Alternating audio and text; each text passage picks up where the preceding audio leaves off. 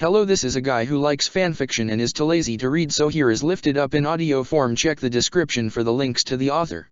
Chapter 3, Winter's End, Monkey Hunt.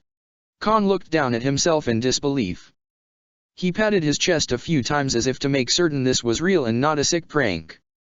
At last he lifted his chin to declare with as much pride as someone in his position could muster, "I feel wrong, Ne-san." In contrast to his reaction, Rukia appeared to be enjoying herself, judging by the tiny smirk she wasn't bothering to hide. "Actually, I think it's rather cute." Standing on the work table before her, the now corporeally reinstated Modsoul had to wonder if his beautiful Ne-san honestly did have a few screws loose. Only a minute passed upon learning where exactly they intended to reinstate him. She summarily overrode his frantic objections. Even if only temporary, this experience would certainly lend itself towards nightmares. But true to form, nobody listened to Khan. Which was why he now found himself inside a 10-inch high chibi doll version of what could only be his creator, Mayuri Kurotsuki. The little neon droid fumed at this treatment. Was everybody in existence out to humiliate him? He could see his reflection in the shiny gold surface of the table. The image did nothing to improve his disposition. This little figurine was even dressed according to what he remembered his creator's prerogatives being, right down to the captain's cloak and asymmetrical hat. Face paint, bronze ears and comically bulging eyes were bad enough. But to top it all off, there was even a little Zanpakuto sheathed between his legs, making it exceedingly uncomfortable to even walk. When he withdrew it, Khan found the implement to be not a sword, but a multi-purpose cleaning tool that switched between dust rag, mop and vacuum at the press of a button. His degradation was now complete. Degenerate. Khan glanced over to where several of the other so-called mini-mews busied themselves cleaning around the laboratory. He could hear their faint squeaky voices as they worked. "Halfwit," one of them piped. "Halfwit, halfwit." The rest had their own verbal tics which they sang tunelessly. "Lummox." "Simpleton." "Cretin." Apparently some of the scientists idolized their boss enough that they created these tiny toys in order to fill the void when he wasn't around. Complete with super insult features. Everyone in this place must be gluttons for punishment. Dolt dolt. He could have sworn that one looked his way when it spoke. This place was turning him into a nervous wreck. Rukia touched her chin and examined him with a critical eye while he was so preoccupied. "Now that you mention it, you are missing something. A little jingly hat with bells on it," he muttered sullenly. "Fool." Khan narrowed his eyes at one in particular. That last comment hit just a bit too close to home. They weren't doing it when anyone else spoke either. Coincidence? No, not quite. Maybe a bit of a personal touch, to distinguish you from all the rest. Akon looked up from where he was inputting data into a computer. "There are other versions with different uniforms, Ajausama. Did you have something specific in mind?" She pondered this. Then her face brightened. "Bunny ears, perhaps. I am nobody's dress-up doll." Khan shrieked at the top of his lungs, flailing wildly. "Ignoramus." He whirled on the offending doll. "Shut up. Quiet." He did, sitting down quickly and without complaint. Khan accomplished this so fast it would have been obvious to anyone watching that something was off about his reaction. Because it was her that had spoken. She stood a few paces behind Rukia with hands clasped and face expressionless, the killer of mods, whom he had only recently begun thinking of as Nimue Kurotsuki. Khan could hardly bring himself to move when she so much as looked his way. Maybe it was his imagination, but it seemed like all the other mini-mews had shut up at her command as well. Smarter than they look. He felt like a worm caught above ground with a blackbird standing right over him. It was simply vile. On the wide screen dominating this secluded chamber, the outline of a generic male figure appeared. It began to revolve slowly, allowing every angle to be visible. A basic Jigai from the look of it. Numerical specs and other information scrolled by on all sides. "The program is up and running now, Ajausama," Akon swiveled in his chair to inform them. He was the only other facility stooge still in attendance. The rest, including Bullfrog and Hemorrhoid Guy, had been given some instructions before they were politely dismissed a while back. "Should we begin with easy cosmetic alterations?" "What's that mean?" Khan's anxious eyes swiveled from one face to another in search of an explanation to what sounded rather nasty. Akon gave him a measuring glance. What do you expect in your physical appearance? This question brought his objections up short. Wait, you mean? I get to decide how I look. To a very wide extent. The possessed doll found his previous trepidation replaced with calculated interest. His golden tongue leapt to new life as he licked his lips. For starters, I want to be tall. 7, no, make that 8 feet. At the shoulder. The horn technician casually tapped in a few commands. On screen the generic body increased to a superior height. Khan's eyes gleamed at the potential he beheld. And muscles too. Like a bodybuilder. No, a Greek god. I want the ladies to go all soft and mushy just at the sight of my biceps. A few keystrokes and the virtual Jigai bulged with sculpted precisions. PECS. Khan declared, growing more heated. Give me PECS, man, wide as window panes. This too was implemented. After that he was off. Bronzed skin. Long curly reddish gold locks that I can toss back and forth. A rugged manly jaw. Perfect teeth. Aquiline nose. Not sure what aquiline really meant, but it sure sounded good. He was frothing at the mouth uncontrollably and found himself quite unable to stop now. Almond-shaped eyes. Blue ones, with flecks of gold in them. Opposable thumbs. Strong sensual mouth. And hung like a horse, like a freakin' Mustang, like a dash. A small fist rapped him on the skull. Khan gave a yowl and looked behind him, rubbing his sore spot with an aggrieved expression. Nay-san. What gives? Rukia leveled a scornful glower his way. You were getting carried away. For your information, this is not a vanity project. You should treat it with more. Right then her eyes drifted over to the screen.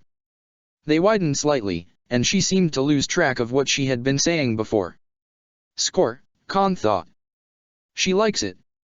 Everything all right, Ajausama. At Akon's voice Rukia jumped a little. She brought a hand up to her cheek, ducking her head embarrassedly. Ahem, she coughed. Yes. Perhaps, upon further consideration, we should decide upon the brand of Jigai before determining the unessential elements. Unessential? Khan wailed indignantly. Did you see what I did? That thing would have put an elephant to shame, it was dash. Khan. Her voice cracked through the room, causing him to cringe. Why don't you take a tour of the facility? We'll call you when it's time to discuss your appearance. A new shade of dread stole over him. You want me to walk around this place? By myself? Unprotected? Akon draped an arm over the back of his seat and gestured at him. Actually, while inside that mini-mu, you should be able to go wherever you please. They're cleaning units and have built-in security clearance. Don't worry, the steely-eyed scientist sought to reassure him. The Muse are made to disable any extermination protocols should they try to enter somewhere restricted. You'll come back safe and sound when need be. Now, as to the baseline Jigai, Mayuri-sama did indeed develop ones specifically to house the mod souls after. What exactly did he mean by disable? Nobody was looking at him anymore. Khan got the impression that was a dismissal. With a huff he took a step off the edge of the table. Rather than falling, instead his tiny form hovered upwards, bobbing along in a slightly drunken manner. Now, how do I get out of here? As soon as this thought passed his mind, a hole opened in the ceiling overhead. Red light shone down, and before Khan could so much as say, "Huh," he was whisked upward out of the room. The discussion continued without interruption. A horde of savage animals was on the move, tearing through fields and streams in search of its prey. And this world shuddered at their presence. From her vantage high above the jungle canopy, so iPhone considered her opponent, evident below as a swath of disturbance in the normal rhythm of nature. Flocks of birds took to the air in alarm as they sensed the oncoming madness. Jaguar packs tore through the undergrowth with an uncharacteristic lack of grace. Monkeys fled, screeching calls to one another, while alligators trundled quickly into the water, abandoning the banks for the relative safety of the river. All this was nothing by way of comparison to what precipitated their exodus. The Wild Hunt. Absolute frenzy in living form. Hundreds of different beasts raced through the jungle en masse, heedless of anything that might stand in their way. She saw a dog that had clearly been a house pet minutes past tear to the top of a ridge and proceed to fling itself off, plummeting 30 feet to the ground below. The impact broke both its back legs to pieces, leaving them twisted at grotesque angles with jagged bloody bones sticking out. Yet still the creature clawed its way forward, slavering and panting without any regard for the no doubt fatal wounds it had sustained. So iPhone sympathized. No mere physical injury could surpass what was being done to that poor brute. It was possessed by the hunt, sharing space in its body with part of the ghostly pack. Each member of that impious lot had claimed a host in order to manifest during daylight hours. Otherwise they would not be able to move about. The Wild Hunt was free to act openly in their true form only at night. That was when they were at their most dangerous. During the day their powers were severely weakened, and they required avatars to remain on the loose. This in and of itself posed a problem for anyone facing them. An animal possessed by a hollow was able to inflict harm on spiritual beings such as Shinigami, something that would otherwise be impossible for them. In addition, the living shell offered the demons protection. They could not be reached by a Zanpakuto.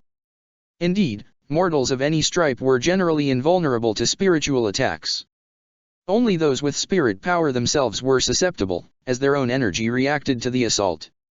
It was true Bakuto could dissuade or influence living things to an extent regardless of whether they had spirit power or not. But damaging them was another story. People might feel a slight breeze when touched by a spirit or their clothes could rustle, but that was pretty much it.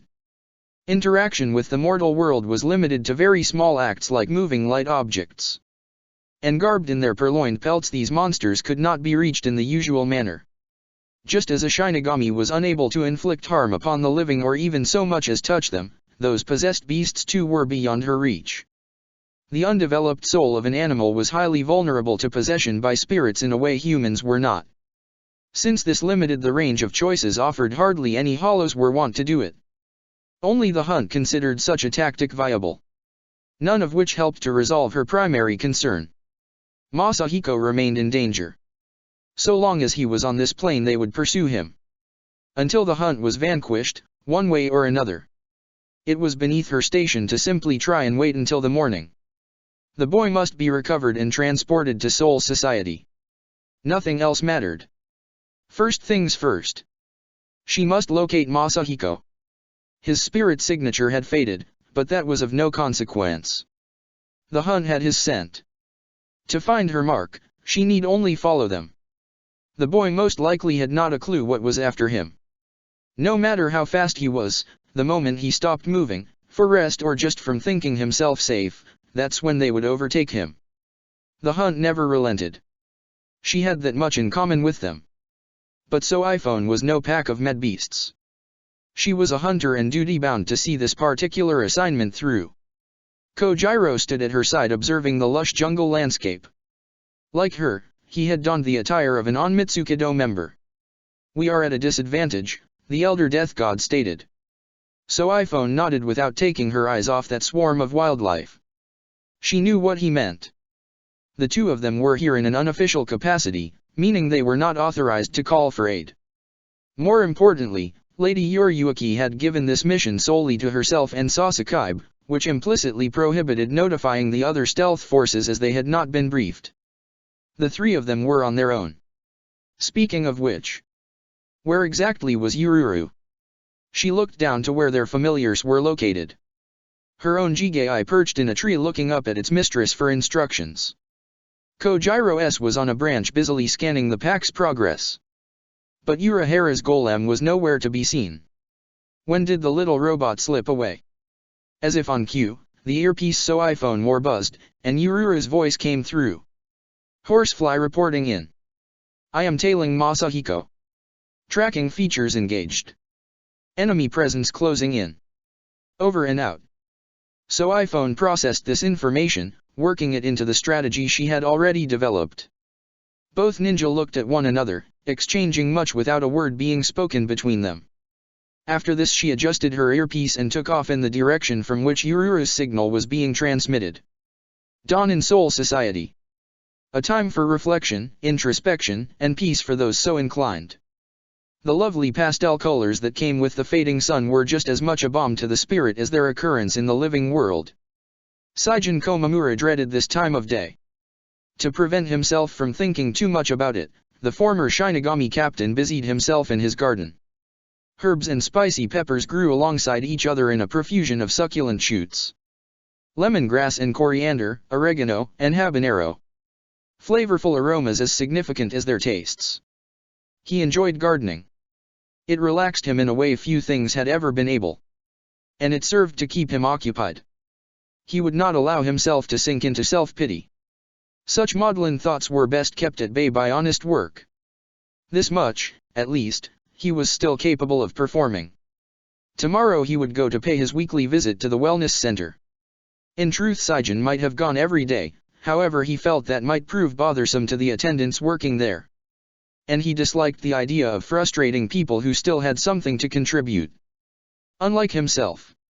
Not for the first time, he caught himself expecting to hear a stern voice upbraiding him from within his soul. No such thing happened. A grief unlike that from before settled in as a result. I miss you, old friend. You who were my closest companion since my arrival in this place.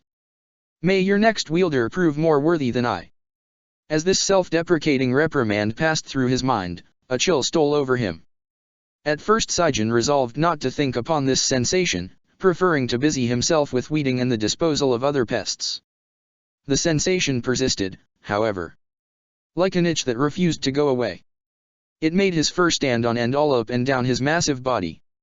This was unpleasant, and he wished dearly for some idea of what might be wrong. As if in response, something growled. Instantly Komamura froze. He kept very still, ears pricked up to twitch in anticipation of further warnings. The gardening tools slowly dropped from his nerveless fingers. Eyes wide, he stared straight ahead, dreading to know if his senses had deceived him or if he had heard correctly. After a few minutes, just when he almost convinced himself it had been nothing, a scent caught his nostrils. One he knew very well. Fear. The prey had been sighted. Now the pack would surge forth and tear it limb from limb, devouring everything in a chaotic orgy of wild hunger and base cravings. It had returned. His fangs ground together, and a snarl louder than the one from before emerged from his throat. After this he remained still for a time. Thinking. Eventually Komamura clambered upright. His large, useless hands clenched into fists at his sides. And though he knew himself to be helpless now, all the same, he could not help but yearn to go tearing forwards in pursuit of his quarry. All he knew was the heart-pounding instinctual need to surge forth towards battle, thereby to redress any crimes they might have ever committed. Vile, loathsome, unforgivable hollows. There would be no battles, however. Not for him. No, instead his only recourse lay in offering wisdom, such as it were. The knowledge of a broken, helpless man willing to share his sins in the hope that others of greater capability might find some small measure of use from them. The gardening tools were left where they lay. Instead Saijin went inside to put on his traveling clothes. It was a long walk to his destination, and he did not wish to trouble any of his former comrades. Not yet, at any rate. First he needed to discuss the matter with people he knew could be relied upon. Sliding open the door to his closet, he slipped off the plain shirt he wore and selected attire of modest design. Penitent's garb. Suitable for such a conference. He then made his way to the front hallway where he took down his hat. With a care that still carried over from the days when his unchecked strength could lead to accidents, he slipped a coat over his brawny shoulders, then reached down to tie on a pair of sturdy shoes. After this he rose up and reached for the door. "Where you goin', Komamura-san?" The former Shinigami went still. His ears twitched slightly, picking out the rustle of cloth and a slight grunt that indicated someone just sat down behind him. He had not heard anyone enter his domain. This told him everything he needed to know. While no longer able to detect spirit signatures, his ears had never failed him before. Except in the case of one untrustworthy man who seemed to go wherever he pleased without fear of detection. And it was this person he found sitting on his stoop when he turned around. A growl threatened to steal from his throat once more. This time Saijin bit it back. There was nothing he could do in his current condition. And if it was his time to die, then he would at least strive to face it with whatever shred of dignity remained to his name. Seems things are gettin' a little wildin' woolly again. Just like old times, nah? Betcha that means folks are gonna come knocking on your door to find some answers. Komamura watched him with obvious mistrust. His golden eyes drifted down to the soul cutter sheathed at the man's hip. For some reason he could not help but miss the feel of his own. Whether alive or not, it would have been nice to know a friend was close at hand right now. I knew you would come eventually, the old wolf murmured. Before him, the silver fox grinned. Indeedy do. Mini-Muse. On parade. Everywhere Khan looked, the tiny puppets traveled along glowing tubes that cut through a strange semi-darkness of mauve and lavender that left him feeling as though he were traversing the veins of some gargantuan beast. Who could say? Maybe at the push of a button this entire sinister fortress would rise up from the ground and reveal itself to be a giant robot, or a slumbering behemoth that had been put to use as a domicile. No informed person would make the mistake of assuming such a thing was beyond the crazies working here. He had seen something along those lines in an anime once. And even ghost dweebs watched TV. That would make the Mini-Muse, or MNMS as he now thought of them, some kind of immune system agents. Or maybe an infectious disease would be a better comparison. The guy they were modeled after certainly fit the bill. Funny how I can make a connection along those lines. All that time in high school doing Ichigo's homework actually paid off. While still musing on this, his tiny body traversed intersecting branches of the transportation network aimlessly. It didn't seem as though he had an intended destination. Maybe I have to think about where to go? After all, that's what got me out of that last spot. All right then, how about, ladies' shower room? Yeah, that oughta be good. It worked. The next thing he knew, Khan's course had altered, sending him down a different glowing organic lane. Other MNMS whisked along ahead and behind him without paying each other any attention. No gossipy maids in this place. Their multi-purpose tools were already being deployed in preparation of cleaning. A light appeared at the end of the tunnel, and all thoughts beyond debauchery fled. His limbs were shaking in delight at the prospect. Dweebs or not, naked was naked. And that one Umbu girl at least was worth a peek. Wait, I see something, hold on, what's? Yeah. Several people in various parts of the facility looked up, wondering where that particular scream was coming from if not their own current research. Even more confusing was when they heard. Hemorrhoid guy's a girl. Hemorrhoid guy's a girl. Noboru Kauki didn't stop to rest or check behind him. His every thought was bent on speed, to put as much distance between himself and whatever that had been as he could. After a bit though some measure of conscious reaction reasserted itself. His course changed as a result. Reach the mountains. That's what he had to do. Once inside the catacombs there would be no chance of capture. Belonging to a vanished civilization, the ancient ruins were haunted by ghosts and magic of the dead that existed nowhere else. Hollows lurked in those depths, foul monstrosities awash in their misery and fed from luckless scavenged souls. It was their presence as much as anything that made the catacombs such a perfect hiding place. Anyone following him would serve as a meal to those demons. As for Noboru, he had long since familiarized himself with the city's layout and need not fear falling prey to any of its inhabitants, hollow or otherwise. At that moment a cry ripped through him. The racing soul snapped to a halt as only one without a body can. For several seconds he made no voluntary move. In this time he felt keenly the telltale signs of overexertion, registering as sweat on his ghostly brow and the labored beating of his heart. Far worse, though, was what he felt around him. In every direction, the jungle was screaming. Noboru had been on his own so long that his environment had become as much his companion as anything could be, alive or not. He could sense the breath of the planet, foresee when a storm might be building or even the chilling stillness that presaged an earthquake. There was nothing subtle about this, however. More like a violent intrusion upon the world, an attack that struck at the very essence of life as he knew it. And it was coming from everywhere. It's the hunt. He whipped around. Not 10 feet away, Fabiola stood atop a fallen tree trunk watching him. She still had on the maid costume, and her face had lost none of its morose demeanor. Exactly the same as when her foot had been aiming to take his head off. He nearly bolted right then and there. But his curiosity had been stoked by what she said, and more importantly how she found him. You can't get away from it. The wispy brunette spoke before he could even open his mouth to question her presence, causing Noboru to hesitate. Her flat eyes tracked slowly around the eerie locale, on alert for anything that might be approaching them. What came through back in the town was the main force. The rest emerged in a circle 1 mile wide surrounding your previous location. That ring is now closing in around us. Once it reaches you, the hunt will strip your soul, leaving nothing behind.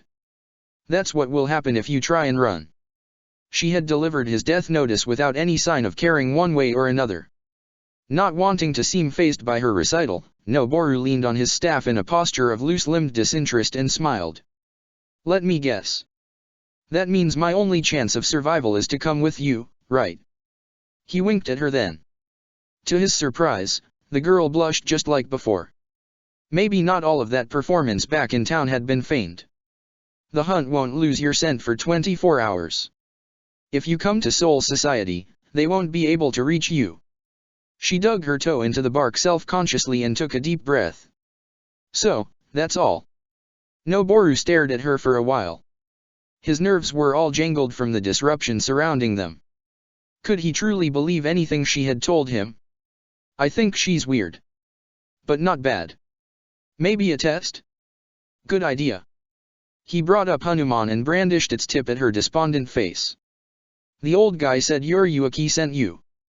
Do you have any proof? Fabiola simply shook her head. No proof. Never trust a person's words. Behind the curtain of his hair Noboru narrowed his eyes at this response. That was one of Yuriuki's sayings, all right. She always liked to dole out advice, like she had a bent for teaching people. But what was the point of taking that for confirmation if the saying itself contradicted it? While busy weighing his options, there came a rustling in the undergrowth. A small black capuchin monkey burst into view soon after. It took one look at Noboru, and gave a terrific scream. The next thing he knew it was launching itself at him. He watched it come, perplexed. Could the little guy be hurt and looking for help? On instinct he moved towards the distraught primate, only to find Fabiola had interposed herself between them. About to demand an explanation, Noboru was shocked when the girl lifted her skirt and lashed out, kicking the white-faced primate into the bole of a tree with a sickening smack. Hey! He was around her and kneeling by the capuchin's side. Are you crazy? Noboru demanded of the little maid, who just gave him a dispirited glance before turning to look around them. The poor thing was sick, he needed. Noboru, don't touch it.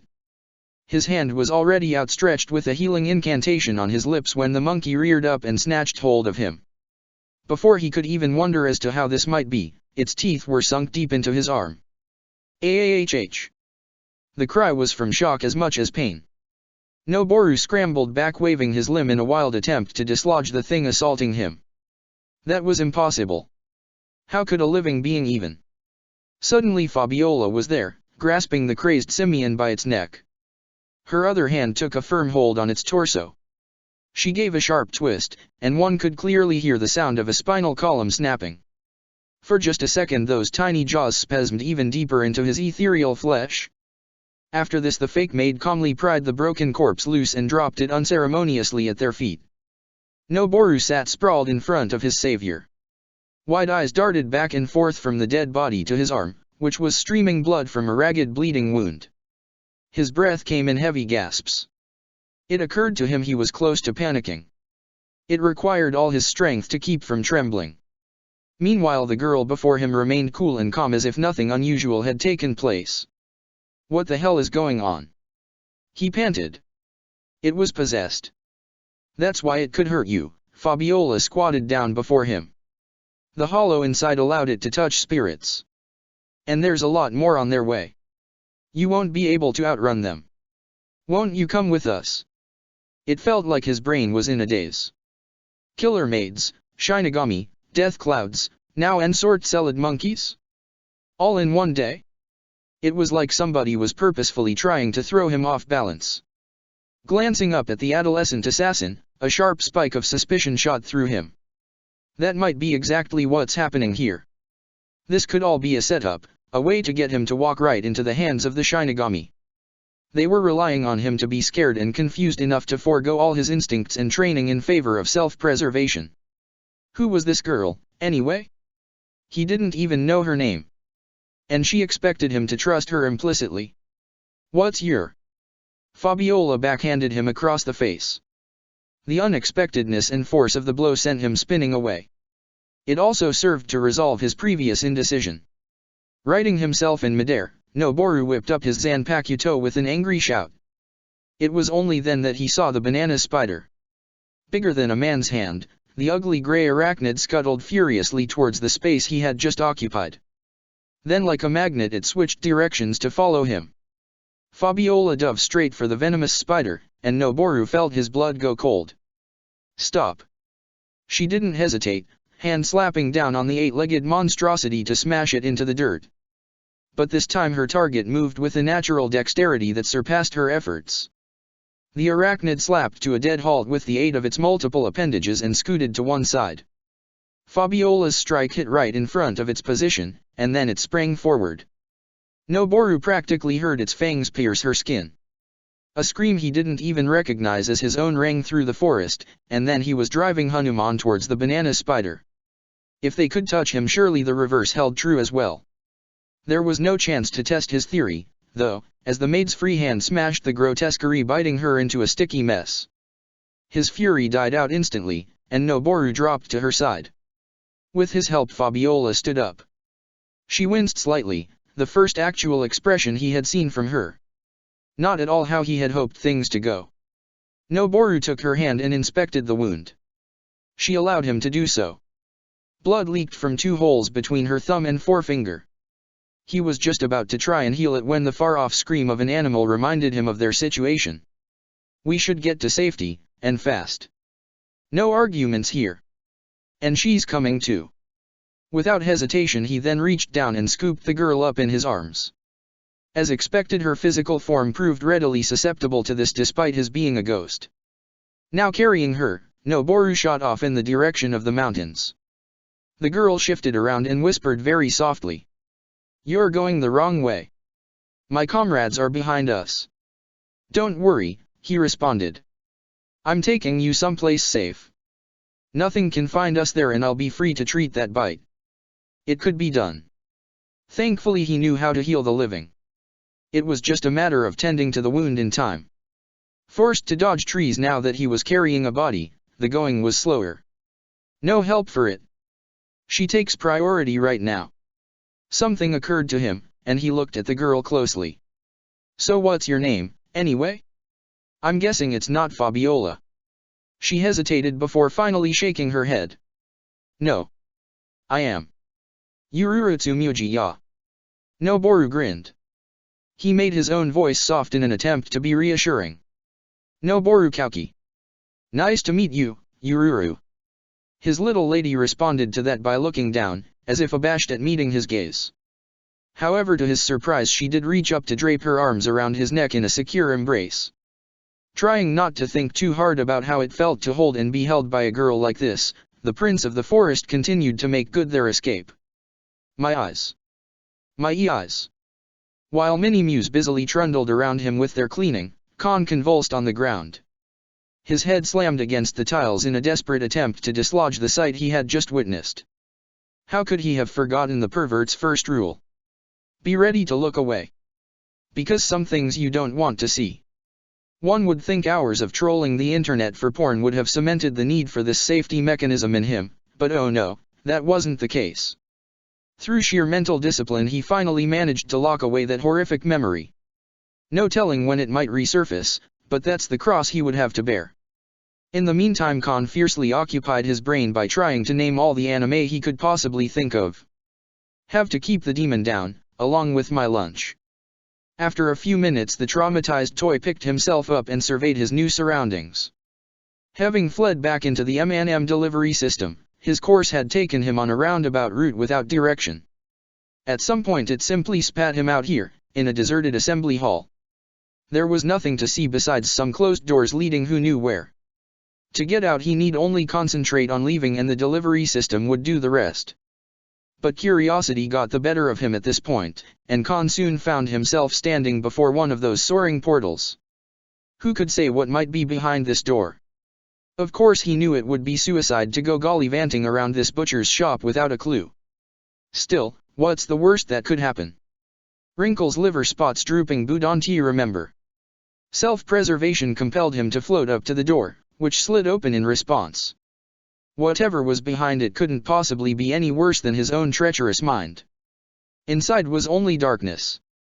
"Hello?" Khan called as he floated through. "Anybody here?" He peered about for a switch of some kind. Just then the door closed with a fast whoosh, and as if on cue, yellow lights came on overhead. The inquisitive explorer found himself inside what looked to be a storage facility. There were rows of transparent jelly blobs as tall as a man lined up end to end. Each had within its depths at least half a dozen different objects whose provenance was difficult to determine at first glance. Intrigued, Khan drifted down a lane at random. Upon approaching any of the stored treasures in their gelatinous confines, lettering would print out upon the surface that identified what each item might be. He saw a collection of dolls, each of which had been chopped or torn apart for some reason, all disturbingly lifelike in terms of their anatomy and listed under the name, the 46. Another shelf held an odd little idol that looked like a winged entity with an octopus head crouched atop a column. Its title was, Sea Totem, Louisiana Bayou Raid, 1908 Anno Domini. Wherever he looked something new and ghastly appeared floating in its own preservative housing. The mummified fingers of someone named Ozzy Ris. 3 golden heads whose eyes watched him pass by and whose mouths moved without producing words. A severed hand with a quill pen writing over the surface of a globe. Even a copy of the anime Harmageddon. Horror upon horror. Then at last he came to the final row that held anything. This contained the most outrageous assortment of all, every one suspiciously numbered in sequence from 1 through 10. Only half the receptacles held anything of note. The first and second were empty, but in the position of number 3 he saw what resembled a bunch of grey eyeless fish corpses with enormous fanged mouths. The fourth held an urn, the type usually employed in carrying someone's ashes. Slot number 5 he passed by quickly, as it sported a smashed head with a hole where one eye should be and no tongue. 6 and 7 were vacant. The one labeled as 8 was simply entitled, Imperfect Lifeform, and its contents had been compressed to the size and dimensions of a Twinkie while still giving the vague impression of a pink-haired man. Khan sincerely hoped that he had been dead before that was done to him. Probably best not to know. The 9th just held a sign that read, Disposed of by request of Patronus, while the last entry in this procession of freaks turned out to be a one-armed giant missing its head.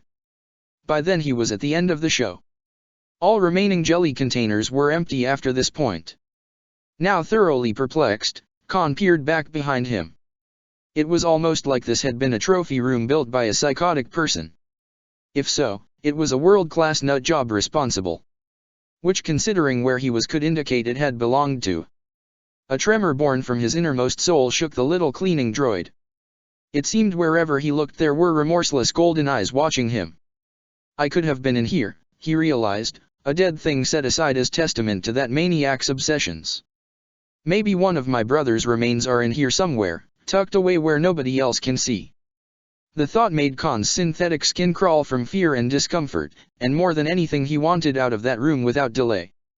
Much to his relief he felt himself being whisked away into the ceiling in response to that wish.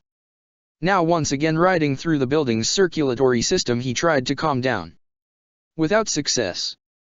A lingering sense of unease persisted. Khan couldn't rid himself of the impression that clownish face was forever watching him wherever he went. He recalled the sensation of being rolled around the madman's palm right before being inserted into a fresh cadaver. Next came the testing to gauge how well he performed. And all the while that freak continued to observe, smiling in that crazy way he had, chalky skin making his rotten yellow teeth stand out even further, eyes rolling madly in his sockets whenever he became upset. Don't let him get mad at me, please, I don't want to be destroyed. Keep her away from me. Hold on. Am I going somewhere? Before he knew it, the errant mod soul was deposited in a new location. Nervously he glanced around in expectation of fresh atrocities on display. There was no such thing, however. It was just a high-ceilinged room, perhaps the length of a swimming pool. Pale green lines glowed dully in walls and ceiling, threading all throughout in straight geometric patterns that never intersected. They pulsed rhythmically in a way that seemed to accentuate the shadows rather than dispelling them. High archways were set into the walls but had no visible doors inside them. Terrific! Where did that stupid roller coaster send me now, and why? When Khan turned around, he saw what he first took to be some variety of cactus. It was green at least, and growing up out of the floor to over 10 feet in height. Only after studying this solitary spire did it dawn upon him there was nothing organic about it. More like a stalactite, or was it a stalagmite? He always got those two confused. Whatever it might be, the crystal pillar seemed to be the only thing inside the chamber. The green bands in the floor all emerged from that point. Were they feeding into it, or draining something out? He couldn't really tell. Bored, Khan inspected the pinnacle from top to bottom, but could determine nothing about its provenance or purpose. Touching it was out of the question. Thing might be explosive for all he knew. Its surface was smooth and shiny, though. He floated listlessly round and around the obelisk in search of anything that would indicate what this might be. His reflection could be seen quite clearly. Maybe there was something sealed inside there, way down deep where I can't see it? As he bobbed a little higher, the wandering mod noticed his reflection had become warped slightly. He drew back a little to get a better look at what caused this. And in doing so, finally noticed the face staring out at him. Ah!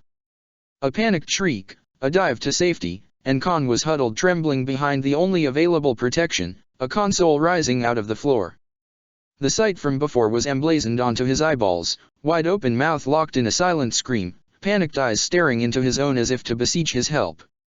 It was this last that served to loosen the fearful paralysis from his limbs, allowing him to come out from cover and once more inspect that dire monument. Clearly it held something more unsettling than first appearance would indicate. But it didn't seem to offer any harm, at least not to him. After marshalling his courage, the plucky little mascot finally streaked up to once more hang before that pleading visage. Once he felt certain nothing ominous was in the works, he managed to come close enough to make out the details. It wasn't really a living face, more like it had been carved into the monument's side. But the attention to detail, combined with the unspeakable agony etched into every visible inch, convinced him this was no mere art project. That was a real person who had been somehow trapped inside this crystal prison. Should I let him out? There's probably a good reason they put him in there, right? Or not, who knows? All the same, there's something really familiar about that guy, if I can just put my finger on it maybe. In scrutinizing that reflective physiognomy closer, Khan caught a glimpse of his own image thrown back at him. The Mini-Muse face peeked out, slightly warped from the green glass. Two faces inside one another. The answer came clear, dropping like a heavy yoke around his neck so he almost fell from the sheer intensity of his realization. That's me. No, I mean, not me, but the face they let me borrow, the one I'm wearing that actually belongs to him. Dazed. Confused. Dumbfounded. All these served to describe his emotional state at that moment. It was over a minute before Khan felt confident of anything, even his whereabouts. To say nothing of himself. Who am I? I'm Kaizo Konpaku. Khan, for short. I borrow bodies. Waiting on a new one now, courtesy of my Nei-san. We came back to the place where I was born to get it. And the person responsible for my birth is 3 feet in front of me. It's you, he whispered. Without a doubt, Khan knew he had found his creator. Mayuri Kuratsuki. The name was one he could never forget. Having conjured up the mod souls, their master insisted they be aware to whom they owed their existence. Afterwards, when Rukia took him in, Khan had never dared ask whether she knew the man or his vicious daughter. It might have been nice to learn that both had been destroyed some point prior to all that, or even during the little war Ichigo and his friends started to get Rukia back. Truth be told, he was too scared to ask about either of them, lest it inadvertently wind up drawing their attention to him. Out of sight, out of mind. It had worked. Until now. With sudden clarity it dawned upon him that his previous line of thought while traveling through the transportation canals had caused it to bring him here, where his demonic progenitor resided in a state that defied anything Khan could work out on his own. Had this been done to him? Could it be another experiment the sadomasochistic genius was conducting? Was he even alive in there? Oddly enough he got the feeling that whatever this glass house might be, Mayuri hadn't entered it willingly. And if any part of him still existed he definitely wasn't enjoying himself. Not if that deranged expression was any indication. Most likely he doesn't even know I'm here. Khan stared at his captive creator. The lights pulsed around them slowly, and neither said a word or made a move towards each other. I never really thought about it before, but if given the opportunity, what I really wanted to say to you was, "You bastard." The mod soul braced himself for punishment as a result of such blatant rebellion. Something awful, no doubt. Instead there came only echoes back to him in this deserted sanctum. "Bastard," they whispered back, "bastard." He could almost convince himself it was the ghosts of his destroyed kin urging him on, and so Khan took a deep breath and delivered it again, more forcefully, "You bastard." "Bastard," the echoes exhorted in appreciation, "bastard." Khan was breathing heavily now. He gazed into that hated face with the utmost loathing. Some demented part of his brain insisted he heard other voices now. "Say it," they seemed to insist. "Say what we never dared, for fear of losing even those few precious seconds of life it would cost us. Speak in our defense, brother. Now that he knows how it feels to be trapped and helpless, let him understand all the torment we were put through on account of his depravity." "All right. I will." "Tell me why," Khan demanded of that frozen specter. Even if a response was forthcoming, he had already buelled on ahead by that point, driven by the need to release whatever pent-up aggression and hostility had been reawakened by his homecoming. The ghosts of his past required he do nothing less. "Why did you do it? Why go to the trouble of building yourself an army and then erase it without any warning? Why create us if you were just going to destroy us all? It doesn't make any sense. Damn it, why didn't you?" Words failed him at that point. For a while he could only splutter helplessly. What exactly was he trying to articulate here? How can I get across what he took from us when I'm not even sure myself where he failed my kind? Khan's life had been hell right from first inception. Fear and uncertainty were all he ever knew. Never a kind word, never a sign of parental affection. Except for that one solitary moment, when his mother reached out to pick him up and awaken his heart to something more wonderful than he had never known could exist. That's it. Why didn't you care? His rage was building to a frenzied pitch. Nothing could stop him now. Why didn't you care about us, huh? Bastard, you smug stupid bastard. We were supposed to fight for you, but you just threw us away. When we needed to be protected, and from the same assholes that tried to execute Rukia. How come you never once tried to save us? We would have fought for you, don't you understand? That's what you made us for, it was the whole reason behind our being. And before we could even get a chance to prove ourselves, you. Still nothing happened. This only served to stoke the fires of his vehemence. Think it was impossible to give a crap about a bunch of lab samples? Well, shows how much you really know. I mean, Rukia cared about me, enough to step up and face down Sandal Hat, anyway. And she didn't know anything about me. I mean, besides the basics, I guess, but, how come you couldn't do even that much for just one of us, huh? That would have really proven you were better than Urahara, you know? More than anything else you ever made or thought of or dared to attempt, that's all it would have taken. You could have shown him up and made a name for yourself, but you didn't. The chance was there, and you let it slip away, along with our lives.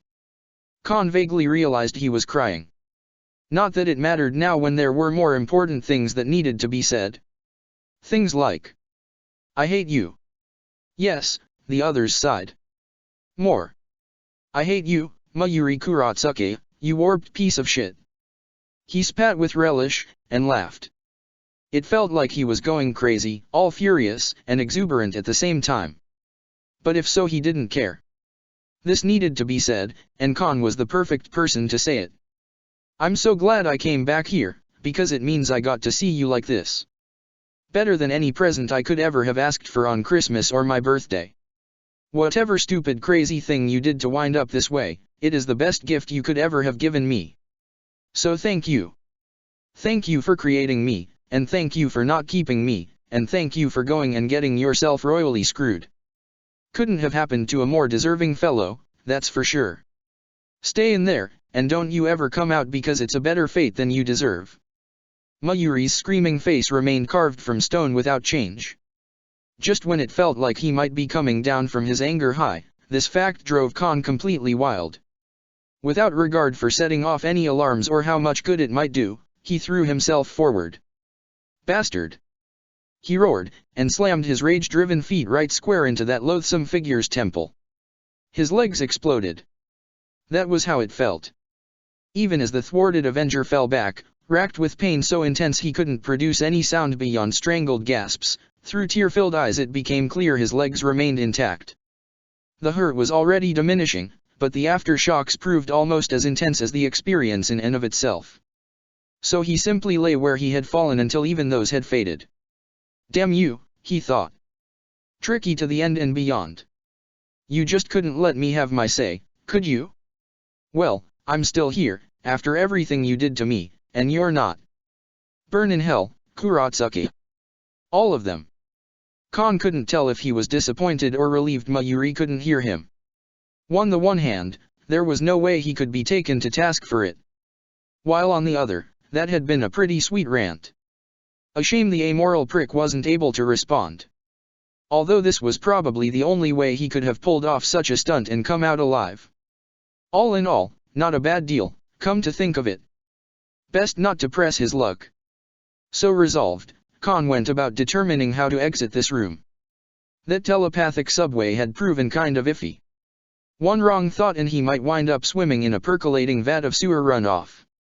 3 bad experiences was more than enough. He could walk the rest of the way back from here.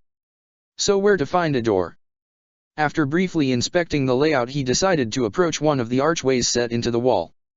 Perhaps there was an exit there that responded to proximity? Heck, they had those in Mortal World convenience stores, why not here? To his surprise a door really did slide open at his approach. Once more only darkness greeted his eyes, but perhaps the lights would kick on as soon as he was inside. About to take his first step in, a voice whispered from the shadows. Hello. He froze. It suddenly dawned upon him that he was about to walk into a pitch-black room in the Shinigami R&D Bureau. That ranked right up there with the top 10 most assured ways to meet an excruciatingly messy end. Maybe this wasn't such a good idea after all. While he pondered, the disembodied voice emerged weakly once more. Is someone there? For some crazy reason Khan could almost convince himself this person sounded familiar. Probably just because everybody sounds the same when they're being tortured. The voice was faint, and his imagination pictured a stringy malnourished wimp chained to a wall. It could be someone really in need of assistance. Another of Mayuri's victims, who had been abandoned after their tormentor's departure and left for dead. Probably without anyone even being aware of his existence. I should try and find out if they need help at least. Khan edged cautiously a few steps further in. Even like this he was fast enough to outrun anything dangerous. Or at least that was what he hoped. He could still perceive nothing through this impenetrable darkness, and finally decided to locate a light switch. Spying a panel by the door, the valiant Mini-Mew flew up and flicked it on. Light came from behind him. Upon turning around, Khan's mouth fell open. A lone spotlight fell to reveal a sight that he would take to his grave. Inside an odd contraption made of steel pipes and black satin, there hung a man. He was naked save for a pair of skin-tight shorts and a spiked collar around his neck. Black leather straps together bound his arms behind him.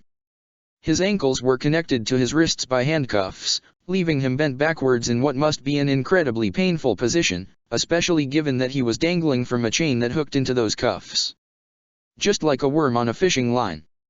A black mask covered his eyes. Scars decorated his body in the oddest places, and he shivered in the cold. Nimue-san.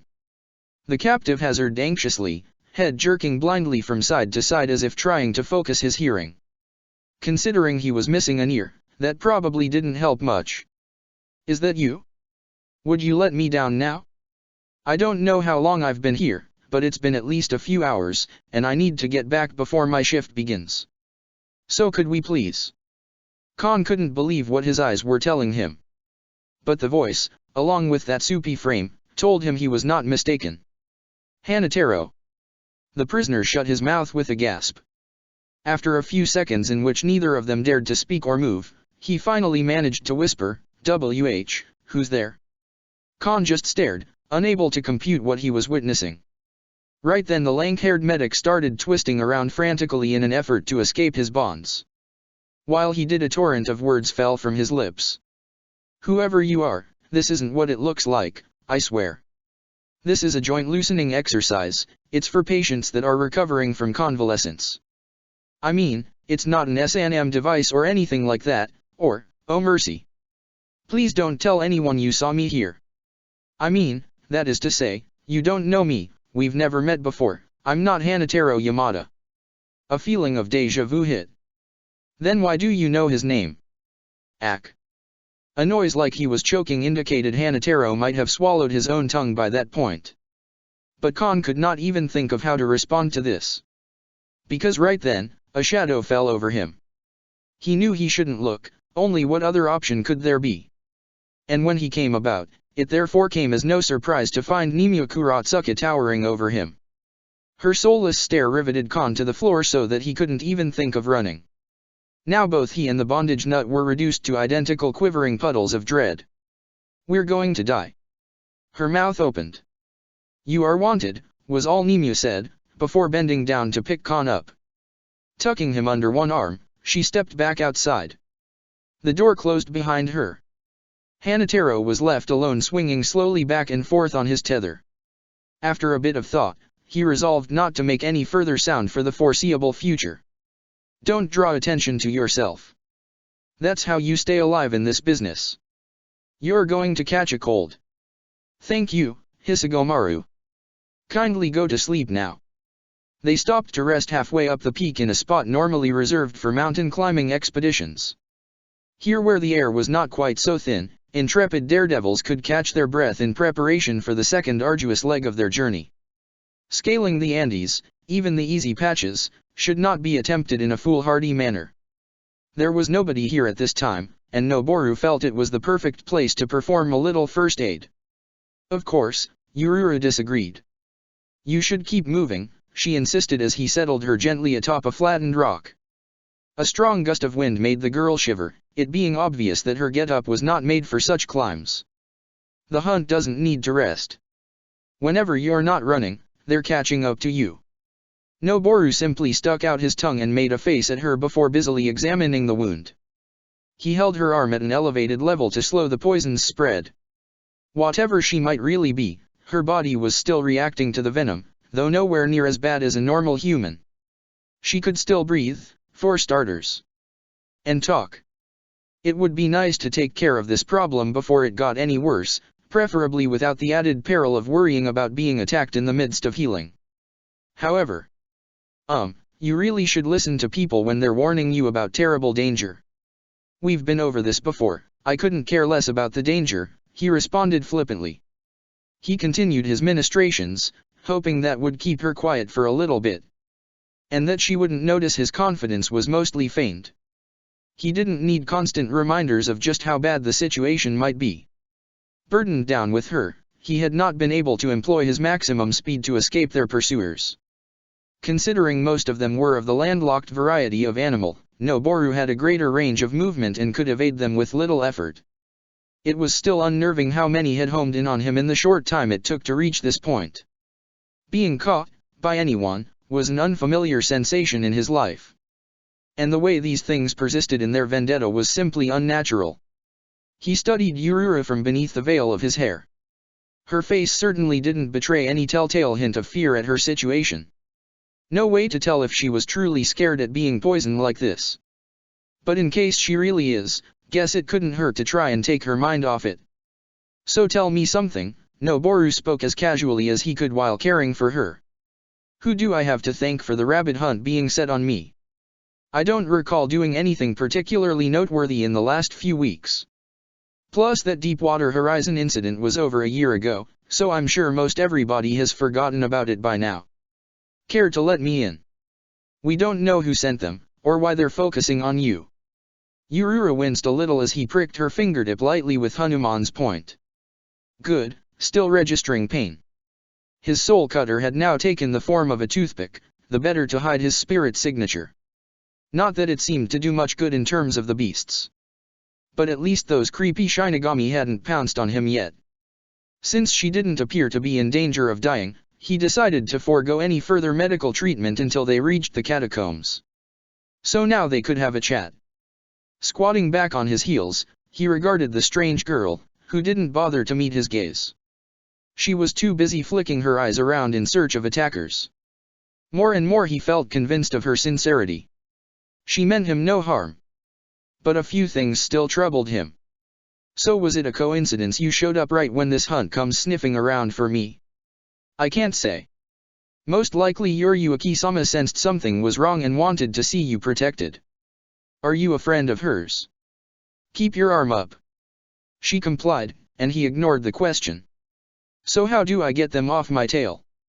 I mean, besides the way you've already suggested, he interrupted as she seemed about to launch into another plea that he turn himself in. There must be some way to stop these hollows from finding me. Well, there is, but... Here Urura's voice got very quiet. Sensing an opening, Noboru leaned in and angled his head until their gazes met. He then adopted his most winning smile. Hey, you can tell me, right? Not like we have to do it, I just want to be informed about my options. But if you're worried, I do hereby promise not to go rushing off into anything stupid. Deal. With that he clasped her elevated palm. Holding her arm up like this, anybody who could see them might assume he was interrogating her. Far from it. Well, not that he really intended to do anything bad. But taking advantage of people for his own ends was kind of his calling card. And old habits die hard. I don't see a problem with it. You're definitely in the right, right? Right. At last Urura's resistance crumbled in the face of his gentle coaxing. You have to kill the hunt master. He raised an eyebrow. That's it? I was expecting there would be more to it. So who is this master? I thought you said you didn't know who was behind this. The master is a member of the hunt, she explained. It didn't escape his notice how she kept glancing up at where their hands were touching, nor that the flush in her cheeks seemed to have settled in permanently. It leads them on their course. Should any of the others die, they just relocate to new bodies. But when the master falls, that ends the hunt. If you can locate and kill it, the rest will be banished from this plane. Noboru frowned. Wait. You mean this master is inside one of the animals just like all the others? That's right. This was becoming more and more complicated. Okay. So, how do you tell which one it is? Her shoulders lifted in a shrug, and Noboru gave an exasperated snort. What, you choose now to stop being Senorita Encyclopedia? What I told you is only a theory. Not much is known about the wild hunt. But somebody must have met this hunt master before, otherwise why even give it a name? Urura managed to look even more dejected than usual. Not that I know of. The hunt master's existence has never been proven. But it's an explanation that makes sense considering what's been observed. Like a black hole, Noboru opined brightly. Nobody's seen one, but what other reason could there be for galaxies disappearing, right? She shrugged again. Kill the master. Okay, let's get right on that. He stood up and unleashed Hanuman. The thrum of his spiritual power made the air crackle. That cute little face took on a shade of alarm. Wait, you said? Yeah, I know what I said. He turned to look back at her. I said it, after all. But I was lying. Hope you're not too mad. Urura looked at him for a while, then dropped her eyes. I'm not. It's just, you can't hurt them, can you? You're a spirit. PFT. He blew out his bangs with a snort. There's lots of ways to kill things if you think about it. The grinning outdoorsman then gestured over the wide expanse of steep mountains and plummeting drops. Not that it matters. Once we're in the catacombs there's no way they'll ever find us. That'll give me time to. No scream. No sense of peril. A rush of air was all the warning he got. But it was enough to send Noboru vaulting nimbly off to the side as something went streaking by. Finding purchase on thin air, he located this new enemy as it banked around for another attack. The sight was so shocking he nearly dropped his pole. Pluma. The gerfalcon flapped its powerful wings to ride high on a gust of biting wind, then folded them in and dove towards him. Noboru started forward only to break suddenly, uncertain what to do. That was his friend attacking him. Forget it, just kill the beast. Or run. Leave the girl and save yourself. No. I'm not going to do that, so just shut up, you stupid monkey. He came back to himself in time to see curved talons snapping out. Instinctively he interposed Hanuman, only for Pluma to pass through the weapon like it wasn't there. Then it was just feathers slapping his face madly, claws and beak striking with deadly precision while Noboru screamed in terror as the beautiful bird sought to rip out his eyes. The vicious assault stopped without warning. Peering out from behind his upraised arms, he saw Ururu floating a few paces off holding the struggling gerfalcon by its neck. As it emitted high-pitched shrieks and struggled madly for freedom, the girl casually reached up to grasp hold of its lower body. Just like she had with the monkey. No. Without thinking he swung Hanuman. The staff sprung to several yards in length and took Ururu in the side. He saw her wince in pain as she was flung away to go tumbling down a ravine. Pluma plummeted to earth, sliding and flopping awkwardly as she hit ground. Noboru shook with the realization of what he had just done. Oh hell, he breathed. An instant later the boy shot down until he had caught up with Ururu, catching her by one hand and bringing her descent to a halt. Soon they were back atop the bluff. The boy realized he was shaking. Ashamed, he fiercely ground his teeth in an effort to master himself and glanced about for Pluma. The avian hunter lay unmoving a ways off, dead or unconscious. As the tiny waif stirred in his grasp, he glanced over at her anxiously, blurting out, "I'm sorry, so sorry, but you can't do that. Don't kill her, all right? You can't do that again. Ever." He was gabbling. And crying. Neither of which could help in this situation. That much became obvious fast, so he resolutely stopped doing both. Self-control seemed in short supply at this time, though. When she finally looked at him, the most he could manage was to almost sob, "Are you all right?" As he spoke, the world went dark. It felt as if a cloud passed over face of the sun, in more ways than one. A cold that defied any simple temperature drop made his very spirit shudder. When Noboru Kauki looked up, however, there was no such thing. Instead, blotting out the sky for a league in every direction hovered a flock of birds like a great dark mass of smog. He saw vultures, condors, parrots, manakins, and cocks of the rock, in such numbers that their combined presence blotted out the sun. It was as though an eclipse had settled on the land. The forest spirit swallowed against a fear threatening to claw its way up his throat. That wasn't the only thing. When he looked down, the situation was even worse than he had thought. Swarming up the slopes of the mountain came an army of mad creatures. He saw giant armadillos and ocelots, night monkeys, and wild boars, even capybara and chinchilla of all things. Apparently the hunt was not very discriminate in what forms they chose. A burning pain and the feel of blood running down his cheeks reminded him not to underestimate this enemy. Noboru glanced around. They were surrounded. To reach the catacombs they would have to break through the perimeter. While he could probably still outrun any of them on his own, he had already determined not to leave Ururu behind. That precluded any use of flash step.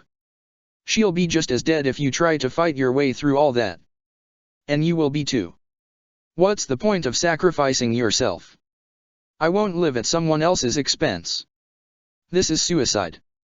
We can agree on that much. How fair is it to take me down with you, huh? Got a smart-ass answer for that? I'm sorry. But you can't say this comes as a surprise. No. I guess not. Okay, that's enough talk. Let's rumble. As usual, his Zanpakuto's mercurial nature adapted to any given situation. Seeing as how the enemy already knew where he was, there was no sense in holding back anymore. Let's see if a little defensive Kido can't even the odds. Bringing a hand up before his face, he intoned the prayer. Bakudo number 73, Tozansho. The blue pyramid had just shimmered into existence around them when a pressure built up in his ears like they were going to pop. The next thing Noboru knew, a tornado came roaring up out of the ravine right in front of him, tearing into the flock of wild birds and scattering them across the heavens. He could only stare in disbelief. Wow! Never saw descending mountain crystal do that before. I don't think that was me. Another colossal presence unloaded onto his senses. This time he was pretty sure what was going on. So when he came around and found one very angry ninja woman glaring at him outside his spell, he knew his luck had turned. Though whether for the better or not remained to be seen, considering the way that Roberta Chick was looking at him. Any outsiders would only see a human-sized missile of yellow energy streaking past the tree line and up the mountain slopes. If that. This living bullet weaved around any obstacles, including the possessed hunt, finally taking to the air to zip over their backs when the press became too thick. So iPhone blazed past the stampeding horde so fast they might as well have been plow horses lumbering in their traces. This gave her no pride, however. Even if she reached Masahiko and Yururu, there was precious little she could do to help them like this. Have to try and spirit the boy out quickly. If the golem proved a burden, she would be left behind. Priorities. At last she homed in on Yururu's locator beacon. Coming out beyond the vanguard of the approaching swell, so iPhone stopped on a dime to leave streamers of spiritual power dissipating in her wake. There she found Masahiko and the girl hunched over what looked to be a wounded falcon. He was bleeding from cuts on his face and arms, and had gathered a protective barrier around them. His self-confidence held as much recklessness as it did ignorance. Bakudo could dissuade the living from entering an area but not truly repel unless they happened to be spiritually sensitive. Then their own strength would work against them so that they felt the full force of the warding. Such a person could actually be healed of a physical wound should a Shinigami apply a restorative charm. Kido's effectiveness depended on the power of the person behind the conjuring along with the one it was used upon. But the hunt was not a natural expression of spiritual energy. They did not enhance the animal's aura by any degree, and could breach any seals thanks to their suits of flesh. They were anathema to the living, their malignant essence killing their hosts as surely as anything. Eventually every animal here would be dead. Even a captain held hardly any advantage in a predicament such as this. Her power could not breach mortal skin to exorcise the demon within. Fortunately Lady Yoriyuki had foreseen such a problem and made sure a remedy would exist. Bankai, Tenryomaru. From within the precipice erupted an explosion of force both otherworldly and not. There then emerged a tremendous column of whirling air. It tore across the landscape like a giant drill, cracking apart the very stone at its base along with anything unfortunate enough to cross its path in the heavens. A condensed tornado, this outpouring of primordial power came in response to the summons of a wind sorcerer so mighty he had refused entry into both the Council of 46 and Squad 0. A long-standing relationship and the trust of Commander General Yamamoto earned consideration of his wishes in that respect. Now the Gale Lord, Kojiro Sasakaibe, floated at the eye of this storm, barely visible and registering mainly as an unleashed power loci. At a gesture from him, the vortex roared off to the left, bearing its creator with it. Like a contained natural disaster, this powerful man decimated the avian congregation, scattering its component parts to the winds. In spite of herself so iPhone could not help but be impressed by the display. Even a soul as powerful as her own had limits, especially in terms of the material realm. While her Zanpakuto could kill a score of hollows or other unearthly entities with no effort, its effect upon flesh and blood hardly registered. Were she to use Suzumibaki on a mortal, even with 2 consecutive hits, they would not register any injury. Only those spirits who held ghastly strength that defied anything normally associated even with squad leaders, like the former 4th Squad captain, could affect the living with impunity. That was where Elemental Zanpakuto held a distinct advantage. Their expression in spiritual form also included a corresponding impact in this world. Fire Zanpakuto whose flames were invisible to mortal eyes could still burn them as effectively as any natural heat source. An ice Zanpakuto could freeze a river or even a sea depending upon its wielder's strength. The power of Higher in Meru, wielded by Captain Toshiro Hitsugaya, potentially heralded a new ice age for any region in which he exercised its full strength. And that was when he had yet to attain full maturity. Had Yamamoto Genryu Saishijikuni been less chary of his own strength, he might have incinerated a continent at any given time. Which was why the Commander-General hardly ever ventured forth into battle upon mortal soil for concern of the havoc that might result. Sasakib's virulent whirlwind retreated further from their location. All the same, So iPhone sought shelter behind the boy's Kido spell to escape the violent gusts of wind emitted by her elder's Bankai. While a terrific weapon, Tenryomaru also represented a threat to the very people Kojiro sought to protect. It was necessary to keep his distance from them lest they be blown away, and this allowed the hunt an opportunity to close on their position. Also he could not move the twister with much speed or it might go out of control, meaning the hollow scum could employ their relatively greater speed to try and maneuver around the perimeter of his defense. Kojiro knew his limitations, and so did she. He had acted only to break any concerted assault the hunt attempted. Now that their lines were scattered, it fell to So iPhone and the Jigai to attend to their charge. This distraction would prove sufficient. Vanish. Drawing her soul cutter from its sheath, So iPhone slid it smoothly straight out before her.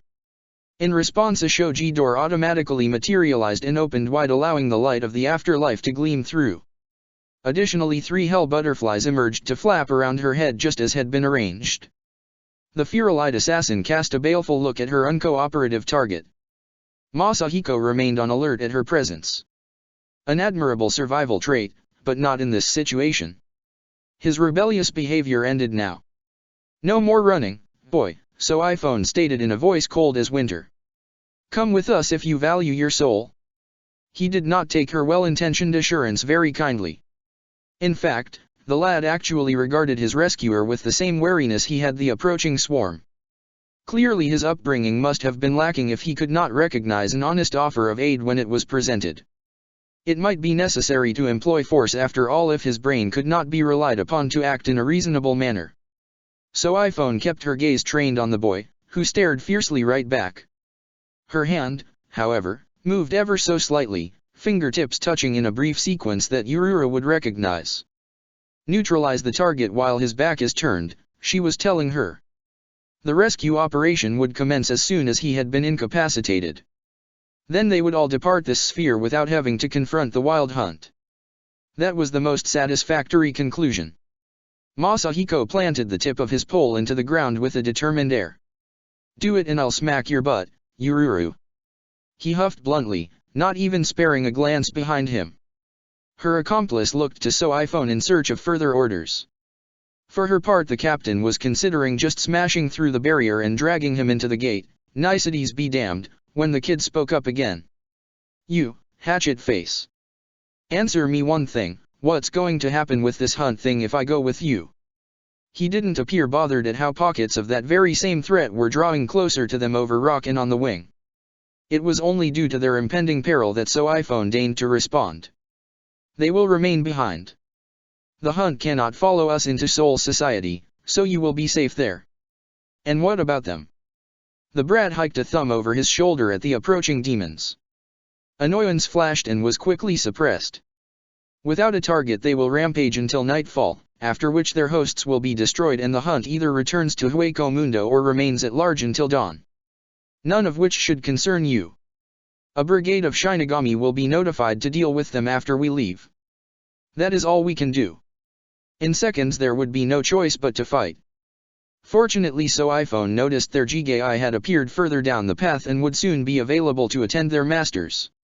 She could inhabit her own again while Kojiro would provide support, considering he was more dangerous in spirit form. Still, that was not a desirable solution. Best to leave before the fighting started. This flippant urchin must be put to rights regarding. "No. It's not right." To her amazement the boy went striding outside of his spell, causing it to dissipate immediately.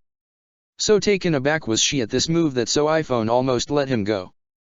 Fortunately instinct sent her snapping forth to catch hold of him by the wrist before he could elude her. Masahiko whirled around to send a furious glare at So iPhone, which the Shinigami gladly returned. "They hurt my friend." He spit. And no way am I letting something like this run loose in my home. There are lots of people living nearby who might get hurt. The animals too. They don't deserve what's been done to them. She yanked him towards her with a hiss, outraged at this presumption. We are leaving. End of discussion. Killing their leader ends this whole mess. The black-haired youth insisted stubbornly, leveling a finger at where Yururu continued to watch them with a neutral expression. She said so, and that's what we should do. So iPhone had heard enough. Without further ado she spun and stalked on towards the open gate. Masahiko dug his heels in to slow her advance as he was dragged unceremoniously behind. Insufferable child. The captain reflected on how very satisfying it would be to simply knock him unconscious with one precise blow to the head. Careful. Agreed. The way he was struggling, she might damage his brain by accident. No need for that. Her hold on him was secure. If he tried to bite her, she would pinch his nostrils so he couldn't breathe. Should he use his Zanpakuto, she would break his arm. And no one can perform Kido after you punch them in the solar plexus. She needed only another moment to get him to safety, after which there would be no more talk of right or wrong. Just done. He could not escape her now. Masahiko didn't attempt to escape by fighting. Or biting. Or even casting a spell. Instead he simply grabbed iPhone's ass and squeezed. A jolt shocked through her soul. The sound she made was somewhere between outraged warwhoop and startled yelp. Her assailant made full use of this outrageous predicament. He twisted and yanked back, slender wrist slipping out of her grasp with the ease of a greased pig. Masahiko danced away even as she spun to apprehend him, face burning and shamed in a way the phantom ninja had never believed possible. The smile he wore had her aching to pull his teeth out one by one. I'll draw out the master so you can kill it, the little tripe shouted in challenge. And you better do it quick, sweet buns. Otherwise I swear you'll never get me to Soul Society alive. He turned away and winked at her over one shoulder. Catch me if you can. So saying, Masahiko took a running leap off the ledge. As she leapt to give chase, the wild hunt rose around them. They came in their thousands, some by way of the trails, others simply dragging themselves tortuously up steep cliffs of ice and stone. The sheer amount and diversity of the approaching army was enough to give anyone pause. It looked as though the Amazonian jungle had disgorged every possible variety of beast, whether it crawl, leap or burrow. The noise they made could actually be heard over Sasakabe's windstorm, it was so all-encompassing. Bloodthirsty madness ascended the peak in search of their souls. Her Jigai sprang over the lip of the precipice bare seconds ahead of the hunt, followed closely by its partner. Not a moment too soon. So iPhone altered her course to snap across the space between them and dove into it, reclaiming a material form. In the brief moment it took to readjust herself, she noticed her limbs were trembling from a hellish rage unlike any she had known before. The hunt itself could not match the fury that burned inside her heart. Whatever Lady Yuruyuki wanted with that boy, she hoped it would prove painful and gut-wrenching. Before her a giant anteater had heaved its unwieldy frame onto the ledge first. Upon sighting the three warriors arrayed for battle, the hairy brute quivered but did not attack. Instead it cast its beady black eyes in the direction Masahiko had gone. Its attention was off her for less than a second. A fatal error, as proven when iPhone's foot came down hard on its back to the accompaniment of every bone in its frame snapping at once. She then used it as a footstool to propel herself over the drop, crying out as she did, Bakudo No. 7, Stare of Starlight. Several transparent planes formed in midair, visible only to her. Landing lightly she leapt from one to another. Physical form included limits for her as well as the hunt. She could not fly like this, but there were other means at her disposal. The captain shot a look towards the military-grade Jigai where it stood atop the bluff. Kill all that you can. She snarled. The faux soul saluted and proceeded to produce various weapons from their concealment on his person. While only a Jikangan, any support it could provide was helpful. Each enemy dispatched might prove to be the elusive hunt master. Yururu had already taken her cue and was gliding swiftly down to meet the Med Menagerie. Apparently Urahara had designed her body so that it could float even in the material world, much in the manner of a Quincy. That feature would prove quite useful in fending off the hunt. Of course, so iPhone had no intention of following that brat's commands. It became apparent the other animals were no longer scaling the bluff. Instead they all turned as one to focus on the boy, and she must do the same. Locating him proved easy. There he was far below in the thick of things. Her teeth clenched. He was right in the press. If she immobilized him with Keto now the pack would strip him to the bone. And he knew it, the dirty little cockroach. That was why he risked death by heading straight into their lines. Not that he appeared to be in any danger from them. Animals and insects tore over each other in their desperation to reach him, but none could lay a claw on Masahiko. He leapt through those throngs with devilish grace and hoots of mocking encouragement. "Try again, almost got me," the urchin sang as a crazed cockatiel snapped its beak futilely. By his behavior one would never know he was the target of an ancient horror. Even captain-level Shinigami did not challenge lightly. It looked as though the tips of his pole were encased in small blue glowing pyramids. A pointy-eared cat scrambled over the stone, claws sliding out in preparation to tear him apart. Masahiko twisted to one side and his Zanpakuto smacked the feline as it hurtled by. To her surprise, the blow sent it off course to go tumbling against several of its cohorts so that all went down the mountainside in a tangle of screaming fur. "How did he do that? Is that all you got?" Masahiko sang while floating over the heads of his pursuers. "I've seen worse behavior at petting zoos." When a wild dog propelled itself off a deer's back to snap savagely at his bare feet, it only elicited a disdainful laugh. He watched as it fell short to land in a graceless heap. "You'll never take me down like this. Come on, Hunt Master." And the exuberant ghost went whirling off, dragging the host along like a magnet. "Show yourself." His blue-tipped spear snaked out to poke a red-furred monkey in its snarling face. That hairy head shook as though dazed before launching in pursuit. Bakudo number 68, so iPhone realized. And number 73. Ascending and descending mountain crystal. The one imprisoned a target while the other kept enemies from breaking in. Linking them together like that was similar to bringing magnets of the same polarity in close proximity. The two repelled and amplified one another at the same time. In this case that opposition translated to a force that could actually be felt even by non-spirit entities. The experience for any living form struck by his weapon now would be similar to getting hit with a very light pillow. More confusing than painful. Still, that was better than nothing. It was a highly advanced technique, and not something one could devise on their own unless they were a genius. Who was this boy? An assortment of scavenger birds and their smaller tropical cousins flew in his direction. Before they got halfway there, a spiral of wind blasted them away like dead leaves. Kojiro still employed his Bankai to keep the hunt from fully focusing its superior numbers on them. Smaller cyclones emerged from the great churning vortex-like branches off a tree to go waving wildly about. None of them could approach the Shihoan elder inside his tower of rampant gales. But this would not last. Even a Shinigami captain could not keep Bankai going indefinitely. And they had not truly decreased the hunt's numbers. Each one slain simply laid claim to a new body elsewhere. The only advantage being that any available animals had already fled in panic and it would take time for them to make their way back here. But night must eventually fall, in which case the situation grew even more perilous. Not that Masahiko seemed concerned. "Come on, show yourself, coward."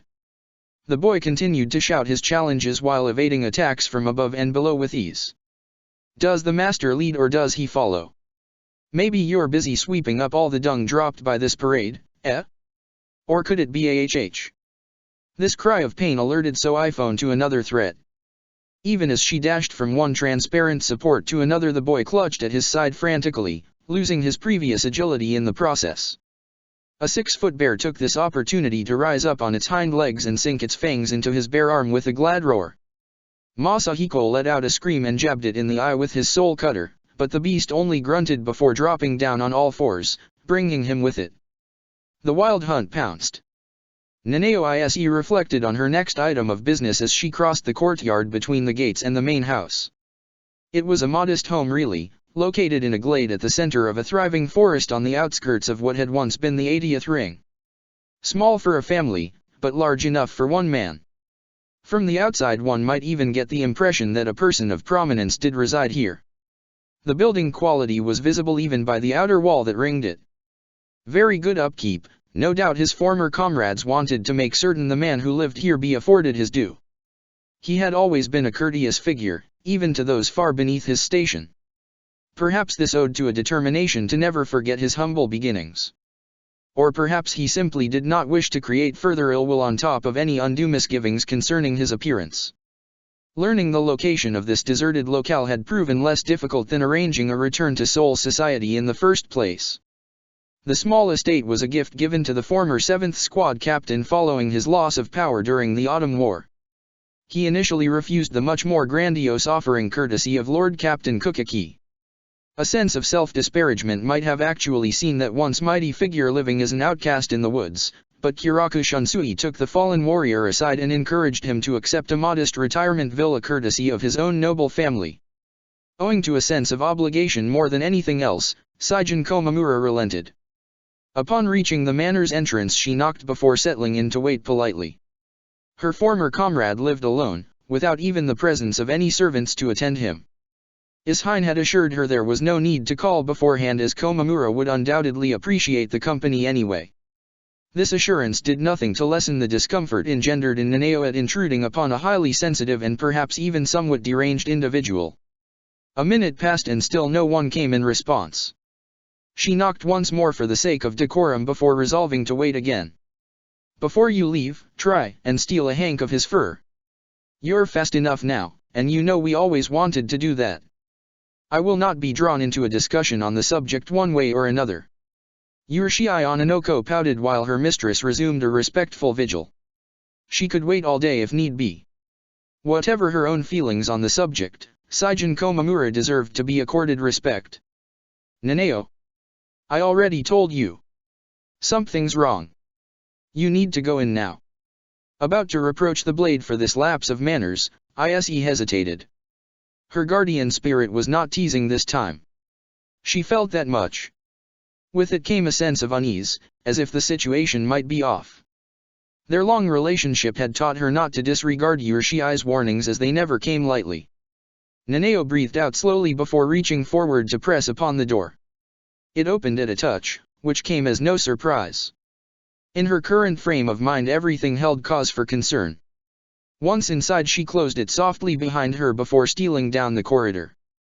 It was not a large dwelling, but considering the lack of anything resembling spirit power held by the owner, she could no longer sense his location as readily as before. Where to now? The central garden. Hurry, I think they know we're here. She wasted no time. The layout of the grounds was known to her, and in no time at all the sorceress had flash-stepped along several paper-walled lanes to at last come out on a set of paper doors that led outside. A brief whispered Kido created an invisible shield on her arm. Now reasonably secure, she resolutely slid aside the screen. A tranquil little yard greeted her eyes. In one corridor there stood a lone sakura tree whose branches were reflected in the surface of a small pond. Several well-maintained bushes dotted the perimeter, while at the center of this idyllic refuge there was a small area that had been converted into the purposes of a vegetable garden. Crouched on his knees with his back to her was Saijin Komamura. Captain. Nanao rebuked herself even as the word left her lips. An old habit was hard to break. Her faux pas went unnoticed, however. The giant did not stir. He remained immobile as a tree stump. For some reason this fact made her skin grow cold. He should have heard her. If nothing else, Komamura's phenomenal ears had not diminished as a result of losing Shinigami powers. Something must be wrong then. I don't feel anyone else. Whoever was with him is gone. No sense asking how she knew someone was here to begin with. Concern for Komamura took over then. Nanao rushed to his side, hesitating upon once more gaining no reaction. By no breath or other sign did he appear to be alive. Have I arrived too late? Saijin-san. Her hand reached out to touch his shoulder. Golden eyes came up to regard her. Yes. Nanao nearly jumped. For a while the two of them just stared at one another, her in disbelief, him without any sign of disturbance. He did not even appear surprised to find her in his home uninvited. Really, this was all too much. Sir, the mistress of paperwork began warily, still alert for anything out of sorts in the environment. Are you all right? Saijan blinked slowly. I fell asleep. He gave a great yawn, muzzle opening to reveal glistening fangs even while his eyes shut tight. Pointed ears twitched when the wolf-headed warrior shook himself as if to dispel any remnants of sleep. Then he clambered upright and looked down at her. How may I be of help to you, Ise-san? This was utterly bizarre. Once more she scoured the garden in search of anything to explain the situation. Was there someone else just here? I thought. I heard you conversing. Komamura tilted his head, gaze growing distant for a time. I was talking in my sleep. Nothing more. He seems pretty certain of that. Too certain. Sir, I would like the wild hunt. Nanao stopped talking. She studied him speculatively before hazarding the obvious question. How did you know? The beast man looked down at her from his great height in silence. At last his head turned to regard the sky. I had a bad dream, he stated finally. With that Komamura shuffled about and moved towards the entrance. Won't you please come inside? We can talk in the kitchen. I set a pot of tea to brew. It should be done by now. Uncertain how to respond, the sharp-eyed lieutenant studied his retreating back. He seems out of it. Maybe we should go? Nanao did not even bother to think her refusal. Something was clearly amiss, and she was determined to get to the bottom of it. Nanao, look at his feet. She obeyed. Almost immediately it became obvious what was wrong. Those aren't house shoes he's wearing. They're meant for a journey. He was going somewhere. Or he just came back. She considered this clue. You might not think it to look at him now, but Saijan Komamura was once an elite fighter and wizard in the afterlife, as well as being a man the former commander-general endowed with the leadership of a division in the Godi I-13. If ever there had been a person to trust among their ranks it had been him. But more importantly, he was also one of 2 captains that had been tasked with obliterating the wild hunt on its last recorded appearance 30 years ago. There were things only he could be relied upon to tell her for sure. And so Nanao followed her host indoors to learn everything there might be to know about that long-ago battle. When the spectacled bear grabbed hold of him, Noboru was still too astonished to really notice it. He couldn't tell where the agony in his side had come from. Hadn't noticed anything coming. How did it get this high? It was then he felt the fangs piercing his flesh. Never before had the young spirit felt such pain as when the bear bit into him. His dual spells had dissipated when his concentration was broken. Screaming in panic he attempted to blind his attacker, only to have it barely register this assault. It bore him to the ground in a rush that almost had him passing out from shock alone. What followed was the sickest, most frightening experience of his whole existence as dozens of insane beasts ringed his helpless form. He wanted to shout at them to stop, they didn't know what they were doing. He wanted to help them. No sound left his throat. And it wouldn't have mattered anyway. With mindless roars the whole savage lot fell upon him.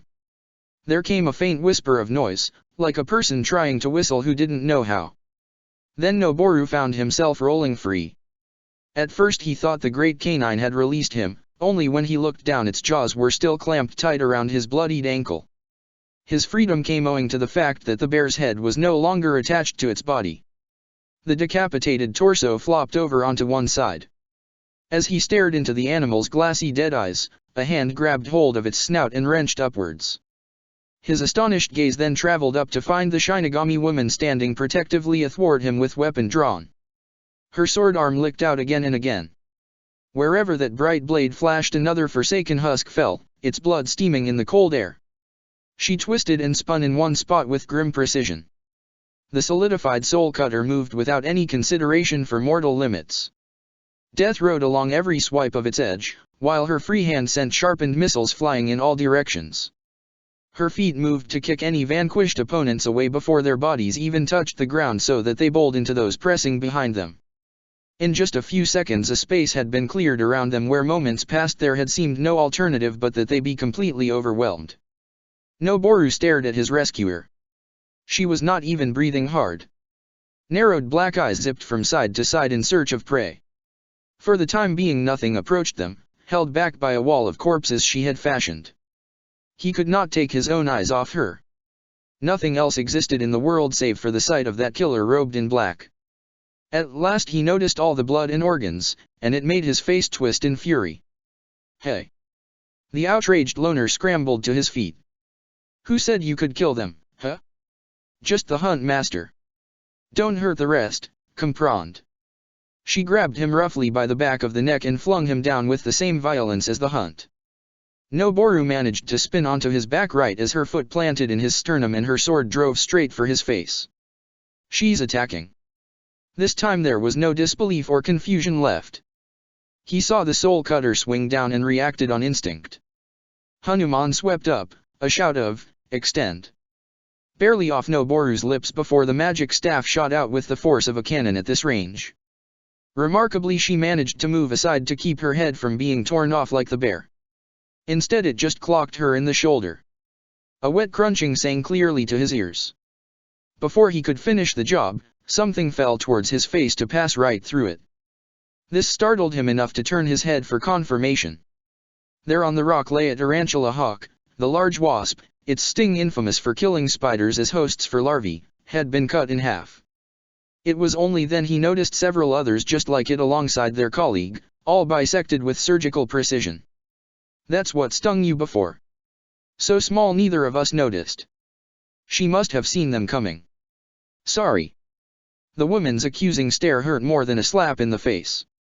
She dropped down beside him so fast he flinched. I cannot save you if you insist on being stupid, her voice rasped coldly. Masahiko gawked in a way that made him feel just as pathetic as her expression clearly spelled him out to be. Self-reproach rose inside and he tore away from her. His face red with shame, he could feel his spiritual power rising as a result. I don't need you. Get out of my way and I'll finish this myself. Idiot. Shut up. Everything in his whole world had gone to hell. He had to set it right with his own hands or nothing would ever be the same again. Self-sufficient. That was the most important aspect of his personality. You solve your own problems in your own way. Run. Fight. Steal. Whatever got you what you wanted. However, any plan of action was put on hold as more enemies came hurtling down from the peaks above them. Goats and alpaca, harmless under normal circumstances, but now their meta-animal strength was sufficient to crush a person. Noboru wasted no time in leaping to meet the thundering herd. Come get me. He bellowed in challenge. I'm the one you want. The woman appeared beside him and grabbed hold of his collar. She then jumped straight ahead to pass above the herd, taking Noboru with her. At the same time one hand slipped into her tunic and produced several steel-tipped darts which she flung with unerring accuracy into that oncoming mass. Where they landed, explosions rocked the mountain, sending small avalanches of broken rock cascading down along with the bloodied remains of several hoofed beasts. The debris also served to injure or incapacitate a good many others as well. Meanwhile Roberta was carrying him towards the dimensional passage she had first opened. Maybe it's time to take them up on their offer? We don't seem to be doing much good, after all. And even if it is a trap, I think we can get away from them once we're clear of this mess. What do you say? That won't save any lives except my own. That's one more than you'll save by sticking around here. I'll show you. And her too. Hanuman's tip drove into her injured shoulder, causing the woman to release him with a hiss of pain. Instantly she turned to grab him again. Noboru leveled a finger at her. Byakurai! He cried, and a bolt of white lightning sizzled forth. Roberta sprang aside, but instead of flying as she had been doing up till now, to his surprise she went plummeting earthwards where the hunt waited to feast. Noboru froze. No, that's not what I wanted. I was just trying to ward her off. Extend. Before he could wonder why he had sent his pole winging down so that it stretched between her and the ground. Grab hold. He shouted. The woman behaved as though this was all choreographed, one hand wrapping around the smooth red shaft and flipping round its length with increasing speed before letting go to fly back into the air. She proceeded to land atop an empty patch of air that indescribably held her weight. Noboru squinted bewilderedly as Hanuman retracted. Did nothing make sense in the world anymore? As if to confirm this, the black-eyed huntress he had just saved whipped out a long chain from her sleeve to go winding towards him. But the youth proved too quick, leaping high with an angry shout to avoid the snare. "You ungrateful bee dash!" Unfortunately he had forgotten she was not alone. Noboru was reminded of that fact when a pair of small hands seized the arm that held his Zanpakuto and wrenched it sharply behind him, leaving the boy dangling helplessly above a sea of grinding teeth and slavering jaws. Floating at his back, Yururu looked up at her mistress before turning morose eyes in Noboru's direction. "Baka," she murmured in a distinctly accusing tone. A vulture striving to head their way was cut in half as Roberta dropped down to join them. One arm hung limp from where Hanuman had struck it, but if the loss troubled her it did not show. "Come," she ordered peremptorily and proceeded once again towards the gate with Yururu and Noboru now following behind. There seemed no way out. Elsewhere that unnatural windstorm still served to prevent any large force from approaching them up here. Bits and pieces of critters torn apart by opposing hurricane-force winds rained all against the ground. The girl kept a firm hold on his arm. It was clear she had training in submission techniques, there would be no simply wiggling away from her. Counters to this hold did exist, but they all involved injury to your opponent. Which left only one recourse. How ironic. Noboru abruptly cut off his natural levitation, causing him to plunge down in a sharp drop. Taken by surprise, Yururu's grip still did not lessen. Not that it mattered. In fact he had counted on it. Of course, even foreknowledge was not enough to prepare him as the tendons and ligaments in his shoulder ground unnaturally in their rest. This was followed by the sudden violent dislocation of his arm in a way that would permanently cripple a mortal. Even as he cried out at the pain, Noboru had already turned that self-inflicted injury to his advantage. He employed his hard-won increase in maneuverability to twist around until he faced his captor. After this the determined youth performed a flip in midair. The move caused him even more serious damage and he felt close to blacking out, but it was worth it. Because as a result Yururu lost her grip on him, and he was free. She reached out to capture him once again. All too slow. Neither she nor the woman were fast enough while encumbered by the demands of the flesh. An instant later Noboru was 100 meters overhead, watching with glee as their heads turned to follow his successful escape. This high up he could actually see the wild hunt start to shift in response to his movements. Birds on the wing accompanied by insects both venomous and not tore upwards at his position. It would take them a while to reach this altitude, by which point he would have already moved on. Still just a bunch of dumb animals in the end. The pair of human hunters were standing side by side staring up at him. Avian predators streamed past without seeming to notice their existence now that neither of them was putting up any resistance. Even from this far away the woman's face held a promise of fearful vengeance. In spite of the excruciating pain still burning in his arm, the monkey prince couldn't help but laugh at her helplessness. "You'll never catch me," he crowed triumphantly. "Better get to work finding that hunt master, Abuelita. Otherwise I'm not going anywhere with you." Her fierce black eyes narrowed in on him as if tasting his blood. She reached up and laid what looked to be a restraining hand on Yururu's shoulder. A second later she had whipped out her katana and placed the edge against the little girl's throat. The hell? Noboru flinched, unwilling to believe what he was seeing. He just hung there gaping speechless. The approach of several hunt members galvanized him to action and he sped with godlike swiftness to a different location. While they were checking their course to pursue him, he heard the ninja's voice over the howling gale. "I am through being reasonable with you, boy," her shout carried a chill deep into his soul. "If you are so concerned about letting other people die, then surrender yourself at once. Otherwise I take her head." Yururu did not so much as blink at this statement. She hadn't reacted at all to being held hostage like this. What the hell was wrong with her? No way she would actually let that lunatic cut her head off, right? I think they both mean it. Why? His throat felt dry with horror. The angry ghost swallowed down any horror and zipped closer to them, never letting his gaze leave that of the lady in black. "You're bluffing, Shinigami. If you think I'll fall for..." As he spoke, the ninja reached down and grasped Yururu by an elbow, raising her arm overhead.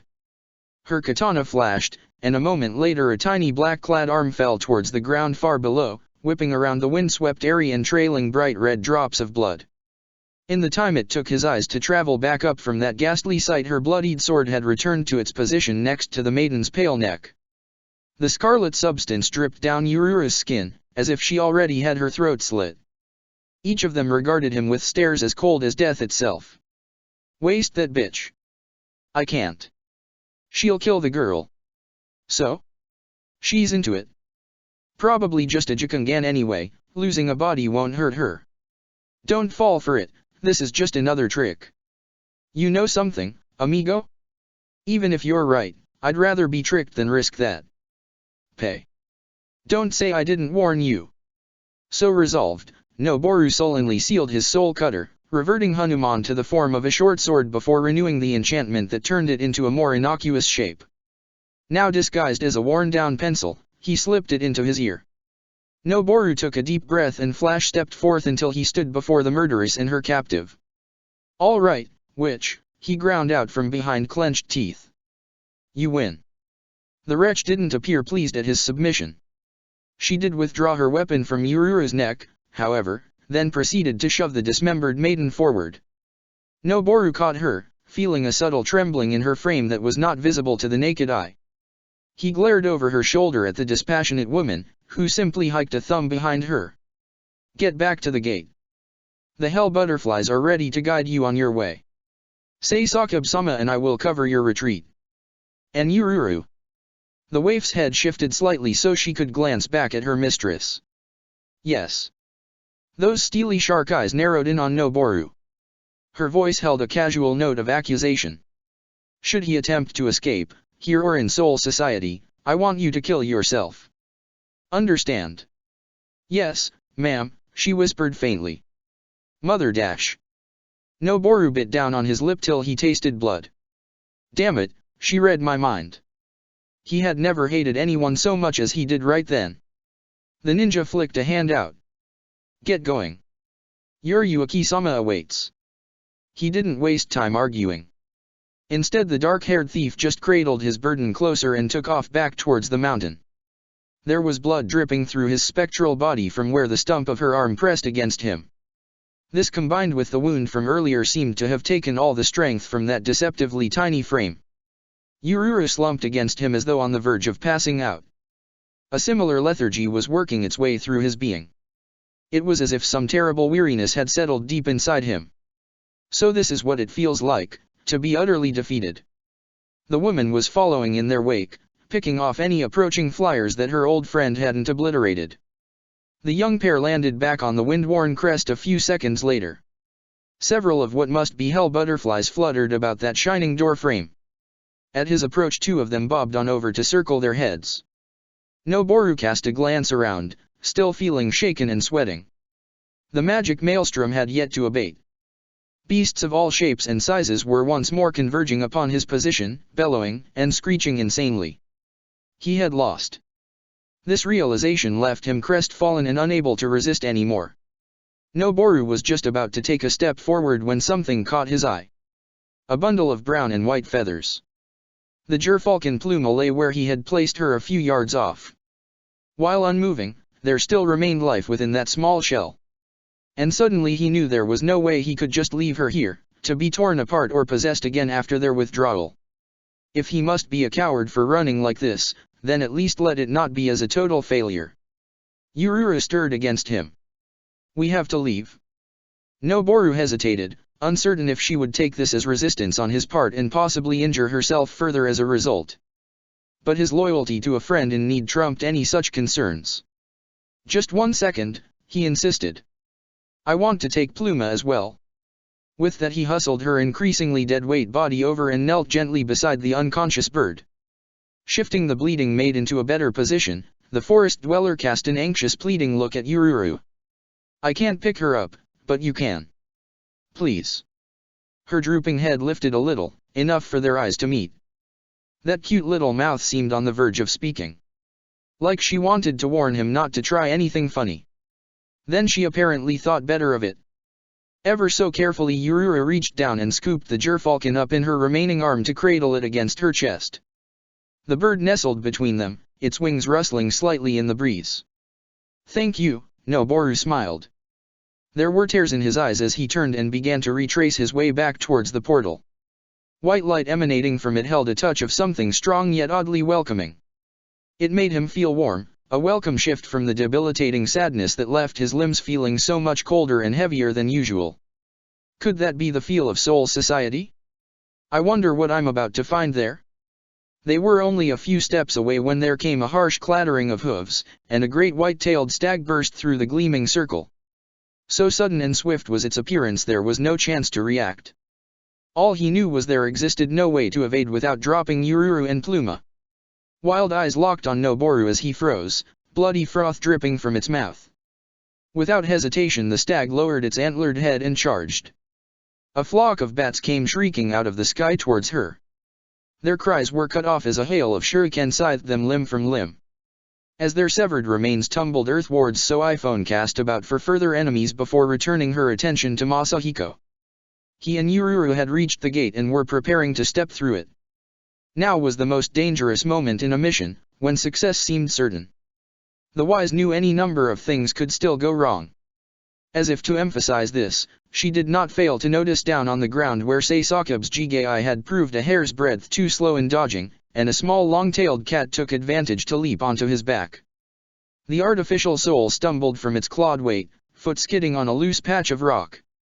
A throwing knife severed the thrashing feline's jugular, but still he went down shortly afterward, crushed beneath a stampede of vermin intent on reaching Masahiko. To his dying breath he never stopped fighting them. She would be sure to retrieve the soul pill. That one was worth keeping. Focus. I must not be distracted.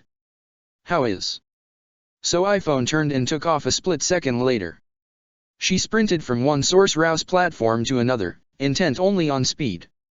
Her eyes had perceived what they could not. Masahiko's back was turned, but even if this were not the case he still could not have noticed the huge stag that had come dashing down the mountainside to reach the outcropping on which they stood. They could not see it coming since the otherworldly portal stood between them, blocking off their view of anything that lay behind it. But the beast had no such trouble homing in on its quarry as it bore down upon him. Throwing knives were not enough. Even an exploding missile might prove insufficient to check its momentum and keep the boy from being impaled. I must make it in time. But this form was nowhere near as quick as she was capable in her natural element. Curse the demands of a body. Only a few meters remained, and so iPhone drove herself on with every bit of strength she could lay claim to at this moment. It suddenly became clear that at this speed and trajectory there was no chance she would reach them to push Masahiko out of harm's way. It would only be a few milliseconds late, but that was all it took for a life to fade. Readjust. The slender spirit altered her course accordingly. Forget protecting the target. Instead slay the enemy. That was her bailiwick, after all. The best defense was a fatal offense. No matter the cost, failure could not be accepted again. Now so iPhone's focus shifted so that all she could see was the slavering brute rushing headlong to destroy her mission. She saw the flecks of stone kicked up by its hooves, red-rimmed eyes rolling madly in their sockets, and a profusion of lethal bone spears lowering in preparation of murder. Masahiko made no attempt to evade. Perhaps he panicked. Or maybe it had something to do with the living beings he was holding so tightly to. Like he could not let them go. What was so important about a doll and a bird? Mayhaps he wished to die. I will never allow it. It felt like both of them were moving in slow motion as they rushed towards their respective foes. When she was just a foot away her reflection could be seen clearly in its bulging black pupil. As she drove the point of her Zanpakuto in with the injured arm her free hand then reached to grasp hold of its antlers. So iPhone felt smooth bone sliding over her skin and took a firm hold. The heavy animal aroma of its hide was mixed in with a sharp tang of blood. Rabid froth spattered against her face. This close she could hear its protracted wheezing breath alongside the dull, ponderous thud of its heartbeat. Everything stopped completely. No movement. No sound. Just the two killers facing each other with murderous intent fair crackling between their locked gazes. Time restarted. Two bodies smashed into one another painfully. Everything turned upside down, crashing and rolling together, the weight of flesh and bone doing just as much damage as the subsequent impact with stone. Just enough. Just enough to turn the beast's charge and send the both of them skidding past the paralyzed children. So iPhone had already sprung up before either her or the stag came to a halt. Her Jigai was effectively ruined, skull staved in, jagged bone bursting through the skin around calf and forearm. One ear was torn off and now dangled by a strip. She could not see out of her left eye, which meant it was probably gone. Breathing proved difficult with the number of shattered ribs. In spite of this, she surged forward with a knife in her working hand even as the deer scrambled upright.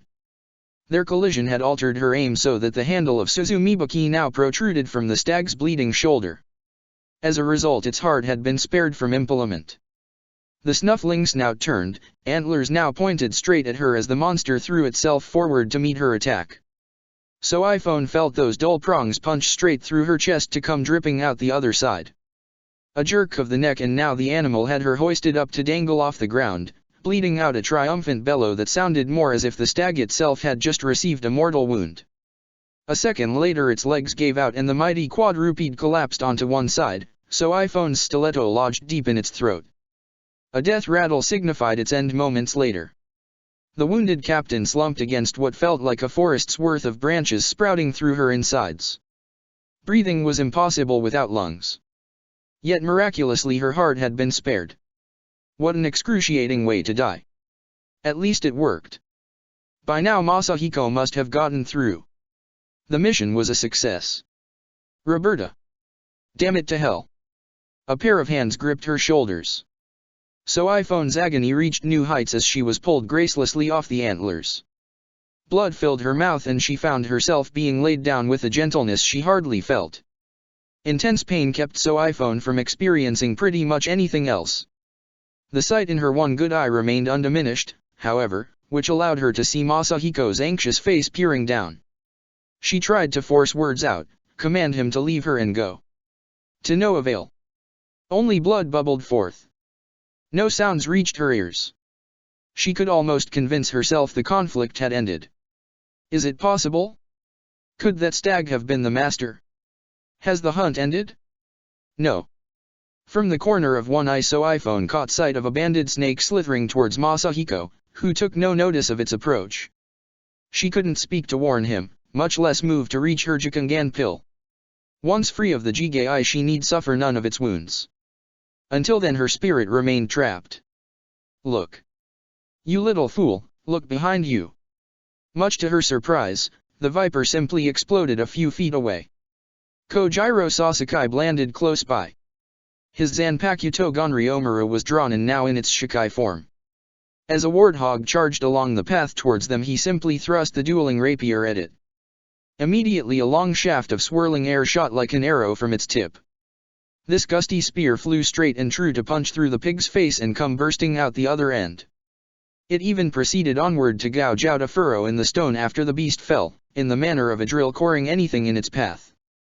As other types of animals slithered or flapped down upon their last refuge, the wind sorcerer employed his otherworldly weapon to influence that aspect of nature into striking them down. It would not be enough, so iPhone realized. He was the only one still capable of fighting. Without a Jigai she could not help him. And this close to them Sasuke could not use his Bankai. Gonryomaru's first release could never prevail alone against the power of the wild hunt. It was only a matter of time before they were completely overwhelmed. The fallen commander attempted to rise without success. This form could no longer operate. It would be dead in seconds and so iPhone herself consigned back to spiritual essence. A body was what she needed. Anything at all would do, just enough to allow her to fight. Briefly she considered entering Urura's vessel but rejected it as impractical. Who knew what might happen if she tried to get in there? The experience could prove deadly for both of them. So then what else can I do? She was desperate enough to even seek a living form, but all those nearby were already inhabited by hollows. Have I failed? Must I watch this child die? So iPhone looked at Masahiko's desperate face. She felt rage. Rage and desperation. Shame. Grief. Grief? This last confused her. Why? Is it because I have once again failed Lady Yoriyuki? Not ours. Then whose, Suzumibaki? Hers. The Jigai died. Instantly So iPhone rose up out of it with all her Shinigami power at hand. But even as more fell horrors drove upon them her attention turned elsewhere. Masahiko and Yururu huddled near her spent shell. The way he held the golem close told her much. This boy truly could not bear to abandon anyone. That was why he had not saved himself. He looked at the Shinigami in surprise as she emerged, but So iPhone could not be bothered to consider this any further. It was not his spirit nor Yururu's that had called to her. The golem's eyes were almost closed, indicating she had nearly succumbed to unconsciousness. In one arm she held a falcon. Go. I have no choice. Masahiko gave a shout of alarm as she dove into the bird's unmoving body. Soon enough her suspicions were confirmed, it had been possessed by the hunt earlier. After being knocked unconscious, the hollow abandoned its host in search of another. More than this, some bare vestige of a soul was taking form here. It was that which had called out to her in a moment of shared pain. Somewhat rare for an animal to form a true spirit. What brought this about? But with the soul came memory, and so the Shinigami now called upon the sleeping bird's past. She saw brief glimpses of endless blue sky, mountains, and plains. These fleeting things were transitory, experienced by most wildlife. They explained nothing. So iPhone reached deeper. Now she was met by something much more powerful. A confusing blur of perceptions worked to resolve itself at the death god's prodding until at last it formed a clear image. Masahiko. The ghost, as he was perceived through the bird's eyes. More energy than any stable form, it was rather an outline of a man. Yet this brought no fear as one might expect in a wild beast. Instead what emerged was a strange sort of affection. The beginnings of a soul in response to the way he treated her. This was compounded when they flew together. And more so after the birth of the bird's chicks. The sight of eggs in a nest transformed to bundles of wispy fluff that called and cried for their mother blindly. Shock. Outrage. Terror. This is it. When the bird, Pluma, had first been possessed by the hollow. So iPhone felt as it shrieked and flapped its wings in a desperate effort to rid itself of this invader. The baby gerfalcons wailed along with it. Animal savagery clashed against a nightmare that might once have been human and now barely qualified as a beast. Their struggle violently rocked the branch on which the falcon had made her home. The hollow won. The last thing Pluma saw before she fell into that other predator's madness was the sight of her nest being overturned in the struggle, dumping her helpless children out to plummet into the chasm below, still crying out for their loving protector as she took off in pursuit of blood. A mother's rage. Sorrow. Loss. All these existed only for those with a soul. That and one other thing, an aspect of the spirit so iPhone appreciated full well. Vengeance. The thought evoked a response in that sleeping brain. She actively stoked the wrath behind it, adding her own in turn. Vengeance. Pluma awoke then, eyes opening with a scream that held more than any mere call of the wild. Yes, soul sister. That much we share. Together the two of them took off, tearing free of the girl's feeble hold. Masahiko grabbed for her and missed. The conjoined spirit of Shinigami and Gerfalcon drove their shared body upwards with strong beats of their wings. They caught a gust of wind as both now knew how to do and circled, matchless eyes already searching. For there was one thing which had stood out in the senseless cacophony after the hollow took control. The call that spurred the monster controlling her. When flying overhead, she remembered spotting the source of that cry down amongst various creatures far below. The Gerfalcon's keen sight picked it out as she was being violated by the hollow inside. It wore a crown of antlers, which felt wrong. Those animals bore no horns. It was Cernunnos, my sister. Vengeance. Now the whole world was laid out below her. A tiny ghost fought desperately on the side of a mountain to protect two smaller ones from the swarm of crazed chaos that was building to a deadly crescendo around them. A father defending his young. Yes. That made sense. We must help. I must help. Save their children from falling like mine did. Look elsewhere. Remember what we saw. My gaze is keen, enough to spot a mouse's breathing from high in the sky. The source of this terror, which one was it? There. So iPhone Pluma folded her wings and dropped. The wind rushed past her as she streaked down in a power dive towards her target. Submerged in a crowd of lesser beasts, this one would have stood out even were it not Cernunnos, its powerful body bulling past the others as it rushed up the slope. At the last moment she spread her pinions wide and extended her claws, screaming in triumph as they slashed into its flesh. The male factor howled and lashed out at her even as she beat free into open air. The airborne duo banked around slowly and got her first close look at their true enemy. Below, a spotted carnivore snarled while watching them intently. So that is the form Cernunnos took upon entering this world. How appropriate. All who lived in the jungle knew to fear it. Dappled shadow among trees that approaches silently before pouncing to taste the blood of other beasts on its tongue. Even man was not safe from this legendary hunter. A jaguar, so iPhone Pluma realized. That's the hunt master. Kill it and all this will end. She flew just out of its reach, taunting with slashing beak and uncatchable wings. The great cat yowled furiously. It bounded after them, swiping with its lethal paws as they banked and bobbed ahead of it. Blazing yellow eyes fixed on her with a chilling intensity. None of the other animals came to its aid. They were too intent on hunting their own prey. This dance was meant for the two of them. So iPhone Pluma continued to lead the cat towards their destination, a camouflaged crevasse in the slope. She had spotted it earlier while flying overhead. You couldn't even distinguish the pit from any other angle but directly above, so well was it concealed. It certainly looked deep enough to suit her purpose. Whatever fell in there would die. Just have to string the master along. Keep it always on the move, and herself just out of reach. Those claws could rend her apart with one blow. Make it follow. Make it angry, so it won't see where it's going. The hunt master leapt with liquid feline grace down the slope in pursuit of its avian nemesis. Landing on her level, it stalked forward with blood streaming from its mangled face. The falcon watched as her target drew closer, heartbeat racing but unnaturally calm. It still didn't see what was right behind her, just over the lip of the rise. Almost there. Come on, come to me. Bastard, I'll be glad to watch you die. You took my children from me. Pluma. Masahiko. Cernunnos tensed upon sensing his approach and gave a growl. The youth flew through the air straight towards them, swinging his staff with an anguished cry. Sasakaibe came hot on his tail, while the amassed wild hunt followed in pursuit.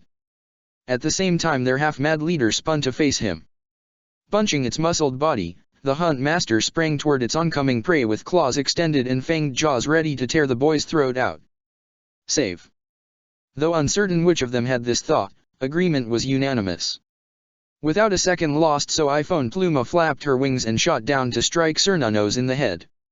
It twisted around and caught her, velvet pads crushing the body so that blood and feathers sprayed out even as wicked talons raked across the brute's face.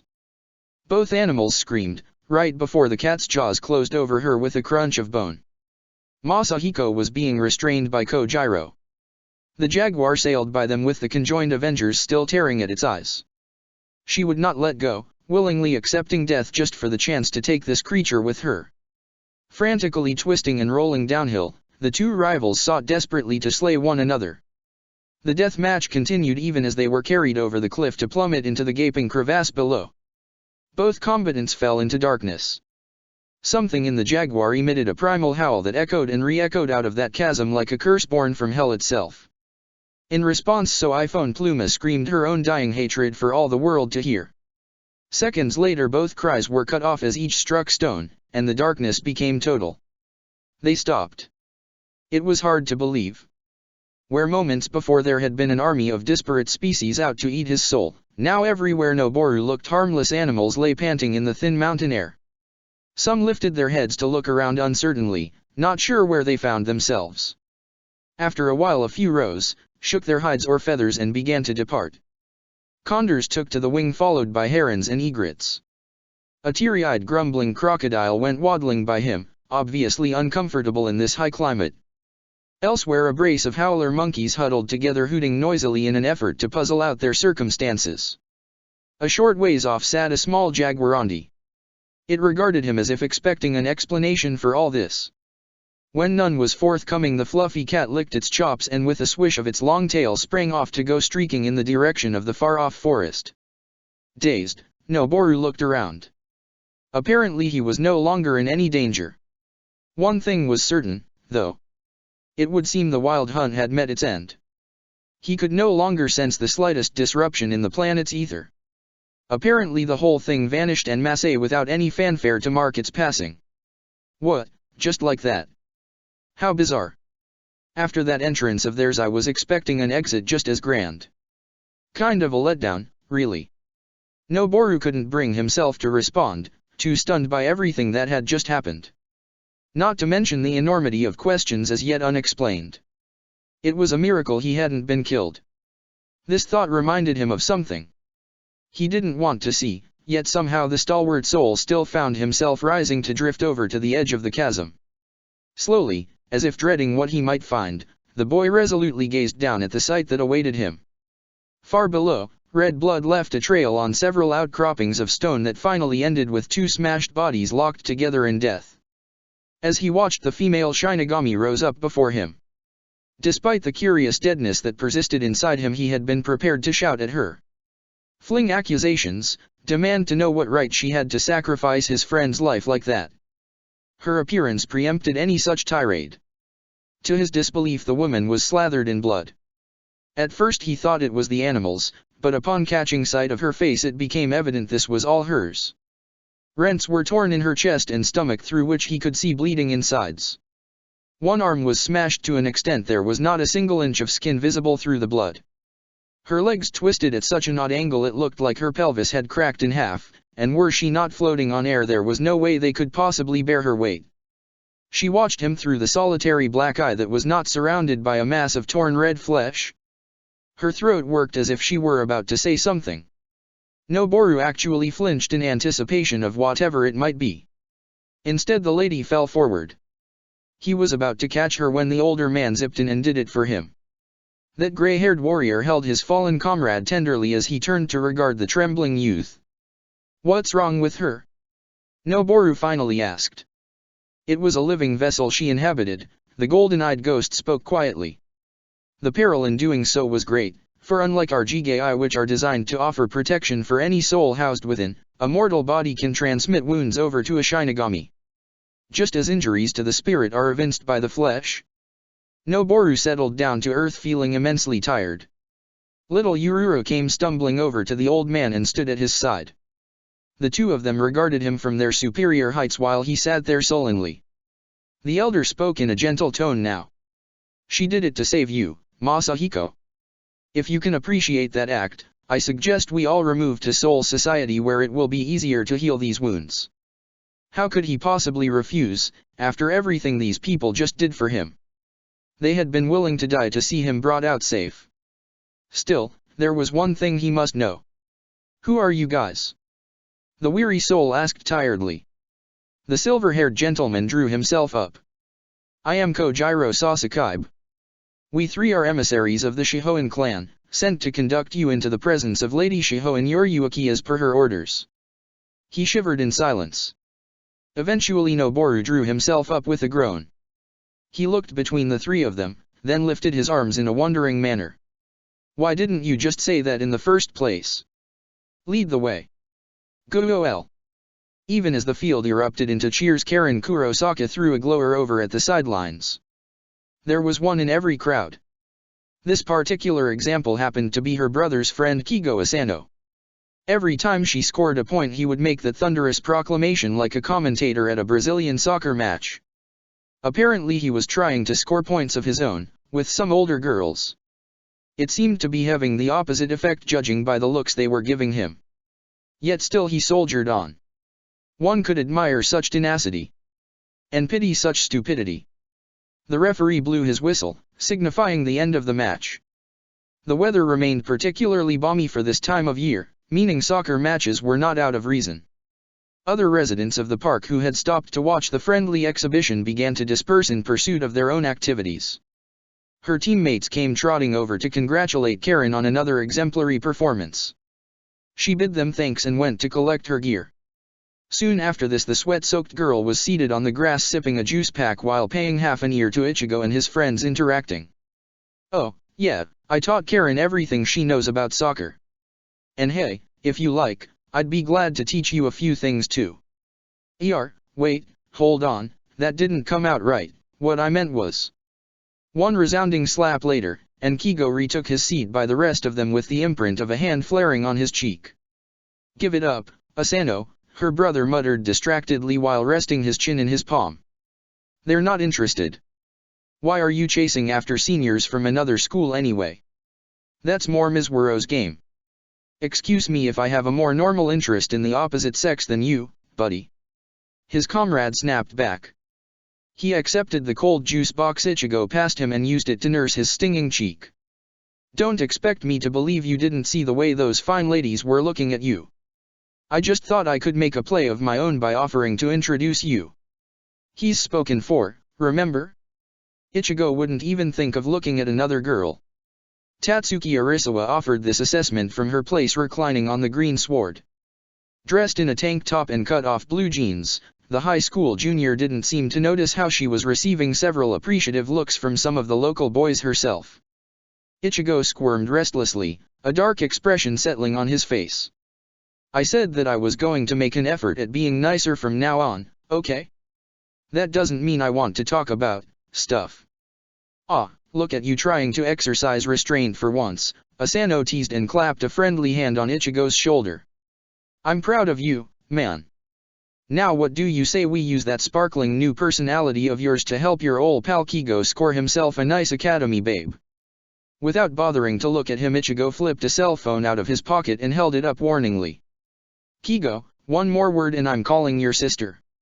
Immediately the other teen's face fell, his skin turning a distressing shade of white. Please, don't tell Mizuho. I'll be good, I swear, just, don't tell Mizuho. With a casual air Ichigo pressed a few numbers and held the phone to his ear. Hello, Mizuho-senpai. Asano bolted upright. He blurted out a strangled bleat before turning and racing from the park, nearly bowling over several people in the process, all the while screaming, "She's gonna kill me! She's gonna kill me!" Karen watched this spectacle while sipping cool guava juice. Her brother heaved an irritated sigh before leveling himself upright. I better collect him. You'll be all right here, Karen. We're good, Ichigo, Tatsuki mumbled in support. I'll watch out for her. Take care of Kigo for the cops arrest him for disorderly conduct again. Despite sounding half asleep, she still managed to project a sense of security around them both. Thanks. Be right back. Karen sat watching Ichigo run off. Having Tatsuki as company ensured they would be safe from any hooligans trolling around the park. A champion black belt in karate combined with advanced spiritual perceptions meant even your run-of-the-mill hollow would be leery about picking a fight with her. In spite of this, Karen couldn't help but feel a little down. The thought of needing protection reminded her that Kon had gone missing 3 days ago. She hadn't seen her cotton-stuffed cohort since he fled their home after quarreling with Ichigo. Whether he was doing all right depended largely on his own sense of wounded pride. She wished there had been a chance to tell him that he needn't listen to her brother's words. Kon had defended her to the best of his ability. Since then there had been no trouble on the level of what they had faced that day. Yet still he hadn't returned, and she was starting to get a little worried.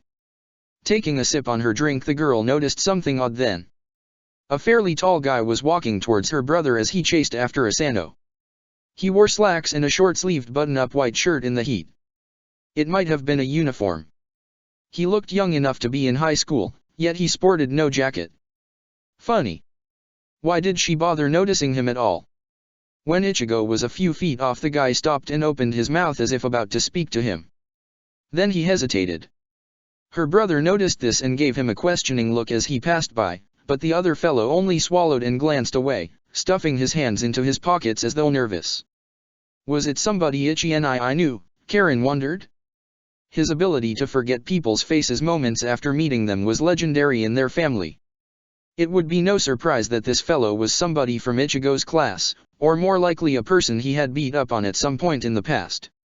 That would certainly explain the nervousness. Oddly enough, she could swear there was something familiar about that guy. Maybe it was just her previous line of thinking, but it was almost as if. The girl stood up slowly. Tatsuki-san, I'll be right back, okay? Her guardian cracked an eye open and nodded as well as she could. Okay. Satisfied, Karen then jogged over to where that person still stood. He saw her coming, and for a second it looked like the teen was going to bolt. Instead he shifted awkwardly from one foot to another, giving the impression of looking everywhere but at her. The 12-year-old drew to a halt and glared intently up at him. He was at least her brother's height, if not a few inches higher by her estimate. His legs were long, and from what she could see he had a pretty good build, probably a basketball player, or perhaps a swimmer by the look of him. Light sandy hair was cut very close to his head in that buzzcut style some teenagers favored. It made his ears stick out slightly and gave him a somewhat goofy appearance. In spite of this, he had a nice face with a small pointed chin, aquiline nose, and pronounced cheekbones which overall reminded her of a cat's face. This impression was further enhanced by a pair of startlingly blue eyes, very large and possessing a shifty quality, no doubt owing to the way he kept trying to pretend he didn't see her there. After a few seconds it seemed the newcomer couldn't keep up this pretense and his glance flicked down to meet hers. Then it was as if he couldn't look away, although he clearly wanted to if the way his throat kept working soundlessly was any indication. His mouth opened once more, but nothing came out except a weak little gasp that died away. He looked really uncomfortable. Karen stared. Her accusing gaze faltered somewhat, to be replaced by a slow dawning look of wonder. It was crazy to think it. And yet there didn't seem to be any other explanation save for one. Khan, she whispered. In response, he grinned and held a finger before his lips. SHH. Don't tell anybody, okay, Karen? I want it to be a surprise. She gaped in disbelief. Then, noticing the way Tatsuki was looking at them, the girl gave a big smile and nodded. It was such a relief she almost felt like crying. Instead, Karen just turned and ran back to where her guardian stood attentively. Tatsuki took her by the shoulder and guided her away, all the while giving him a very menacing glare. Khan watched them go. Maybe it was his imagination, but he could have sworn he saw something flying away from Tatsuki back there. It could have been a bird, or maybe a butterfly. But then why? Forget it. Probably nothing to worry about. He rubbed the back of his neck, then turned his face up towards the sun, enjoying the way it felt against his skin. After this, the rangy teenager ambled away across the park towards home. On a boulder just outside the entrance to the maggot's nest, a black cat sat busily licking one paw. Several paces off, a red-haired kid stood at attention with arms crossed beneath a large golden bundle of cloth. He had a worried expression on his bug-eyed face. Neither of them spoke to one another as they waited with varying degrees of patience. A breeze rustled the leaves slightly. Kojiro and Soiphone appeared from out of nowhere, both down on one knee with heads bowed and fists pressed to the soil. The cat's head came up before dipping slightly to acknowledge them. A hazy mist then rose that obscured it from view. When this parted, Yoriyuki Shihoan stood before them in all her womanly glory. Her hair was unbound and flowed freely down her back. She allowed Hinta to come up behind and slip the cloak over her shoulders before knotting it securely in front. Then she stepped forward. Both her attendants rose and bowed before parting to either side, revealing Noboru Kauki standing behind them. He had his face turned down, bare toes digging through the grass and bangs falling to cover his face. The goddess of Flash smiled at this before moving past her attendants. Yoriyuki drew to a halt in front of the boy. She reached out and ruffled his hair playfully, laughing when he squirmed and tried to brush her hand away. The cheerful noblewoman placed both hands on her hips and gave a fond smile. "Hey, kiddo," she spoke softly. Noboru flinched.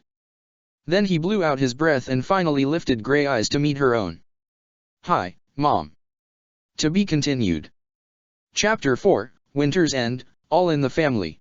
Soiphone, I forbid you to kill yourself. The knife stopped an inch from opening the Viper Company captain's stomach. She looked up with incomprehension large in her eyes.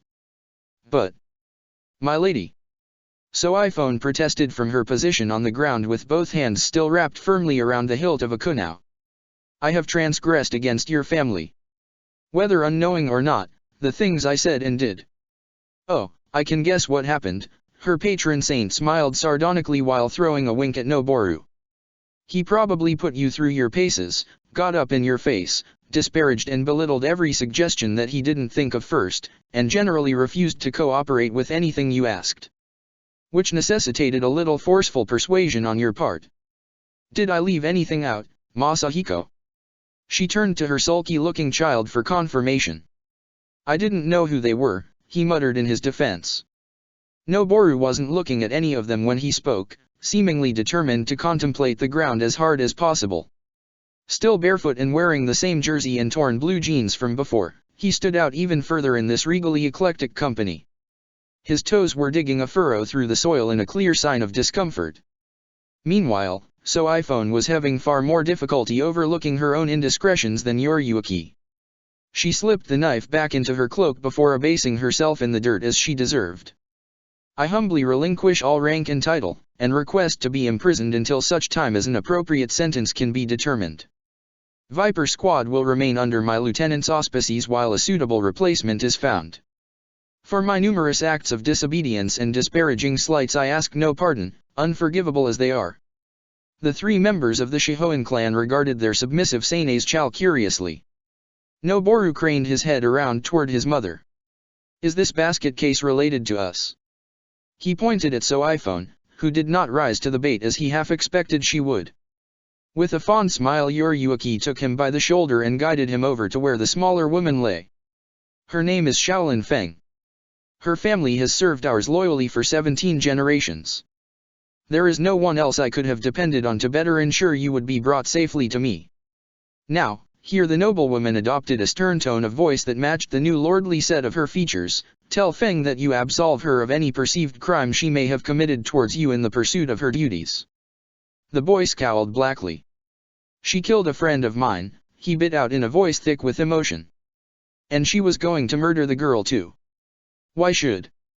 I'm not asking you to forgive her, Yoriyuki continued. Especially not for something she did to someone other than you. I said to absolve your vassal for her behavior towards her sworn liege. That is what she needs. Noboru gave her an incredulous look. This is nuts, he asserted. When Yoriyuki did not smile or jape, a sick certainty dawned on him that she was serious for a change. Frustrated, he turned back to the woman groveling at his feet. She did not look at them or respond to anything being said. The youth regarded her with perplexity and no small amount of hostility. I won't. His lady mother sighed. Whether you recognize it or not, kiddo, your life changed in the last 24 hours. You're no longer free to do as you please. Just like me, from this point on you'll have to take a lot of people and things into consideration. And you're going to need all the allies you can get. Now. She took a firm grip of his shoulders and pulled him down so that both were crouched before So-iPhone together. Do your duty, and don't make a fuss. I mean it, Masahiko, her icy casual words cut through the protest half formed on his lips. I'm not leaving you any room to wiggle here. So make with the kingly largesse or risk losing your mother's confidence. Standing behind them, Sasaki and Hinta did not fail to notice how tense the boy's posture had become. His fists shook as they clenched and unclenched stiffly. Yoriyuki gave no further commands. Instead she leaned in and touched her brow against the side of his head, closing her eyes while enfolding him in a deeper embrace. They remained like this for a while, during which no one dared to move. At last Noboru appeared to relax. He let out an unsteady breath before declaring somewhat shakily, I absolve you of any crimes against me, Shaolin Feng. Thank you, Lord, So-iPhone responded from face down. It shall never happen again. Yes it will, Yoriyuki said with a flippant toss of her hair as she stood up.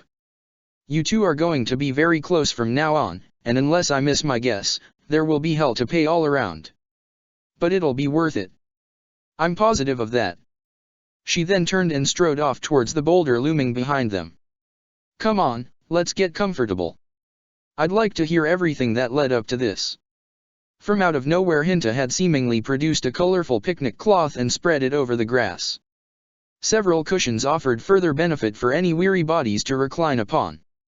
Light refreshments were set out along with cups of sake, though in one seat the rice wine was replaced by juice.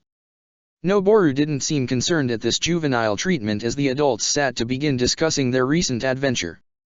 He kept his face closed and sat without looking at his companions, though his eyes lingered curiously on Hinta for a while. The other boy appeared too intent on performing his serving duties to notice or desire any attention directed his way. After a while the curious noble gave up and tried to figure out where exactly in the story they might be. Cut off her arm to make certain of this, So-iPhone stated crisply. His compliance followed soon after. Noboru was just on the verge of interjecting with his own assessment when he noticed something. The red-headed kid doing all the grunt work had grown still for a moment. Like he couldn't remember what he was doing. This left him standing there with a knife poised to chop up some pickled carrots. As he watched unobtrusively, the lackey went back to his work. His motions were nowhere near as swift and assured as before. All the same, the dish was completed, and several sets of chilled vegetables were placed before the diners. After this their servant stood up and backed away a few paces to stand out of sight. He held himself with great care, but still Noboru caught a brief venomous look he turned on So-iPhone. Right then the boy noticed him watching and hurriedly dropped his gaze. They had just come to the point where it was Sasaki alone against the hunt.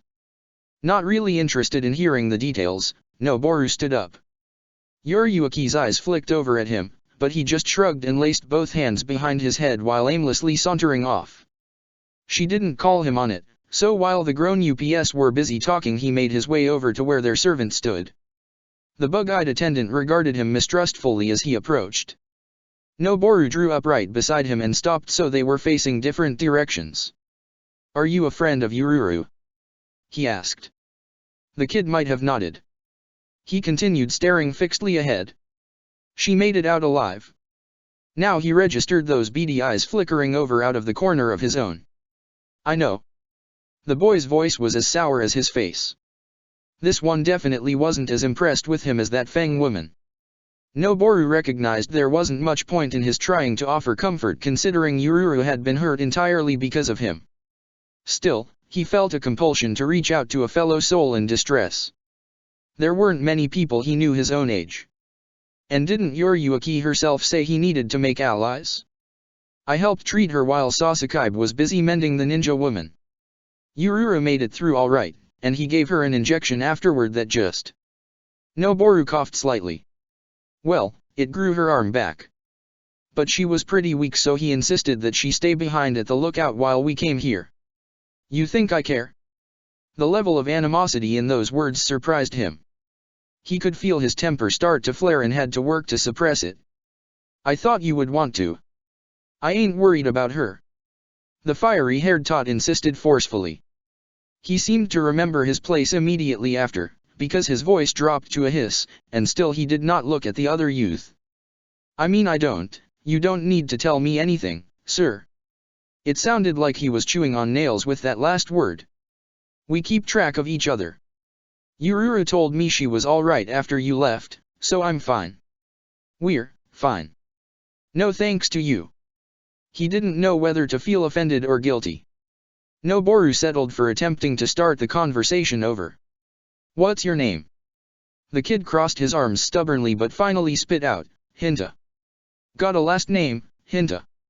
"Yeah." "Do you?" Put me through his eye. See how smart he sounds then. Noboru was all set to obey this suggestion when something dawned upon him. Come to think of it, now might be a pretty good time to ask. So instead of escalating the tension he merely patted Hinta on the shoulder and said, "Thanks. I needed that." The ugly little misanthrope had a confused expression as Noboru strolled back to the discussion. It sounded like they were just about wrapping things up. Kojiro was detailing his efforts to resuscitate So-iPhone after they got to Soul Society. Yuriuki had on a look of concern as she surveyed her seemingly healthy servant. "How are you feeling, Shaolin?" So-iPhone bowed her head in acknowledgement. "I am fully recovered, my lady." "That's an exaggeration, but we'll let it slide." "Who was my father?"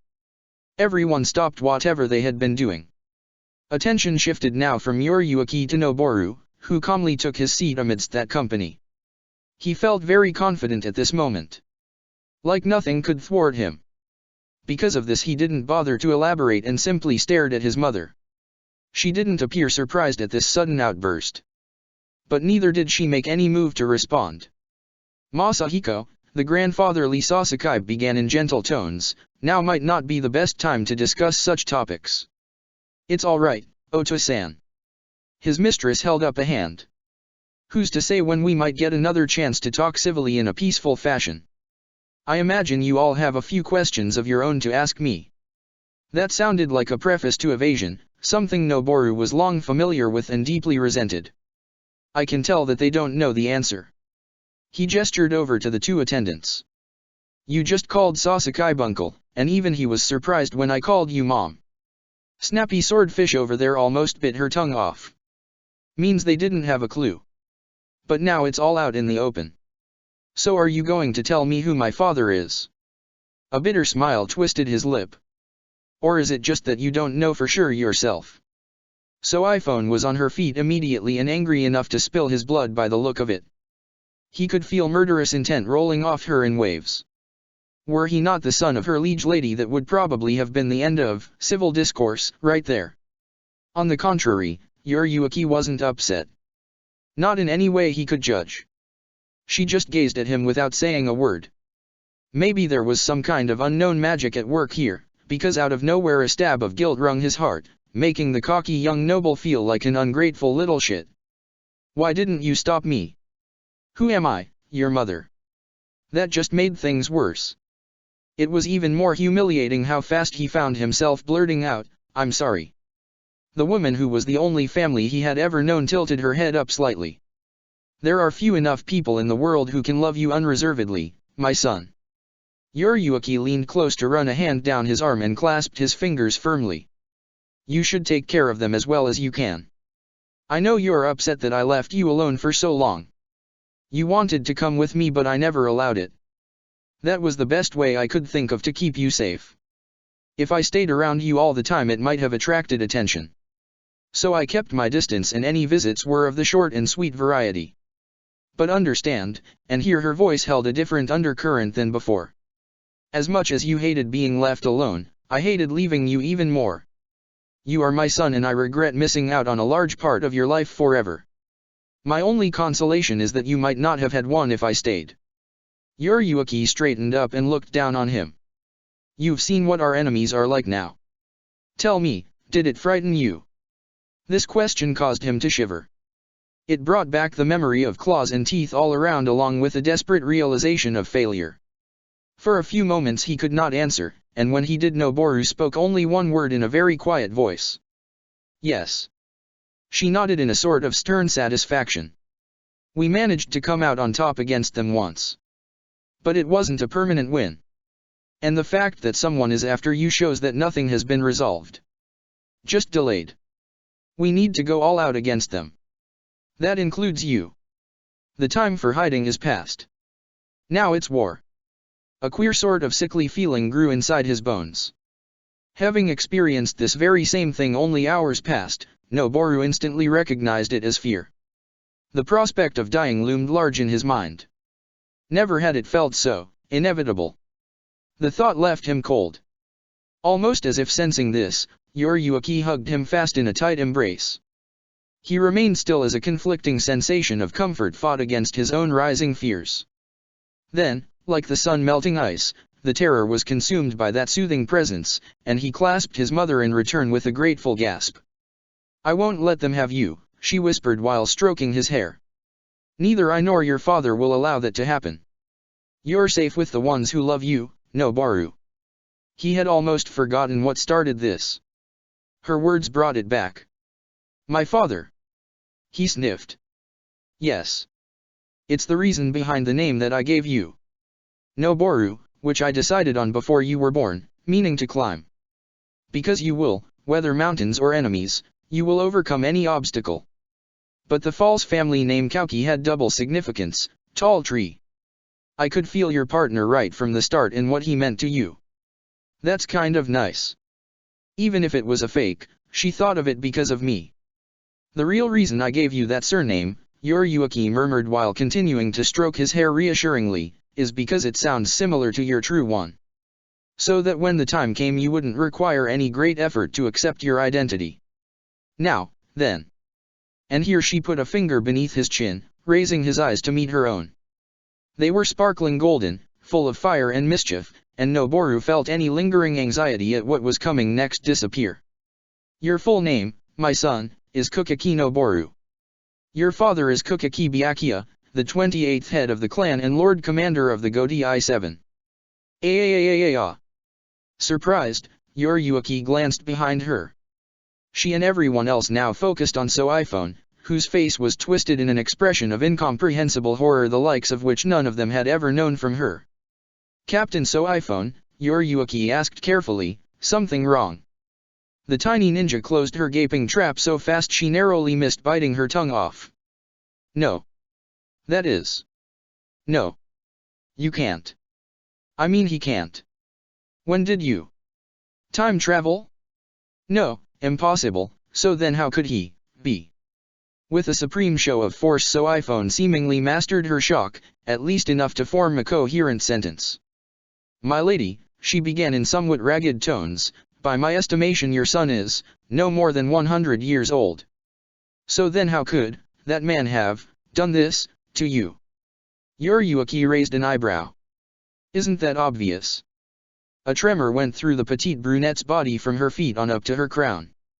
"But," she choked, face having gone a sickly shade of blue. "That is to say, back then, he was hardly any older than this boy is now. Are you telling me that 100 years ago, Byakuya and I were lovers?" Oddly enough Noboru felt himself to be the only person who didn't have some kind of emotional investment in this revelation. That was strange, considering it was his parentage under discussion. He looked between the rest of them curiously. Yoriyuki appeared as blandly confident as though they were discussing the weather. Her uncle Kojiro, which makes him my great-uncle, had taken to stroking the tips of his mustache in what could be a sign of distress. As for Hinta, he was staring at Yoriyuki as though unable to believe she could have done such a preposterous thing. But the piece de resistance had to be the Feng woman.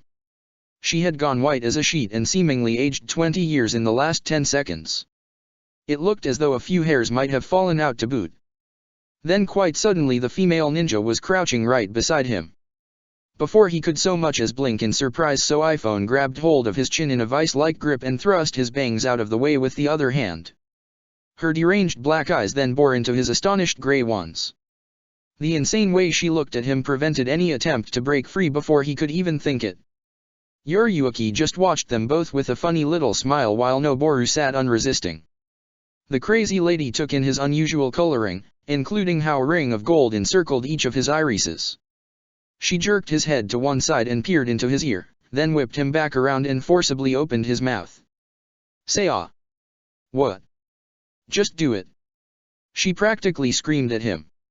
He complied. "Ah." The captain stared. "It's true." So iPhone whispered this in a flat deflated voice. She stood and stumbled a few steps back, looking about ready to keel over on the spot. Yoriyuki lithely stood and sidled up to her with a smile, clapping a friendly hand on the younger woman's shoulder in what might be an attempt to keep her from collapsing. So iPhone never took her eyes off Noboru.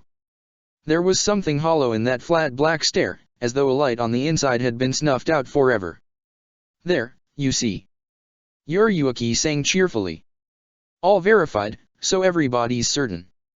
Noboru watched this scene in frank incomprehension. "Is my dad a criminal or something?" Yoriyuki threw him a startled look, then flung her head back and laughed. He might have been offended but for the way she stepped forward to embrace him unreservedly. This relaxed the boy. His mother had always been very open with affection, never sparing when it came to expressing her love. When she was around, that is. It might sound that way given how we're talking about him. Yoriyuki drew back and favored him with one of her fiercely happy smiles that beamed like the sun. "But I'm the lawbreaker in the family, and I've got the record to prove it. Your dad would pop a blood vessel if anybody so much as thought to accuse him of behaving improperly. I can't wait for him to meet you." Suddenly his royal parent stood up. Her face had slipped into a cold regal mask so fast it made him shiver. "But you can't yet." He jumped up. "What? Why not?" Noboru hated how whiny he sounded just then, as though he were simply another immature stripling. Although after having waited so long to have his lineage confirmed, dangling the chance to finally meet his parent before him only to snatch it away seemed a little too cruel. Yoriyuki draped an arm in tender fashion around his shoulder and led him off for them to converse together privately. The others present didn't seem to want to interfere on this family tableau. Her expression remained aloof, but this was belied by the concern he heard in her voice. "Right now your father is in a sensitive position. He's overseeing the reconstitution of Seoul society as well as managing the Godi I-7. The pressure he's been working under is severe, and it's only now starting to yield fruit. If he learns he's got a long-lost son no one ever told him about, he might just snap. You mean you never told him about me? Noboru muttered accusingly. She inclined her head in a way that accepted his criticism and dismissed it at the same time. Now that I'm free to move about, I intend to help your father with all my strength. I'll broach the topic to him gently, when he's prepared to listen. Just let me do this for you my way, Noboru. So that you won't be disappointed when it happens. Will you let me? He tried to think of a cogent argument that would defeat anything she might possibly throw at him. Even Hanuman helped out in his self-absorbed flash-fire way. But ultimately some small long-buried yearning to please his mother rose up and throttled all those impassioned arguments, so that he found himself saying in a disgruntled way, "Okay. Perfect. Now, for the time being, we need to decide on your new living arrangements. I considered having you move in with my uncle, only people might get the wrong idea about that." Behind her Sasuke raised a carefully trimmed eyebrow but did not interrupt his mistress. Seoul society is nowhere near safe enough for you to live in on your own. Too much disorder remaining, I'd be worried sick every moment. She didn't sound particularly distressed. But then Yoriyuki was a master at dissembling her true intentions. Noboru still couldn't shake free of the suspicion that she was just leading them all around by the nose to reach the destination she wanted. Where, then? He demanded with all the impatience and moodiness of his years. I can't go back to Earth if that hunt is going to keep chasing me. She's smiling and trying to hide it. When he looked at her face closely, there was no indication of repressed mirth. But Hanuman had a very good sense of when somebody was laughing at him. A sinking feeling developed in his stomach. Can I? No. No, of course not. Yoriyuki squeezed his shoulder while giving him a very concerned, caring look. That would be absolutely crazy, am I right? The sinking had developed into a full-blown queasy mess of quicksand. But that's what you're going to have me do anyway, he muttered. His mother tousled his hair in that lovingly demeaning way she had. Right as usual, kiddo. Glad to see you're catching on to our strategy, such as it were. Our group is not above doing crazy and potentially ill-advised actions. Which serves to aggravate fussy detail-oriented people like Feng over there, but nowhere near as much as it does our enemies. As Kisuke is wont to say, it's kind of like being an incredibly untrustworthy magician. If you announce you're going to saw someone in half and instead turn everyone in the audience into purple cats with horns growing out of their foreheads, a few of them might cry foul, but that doesn't mean they're not still secretly amazed at what you did. Noboru did not look particularly impressed at this extravagant declaration. Nonetheless, Yoriyuki proceeded as if he had wholeheartedly hopped on board her demented paddy wagon. There are avenues open to us on Earth that don't exist in Seoul society. How do you think I managed to go undetected for over a century? Even staying a cat couldn't cut it forever. So whenever 4 fingers and a thumb became essential, I used a special Jigei Kisuke whipped up for me. That was the second time she had mentioned that name. And this Kisuke is someone we can trust. About as far as you can throw him by his hair, the Flash Goddess pronounced mysteriously. He's another one of our family retainers, though not nearly as obedient as Feng. He'll still give us a faux body that nobody will be able to track your spirit signature through. Kojiro coughed politely to get their attention then. I take it this means you will be releasing Captain Urahara from his enforced furlough. No need, Yoriyuki turned on him cheerfully. I already let Kisuke out. He's been free for well over a month now. What? Both Feng and Kojiro looked at one another as if to demand whether they had known about this. The clearly flustered younger ninja then turned back to their leader and asked in a voice of forced equanimity, that wretch has been on the loose all this time without anyone's knowledge or supervision. But then, milady, if he is gone, why have you remained? Simple. If everyone thinks they know where we are, it means they're not looking for us. Makes it easier to get things done. This whole business was starting to make Noboru tired. So who's going to know where I am now? Yoriyuki swept out a hand to encompass the people in the glade. Us, for starters. But what you're really asking me is about your future living arrangements, right? Though wearing nothing but a robe, Yoriyuki still managed to project an aura of queenly grace. She settled an appraising eye on her son, seeming to be judging whether or not he was fit for what she had in mind. That or maybe she was weighing the merits of this particular course of action. Get serious. Like Yoriyuki ever second guesses herself. At last his unpredictable parent appeared to reach some sort of decision. She then placed an arm on his shoulder and proceeded to lead him back to where the others waited. "This'll work," she bent to whisper in his ear as they approached. When they had rejoined the group, Yoriyuki drew herself up proudly. "For his safety, I have decided that my son, Kukaki Noboru, shall be entrusted to the care of his paternal aunt, Kukaki Rukia." At this pronouncement Soifone went stiff as an iron girder. Black eyes quivered wildly. "Her?" she snarled through clenched teeth. "After what she did? After all she did? My lady, I kept my peace after the war, and even when Captain Katetsu made her choice, for it was not my place to dictate another division's inner workings. But this is too much. You are asking us to allow the future clan head to be placed in the power of a known criminal." Noboru frowned. "Seriously, what sort of people are these Kukaki?" "Feng," Yoriyuki began tenderly, a dear smile softening her face. "Feng, Feng, Feng."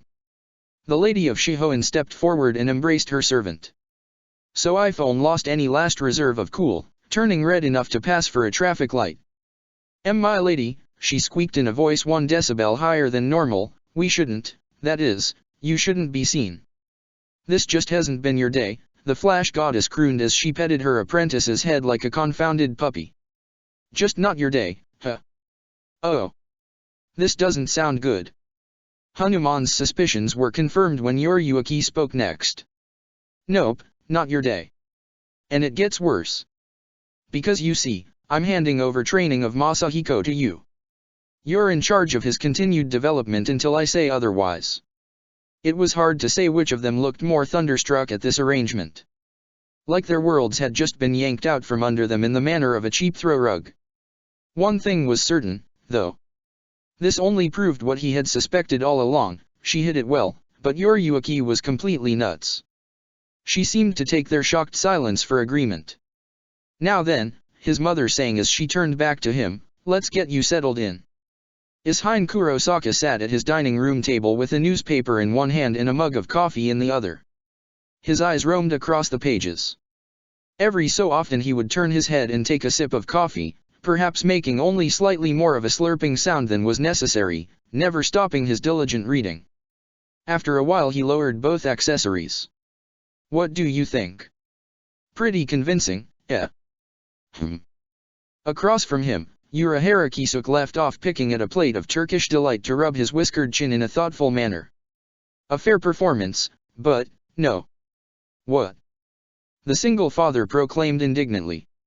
"You're pulling my leg. No way you could tell. Why, I even kept my eyes moving across the page as though I was reading type." As he spoke Ishin plopped the paper down, revealing a dirty magazine cleverly concealed behind its folds. And an artful bit of deception it was. "But you neglected one very important detail. Your eyes were reading from right to left. And as you can see here." Urahara pointed meaningfully at the discarded newsprint. "This is a Russian paper. The words go from left to right in the Western fashion." His colleague peered down to verify this. Upon confirmation of the point his shoulders slumped. "Well, son of a gun. So it is. That's what comes from poor preparation. This article arrived as packaging in that last shipment of medical supplies we received. I just grabbed it up without noticing." Ishin's face settled into a morose expression. He sagged forward until his chin rested upon the tabletop. "Karen would have kicked my ass for sure then." "And how?" Out in the hall they heard the front door open and close. The fact that it didn't slam told them much about who had joined their little party. Both men remained where they were. Neither needed to rise and see who it was. A sense more occult than not revealed they were about to be joined by two extraordinary souls. The sound of coats and hats being discarded followed, along with some low dialogue concerning the removal of shoes. Moments later, Nanao Ise strolled into the kitchen followed closely by Shinji Hirako. "Morning, gents." The Vazard leader sported a distinctive smile that showed off his enthusiastic approach to virtually anything. The two men offered casual nods and lifting of hands as the blonde house guest pulled up a chair and began helping himself to some Turkish delight. Shinji paused with a square of pink confection halfway to his mouth. "Do these have nuts in them?" "Not at all," Ishine offered. "Good." He promptly popped the sweet meat into his mouth. "They stick in my teeth. Plus the different textures don't really do anything for me." Some might consider that to be restrictive of new experiences, Ishine chided him slightly, to which the hybrid warrior shook his shaggy head in emphatic fashion. "I like my treats the way I like my ladies, soft and succulent. But musculature improves the shape and prolongs duration of physical performance, at least in my experience," Urahara stated. "It's a matter of preference, I'll grant you. However, in terms of equal output vis-a-vis exertions in the bedchamber, one can't ignore how an overwhelming discrepancy in partners can lead to dissatisfied customers while also—" Ahem. Nanao cleared her throat as a means to get their attention. Obviously this continuing debate held nothing of merit, and so it fell to her as the most mature individual present to get the conversation back on track. They looked over at where she stood by the head of the table. All three appeared as though only now having remembered her presence and feeling uncertain how to proceed next. Once their eyes were upon her, she began. "Thank you. Having spoken to several of the people best suited to offer relevant advice on the matter, my investigation is complete. There are several important items to report." After meeting with Captain Hirako, she nodded slightly to where the man in question continued to stuff his face. "I have now combed all pertinent avenues, both first-hand and auxiliary, pertaining to the enemy we face. Thanks to this, a more precise picture than ever before is available as to its motives and tendencies." Nanao removed 3 data tablets from a satchel she carried and presented one to each of her confidants before continuing her summation. "Captain Hirako offered to accompany me in order to present up-to-date info on his group's recent activities in Hueco Mundo. With that, we can formulate a viable strategy on how to handle the hunt. If you'll look at the document labeled Directoria, you will find it's gone." She threw a sharp look at Ishine upon his interruption. "I checked each pad before coming here. They should all have the adequate protocols to—" "No, I meant the hunt. It got wiped out a couple days ago." He had recovered his newspaper and flipped it open.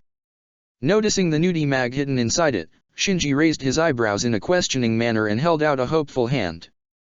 The other captain obligingly passed over the article with a genial smile, opting to turn to the horoscope sections of the paper where the daily nude photo was also included. For his part, Urahara tapped his watch and held it to one ear as if checking to see if the device had run down. In the ensuing silence, Nanao's cheeks had gone pale. "Excuse me. The wild hunt has already been disposed of," Urahara offered while scrunching his eyes in mild concentration as he listened to the timepiece. "So iPhone and Sasuke came and killed it while you were gone. We felt it all the way on the other side of the globe. Pretty fast response time, if you ask me. They got here so quick one might almost suspect they were already lying in wait for the thing." Hirako leafed through his porn mag idly. "I wonder who it was after in the first place." Kisuke nodded in a wise and sagacious fashion. "Ah, that is the crux of the matter, isn't it? Who in this world would warrant such high consideration as to merit sending an interdimensional hit squad after them? Certainly there are few enough worthwhile targets outside of this hemisphere, or indeed this house. I posit that maybe." A cracking sound caused the lazy philosopher to look up. All theorizing died out soon after. His colleagues exchanged uneasy looks. For Nanao Ise remained looming over them, gripping the back of a chair so hard its timber was splitting beneath her fingers. That, coupled with the way her lips had pressed together to form 2 thin white lines, served to dispel the previous warmth and camaraderie that had existed in that kitchen space. Without any undue haste, she reached up and removed her glasses. The trio of captains each felt an identical lance of cold fear stab into the base of their spines. Having no apparent consideration for their discomfort, Nanao slid one hand into her sleeve.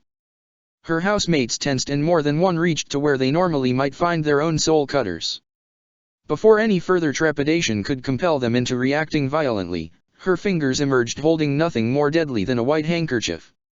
Stitched into one corner was a flamboyant red rose along with a brief line of poetry.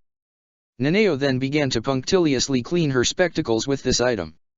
If I may inquire, she spoke ever so softly while remaining focused on her work, is there any particular reason why no one saw fit to inform me of this development earlier? With great care and no overt menace at all, she lifted the lenses before her face to give them a close inspection. I could have been saved the inconvenience of a trip to Seoul Society, not to mention Hueco Mundo. Why, then, was I not informed? Her dark eyes flickered ever so briefly in Hines' direction. The other two relaxed somewhat since it had now become clear they were not being singled out for blame in this instance. Their host, however, boasted a pallor usually seen in the gravely ill. He had also begun to sweat noticeably. Naneo-san, I thought, why pull you off the case? Forewarned is forearmed, as the saying goes. And goodness knows this wasn't the end of it. The Wild Hunt will resurface again at some time in the future. Your findings might be just what we need to counter it when that, inevitably, happens. His voice trailed off. Her gaze had now settled heavily upon the ashen Hines.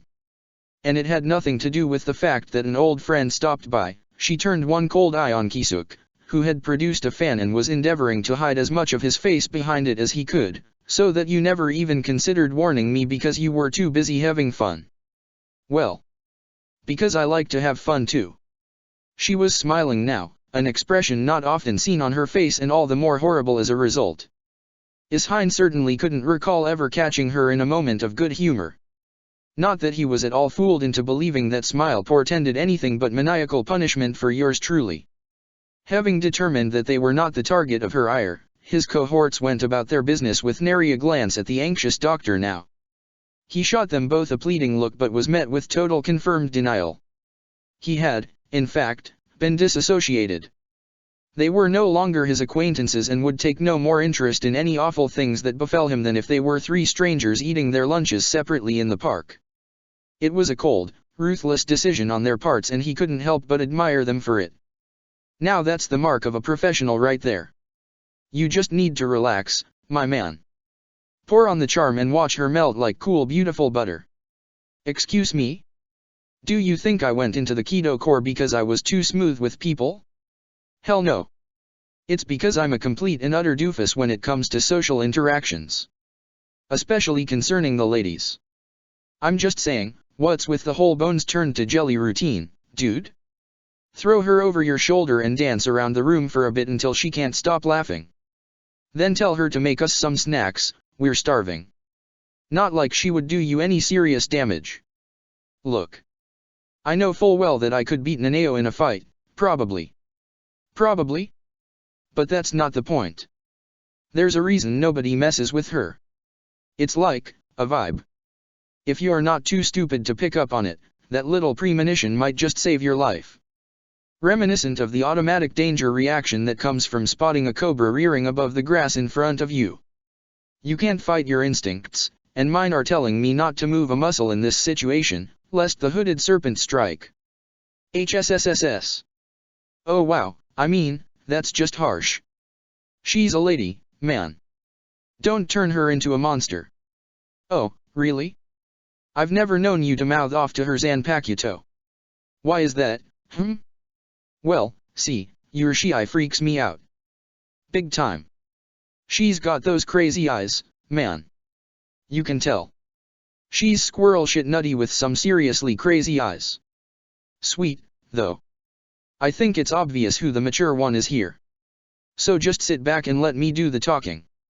Don't worry, everything's going to be fine. Naneo's behind you. Huh? Tsunavyua. She had indeed drawn upright in back of his chair, wearing a look that just screamed unhealthy interest. At least in his opinion. Maybe it was a result of the medical training he had received informing that suspicion. Did the others pick up on anything similar? Really must remember to ask. Do you know how I have fun? Her oddly light voice sounded over his head. He felt like a prisoner before the bench as a hanging judge was about to read his sentence. No way to even throw yourself on the mercy of the court. Naneo offered them all a cold, brittle smile. I give lectures, with slides. Every man at that table groaned. Good morning, Mayor Wakaisa. Good day to you, ladies, The village head inclined his gleaming topknot in response as he passed them on the arch of a bridge. Two noble women dressed in glamorous kimonos bowed respectfully at the waist towards him. A pair of attendants held bamboo umbrellas behind their mistresses in case they need fear sweating off their makeup in the rays of this warm winter sun.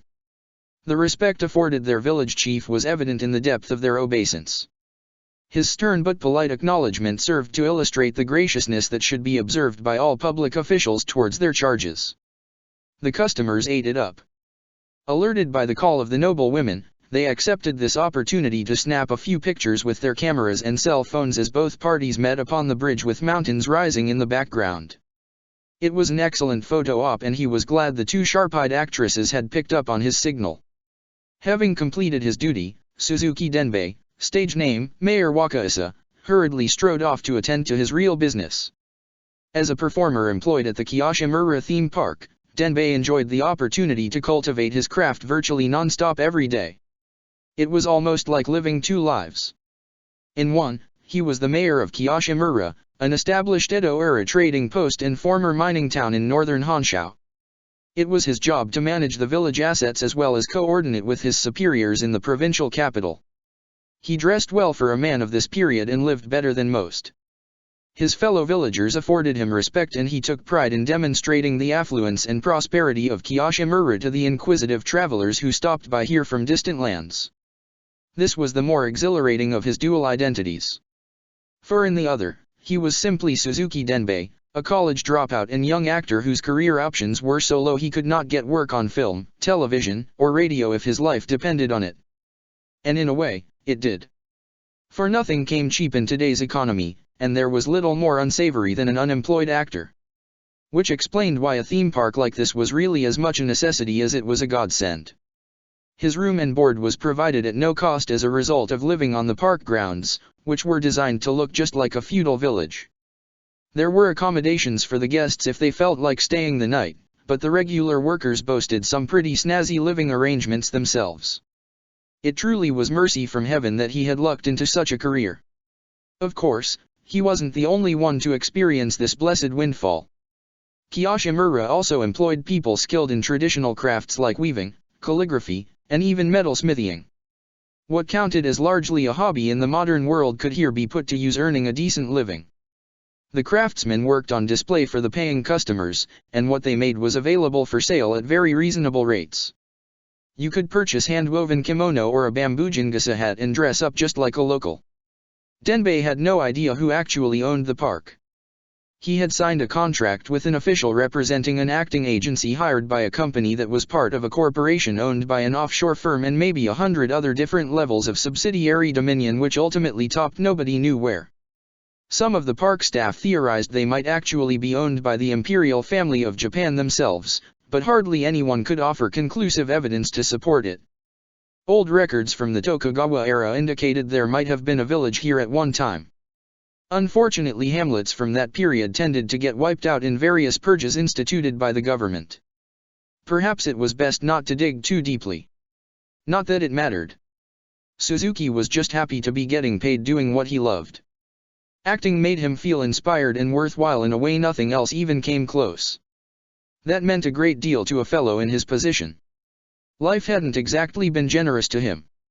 In all other respects he was mediocre in the worst possible way.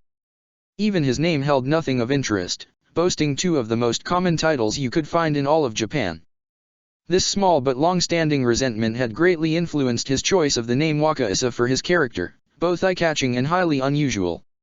And so Mayor Wakaisa made his way past beautifully recreated wooden buildings and roadside stalls selling fried eel and paper trinkets. A group of actors dressed as unemployed miners were playing the town drunks up ahead, offering sake to the children and laughing good-naturedly when their parents refused. He made sure to scold them on his way past just like an official mayor would do, and his cohorts played their parts by scattering in every direction. He then thanked the audience for visiting while offering them advice on local sites of interest. Kiyoshimura was a fairly large attraction, but not so big you couldn't walk from one end to another in under half an hour. Therefore it took him only a few minutes to reach his destination in the craftsman's district. Better try and make this quick.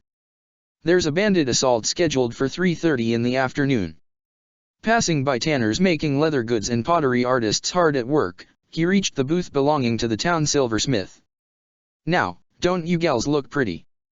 If ya aren't careful, Ano and I might sneak up and whisk ya both away to his castle in the underworld." Two teenage girls in school uniforms giggled as they accepted the silversmith's praise. Now sporting some flashing silver ornaments, they bid him goodbye and strolled off together, whispering and chancing occasional looks back. He just smiled and waved, causing them to titter merrily. The customers completely ignored Denbei as he approached. Which shouldn't have caused him any irritation, but damn him if it didn't. This sort of thing was. "Hey, speakin' of big ugly monsters, here comes our own dear Mayor Wakaasa. How's it goin', boss?" Gato Izanaga, the town silversmith, chuckled at this witticism. His co-worker frowned at that remark and wished dearly he could whip out a clever retort on the spot. True to form though, nothing came to mind. His irritation grew more pronounced as a result. This man always managed to get under his skin without even trying. Sitting at the front of his shop, Gato lazily surveyed him from behind dark shades while rolling a pair of polished silver Baoding balls around his palm. They chimed prettily in a way that might delude one into thinking there was nothing to fear here. Denbei knew better. Izanaga lived to make mischief. Tall and handsome with long coal-black hair he kept out of his face with a black headband instead of the topknot others wore, the silversmith had drawn many an eye over the years and was the source of several rumors. The park management had annual contracts with all the craftsmen. Depending on how popular their work proved, they might be asked to return next year, or a new artisan was signed to try their luck. This meant you had some old hands with an established customer base alongside newcomers eager to start their careers in this admittedly unusual locale. Once you had been let go, it was highly unlikely you would be asked to come back. Izanaga was another story. According to testimony from those who had worked here since long before Suzuki's debut, this particular rascal was something like a fixture himself. For at least 12 years, since the park's establishment, he had been appearing off and on. Show up for a few weeks without any warning to replace the previous incumbent, sell his goods and woo the customers, then disappear for several months or even years at a time. None of the other artisans enjoyed this sort of recurrent favor. Speculation ran that he was related to someone high up in either the company food chain or the local government which leased them the land. No one knew who he was or where he came from. Like a ghost, he appeared and vanished without ever leaving a trace. Only this time Gato seemed here to stay. He had been plying his trade with them for almost half a year now. It was very distressing. In addition, they were starting to get some complaints. Since Gato usually never stayed for very long, these disputes tended to cause no big stir. His prolonged tenure, however, had made it necessary for someone to step in. So several of the park residents got together and decided to have a representative approach Izanaga with their complaints. That turned out to be Mayor Wakaasa. Even though Denbei didn't know the man well. Even though he was a junior member and had no real authority. And irregardless of the fact that he could be risking his job by approaching this obviously well-connected individual. Or maybe precisely because of that last point. The older members didn't want to risk being the ones to anger Izanaga's patron and get the boot as a result. Not so Suzuki Denbei. No, he could be sacrificed and a replacement found without any effort. Never mind the terrible inconvenience and awkward position this would put him in. It was completely unfair. Yet nobody else came forward to take his place. Gato had been absent for a few days, which mercifully meant there was no way Suzuki could confront him. But now he had reappeared, and so into the lion's den we must go. Stopping before the cozy little shop, Denbei looked past its proprietor to admire the work for sale within. This, at least, required no defensive preparations. It was a true joy to contemplate such exquisite pieces of art. Say what you would about the man, but he certainly knew his business. Nothing on display could be called commonplace. There were necklaces and bracelets, rings, earrings, even silver studs, all in mesmerizing designs. A whole section of the cases were reserved for small silver figures, from fish and bears to dancing girls so well cast they almost seemed to move. Certain brooches, flasks, and boxes were especially eye-catching. Gato was a master of the mokyungain technique, imparting patterns similar to wood grain into his creations seemingly at will.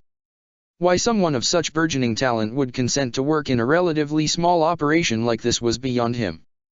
He should be touring the world with his creations. Then again, personality went a long way towards success as well. And Gato did not inspire trust in those around him for more than a few minutes. A sharp-toothed eel of a man. Who's to say Gato Izanagi was even his real name? Certainly a pseudonym would raise no eyebrows in this job. But some level of openness was expected, and there remained next to nothing known for sure about him. Even the Osaka accent he affected might be fake. So what's up, Denji-kun?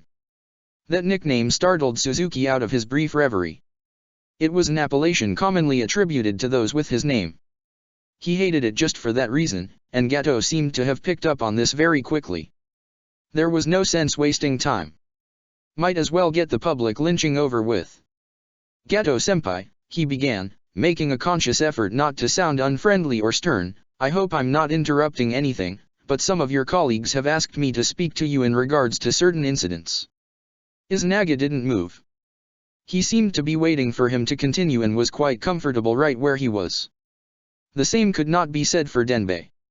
You see. What kinda incidents, Denji-kun? Gato's voice hadn't altered from its cheerful timbre. In spite of this, Denbei felt a strong urge to just turn around and walk away before this turned ugly. Why was he even here? He didn't know this man at all. Whenever you tried to talk to him about his past or anything to do with his personal life, you found yourself being redirected into your own or something completely unrelated to the previous topic. According to Gato, there had been a famous Japanese silver craftsman whose first name was Denbei. The silversmith had pointed that out to him when they first met. And that was just when he had asked to know Gato's name. It took him almost a minute after walking away to realize the smiling artisan had never answered him. Truth be told, he was a little scared of this man. Well, some fresh surge of courage provided Denbei with the means to carry on. That, for starters. You've been, accidentally, referring to several of the workers here by their real names, or nicknames. In front of the customers, I mean. That's against park rules. The stage names we choose are for our privacy, I guess. So that people don't hassle us outside of the job. It's distracting, you see. We all want everyone to have fun here, including the workers for. Speaking of which, I heard a joke the other day that reminded me of you. Let me know if you've heard this one. What do I call an actor who can't remember his lines? Cut off mid-sentence, Denbei strove to collect himself. At last he gave up and said, I don't know, what? Waiter. And Gato snapped his fingers as though summoning a menial. There was silence for a bit while the creep just grinned at his own joke. Denbei started feeling very self-conscious now. It was like he had become supremely aware of everything that felt off about his body, from the itchiness in his armpits to the scalp strain from having his hair pulled into a top knot. This whole costume just felt hot and awkward where only seconds ago he hadn't noticed any of that. Striving to keep from scratching himself, he tried again.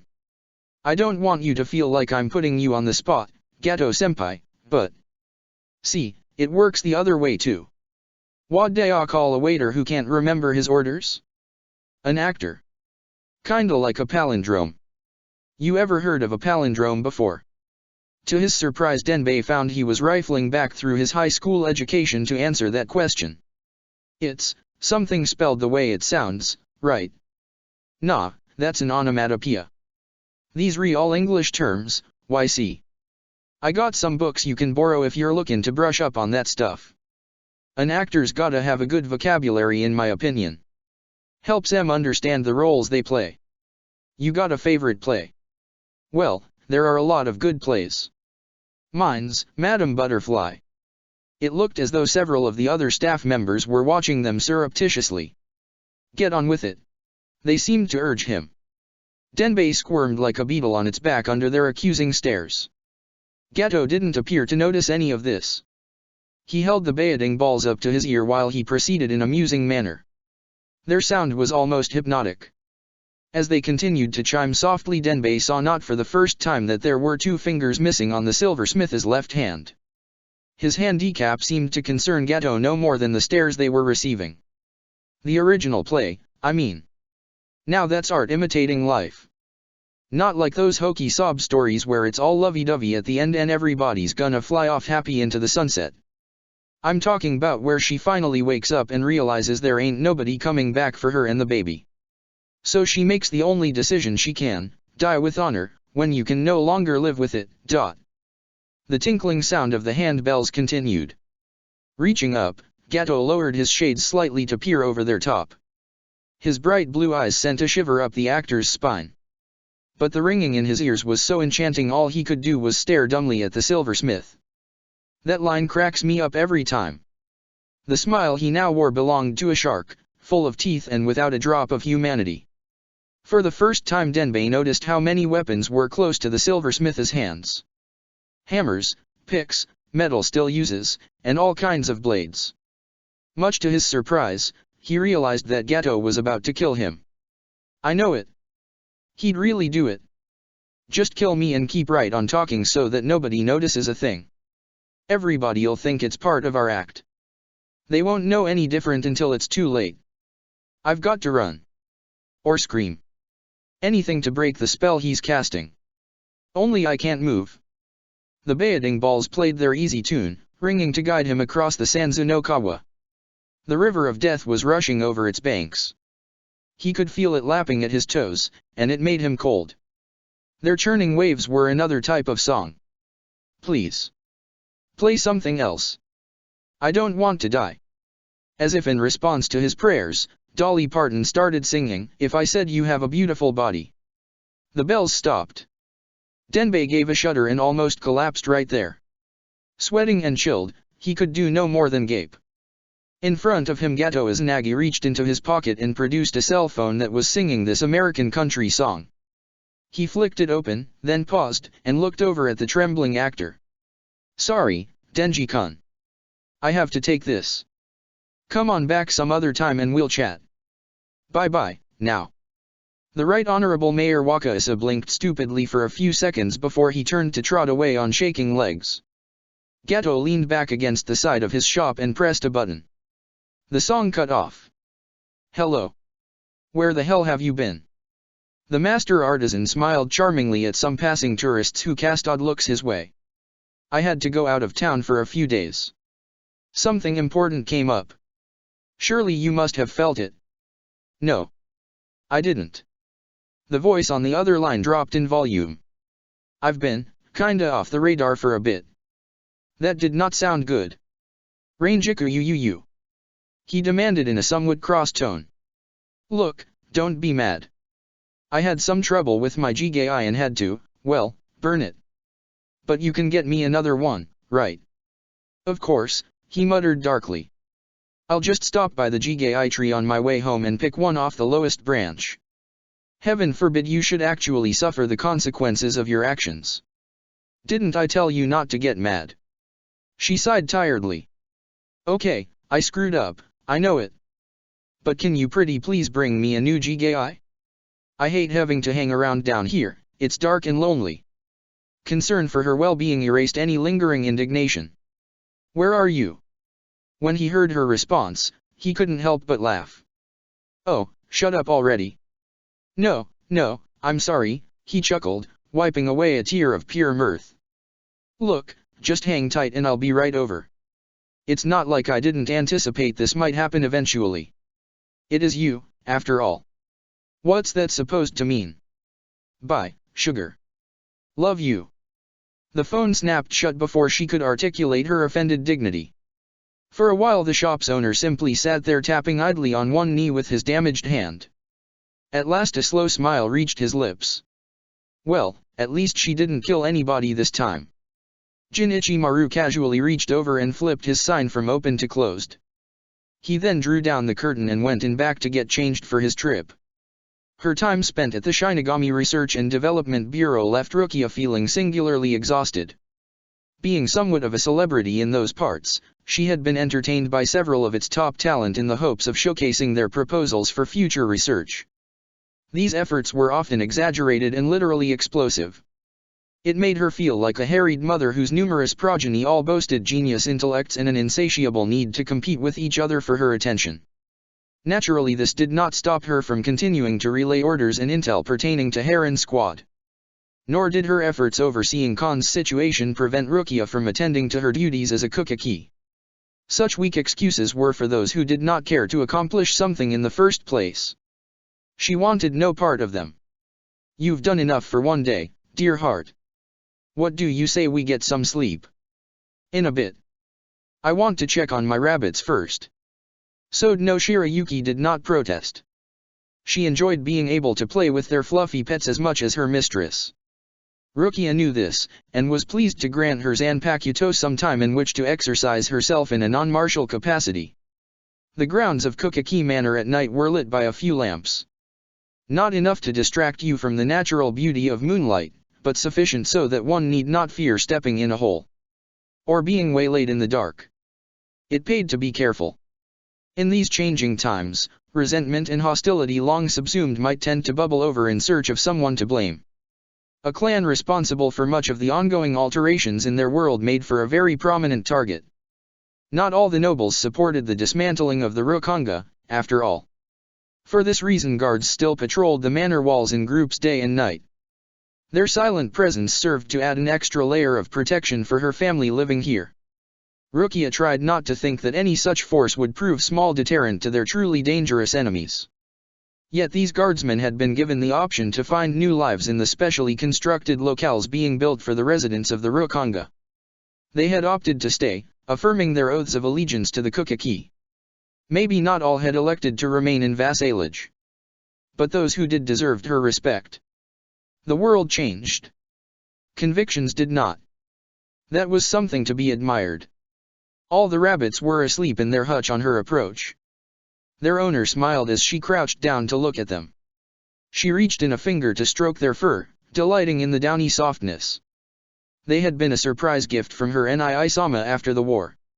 It was even more surprising to learn that Byakuya was so attuned to her mood that he could sense precisely what she needed. Something simple and heartwarming. Something alive and thriving. Something to fill the void left by Yumichika Ayasukawa's passing. His death ranked among the greatest tragedies she had ever faced. Since Rukia had not collapsed inwards with remorse, some might think she had not cared for the flamboyant fighter with the same intensity as she had Kyan Shiba. Not true. Her sorrow ran just as deep, if not more so. Though it shamed her to admit it, Rukia had only known Lieutenant Shiba for a few years. Not decades as was the case with Yumichika. Both of them had cared for her when she needed the greatest help. After Kyan died she had wallowed in misery. The loss of Yumichika did not bring about this catastrophic crumbling of self. It couldn't. After all, he had done everything possible to make her self-confident.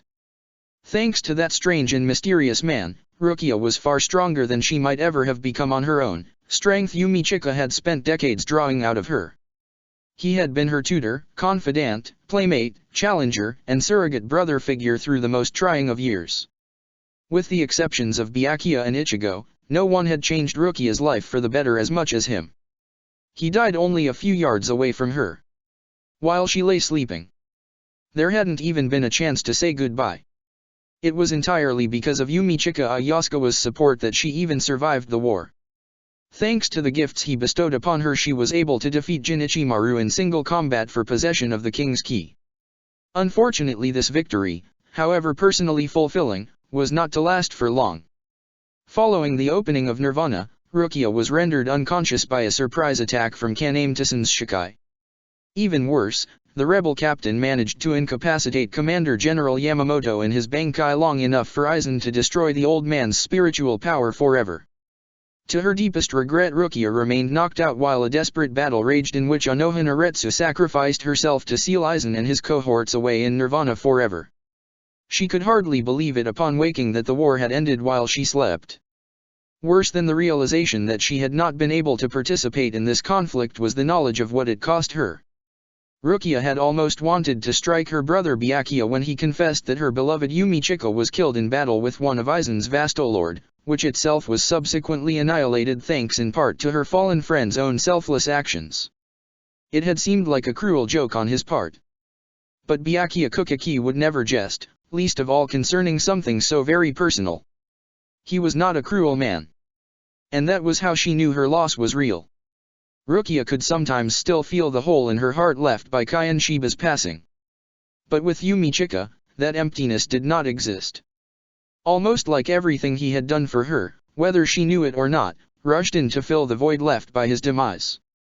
Someone so wonderful, so filled with life, their memory served to lift your spirits.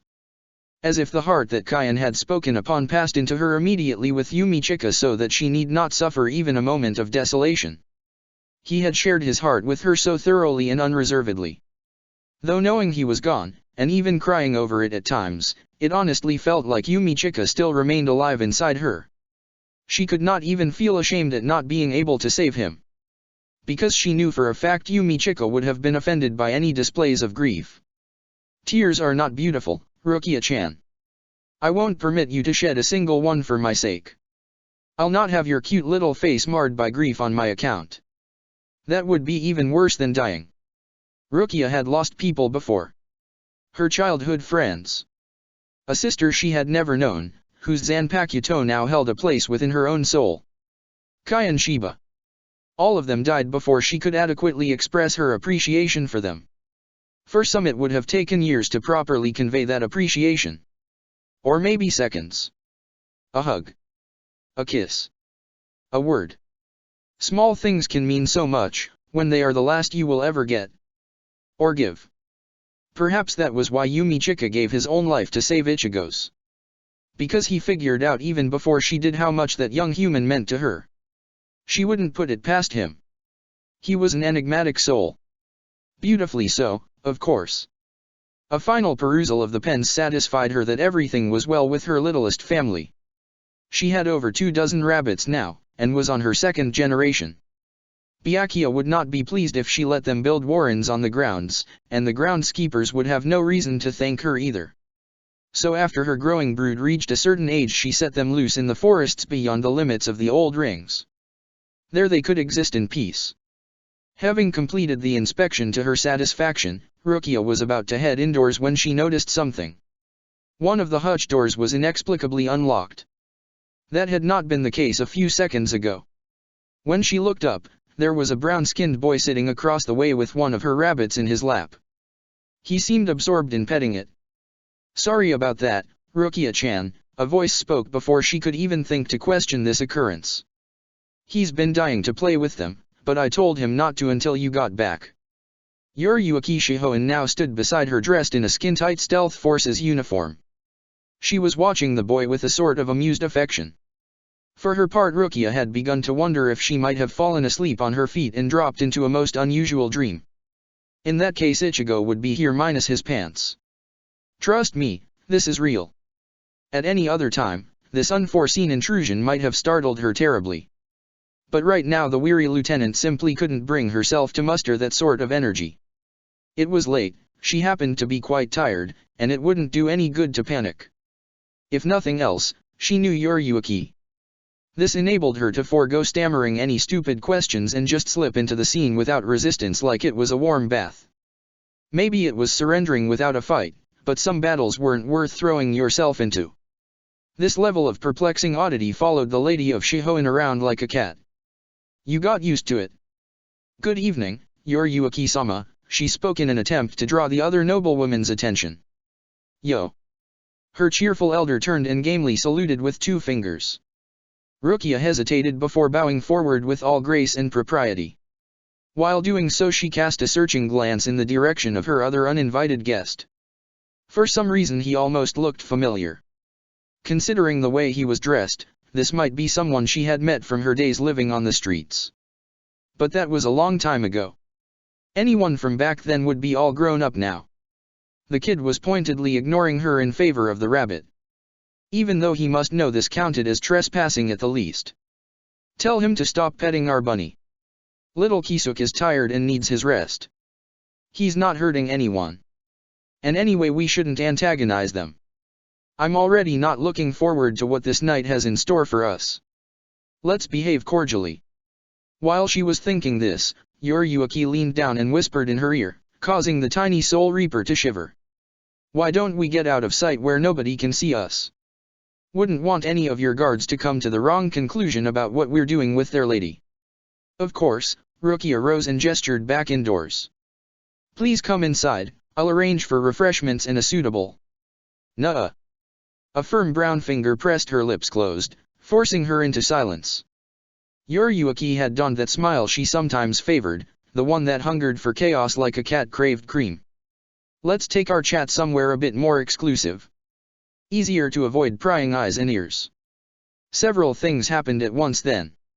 Rukia found herself scooped into the crook of the bronzed ninja's arm to hang there like a limp kitten. Little Kisuk was removed from the nameless kid's clutches and deposited comfortably back with his siblings where he promptly fell asleep. Grass whispered underfoot, a flourishing eucalyptus bush was lifted to reveal a hole in the ground, and then they were all zipping down a flight of wooden stairs as the tunnel entrance closed soundlessly behind them. A snap of a match, and light blossomed. Much to her surprise, Lieutenant Kukaki found herself not in a dirty pit or stone cavern, but a comfortable enclosure large enough to accommodate 20 people. There were paper walls and sliding doors that presumably led off elsewhere. Tatami mats shared space with richly woven carpets, all piled high with many plump cushions. A few tantabon tables held liquor bottles at their centers with cups arranged around them. It looked like everything was set for a friendly gathering underground. Rukia found herself deposited on a cushion while her enigmatic callers seated themselves opposite. She gazed around perplexedly. What is this place? Yuriuki waved a genial hand. Oh, it's just an old Shinigami Women's Association hangout. One of several that are on the Kukaki grounds, actually. It's a ways below ground, and there are dampeners to suppress any sound so that we can party hard as we like and nobody up top is the wiser. Gotta stay ahead of the boys, after all. She reached over to snag some cups and bottles, carefully pouring out drinks. And before you ask, no, he isn't aware of them. So let's keep it that way. The playful polymorph leaned over to hand Rukia a cup. Cheers. Gonbait, she responded almost mechanically. The sake smelled good, and to her surprise she found herself taking a careful sip. A little alcohol might be just the trick to keep her abreast of all the craziness going on. Considering things were getting weirder by the second, intoxication seemed a wise precaution. Even the youth received a libation, though he seemed less inclined to try it than her. Once they were all settled in, Yuriuki leaned back on her cushion and gave a sigh. So, she began while swirling her drink. I should start by apologizing for springing this on you at such a late hour, Rukia-chan. However, I need to exercise discretion in who sees us together. You've been busy at the R&D Bureau till now and there wasn't an opportunity to meet before this. Time is of the essence. Yuriuki drained her saucer in one gulp and smacked it down on the table. She then hoisted herself up, crossing her legs and placing both hands on her knees. In no time flat her face had transformed into something frighteningly serious, enough to make Rukia reconsider any previous notions she might have held regarding their meeting. I have come to beseech your aid, Lady Kukaki. How can I be of help? Automatic compliance. As if all thought of questioning or even opposition had been strangled inside her mouth. Just by the tone of this woman's voice. That was the truly unnerving realization. The guise of the irreverent prankster or teasing teacher had been purposefully discarded. What was revealed beneath left Rukia feeling humbled just to be in this woman's presence. Here was what she could only pretend to be, a person noble from birth, made almost divine by their choice of actions and sense of purpose. It was a perception her brother Byakuya exuded every day, so that she thought herself inured to it by now. Clearly she had been mistaken. For starters, Rukia-chan, whether you agree to help me or not, whatever goes on this night must not reach Byakuya's ears. He is to remain unaware of any arrangements between us. I know he is your brother and the head of your clan, so any act of subterfuge on your part might be considered treasonous under a strict interpretation of the hereditary bylaws.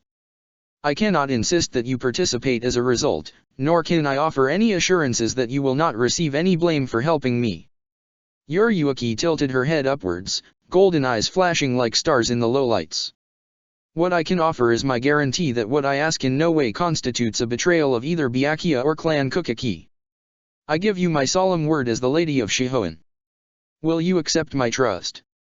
It was hard to imagine anyone with an ounce of self-respect being able to turn such a request down. Rukia felt like she was in one of those old myths where a god suddenly appears and bestows a divine mission on some chosen mortal. Enough with the drooling adoration already. She doesn't need any more shrimpy stalkers, I'm sure. Unless you have anything helpful to offer, I kindly request you zip your lip. I'm just saying not to discount her. She's twice as good at manipulating people's confidences as Urahara. Don't take anything she says at face value. That's much better. Thank you for the advice, Sode no Shirayuki. That's what I'm here for. Rukia came back to reply almost immediately with, I accept, Lady Shihoan. Good. Here Urayuki smiled. Not in a sly way, or humorous, or even sultry. This was something new. The way she looked right now conveyed a silent but completely clear thank you. There was honest gratitude in that expression, and what might even be relief. Her heart warmed at the sight, and Rukia had to consciously remember her Zanpakuto's words. Urayuki knew what she was doing. For the time being, it was her choice to go along with the elder noblewoman and take her at face value. But she would not blindly follow whatever might happen. Her family, her house, and perhaps even her life might be on the line here. Trust only went so far before you had to decide who was more important. Rukia felt much more confident about her position and ready to deal with anything. Urayuki sighed, and her queenly aura diminished slightly. Okay, then. Now that the formalities have been settled, let's make some introductions. She gestured to where the boy sat watching them both closely. Rukia-chan, I'd like you to meet my son, Noboru Kukaki. The cup fell from Rukia's hand and splattered its contents on the floor. The flash goddess paid no attention to this as she continued. Noboru, this is your aunt, Lady Rukia Kukaki. She is the acting matriarch of the clan, second only to your father Byakuya in terms of authority. Her sister Hisuna was Byakuya's wife and she was formally adopted as his own sibling following Lady Hisuna's death. Noboru turned his head to regard her. Hello, was all he finally said. A slight sound came from Rukia's open mouth. Nothing more. This is not happening. You bet it is. Oh, you bet it is. I knew it. I told you, didn't I tell you? Byakuya's human after all. There's a man under all that icy formality, complete with blood and a penis to boot. How totally awesome is this? No, it isn't. He can't be a father, he's my Nii-sama. Our Nii-sama. He's too young, he can't have a kid this age. They would have had to be doing that when he was no taller than me. This is all some sick joke on her part. Wow. You're really not taking this very well. I am taking everything just fine, thank you very much. Yeah, I can tell that. Whatever. Just, let me get my bearings. Let me try and sort this out. Agreed. Let's start by picturing Byakuya and Urayuki both naked, going at it like crazy rabbits. Shut up. That is not helping. On the contrary, I haven't laughed this much in, well, ever. You keep quiet. I am going to deal with this. Oh, you can bet I am going to deal with this. Come to think of it, this would make excellent ammunition for when he objects to you and Ichigo. Just casually go, oh, and one more thing, you got Urayuki Shihoan pregnant while you were still in training pants. Nice going there, ace. We'll expect a very classy wedding gift from you, and the Kukaki clan will happily foot the tab for our nuptials. Got that, stud? Oh my goodness, I cannot stop laughing. I'm telling him what you said. Wait, you mean Byakuya? Are you kidding? You wouldn't. Try me. Nothing further came from the soul cutter's end. Satisfied, Rukia proceeded to engage in a little damage control in terms of her hold on reality.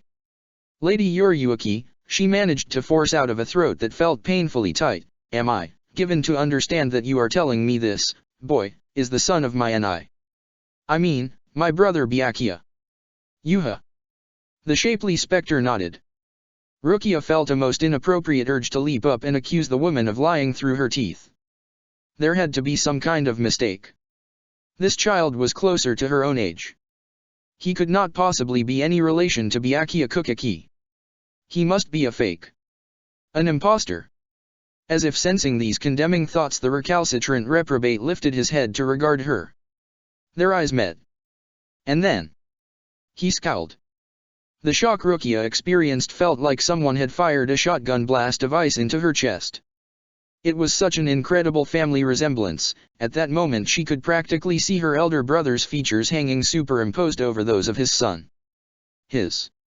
Oh my word! You are Nii-Sama's child! She whispered in surprise. This declaration served to make him dreadfully uncomfortable, if the way he broke off their staring match was any indication. Noboru cast a pleading look at his mother as if beseeching her to lift whatever awkward onus had been placed upon him by the matter of his birth. In a way, this served to soften Rukia's opinion of him. A measure of inspiration told her that Noboru had not been aware of his parentage until very recently.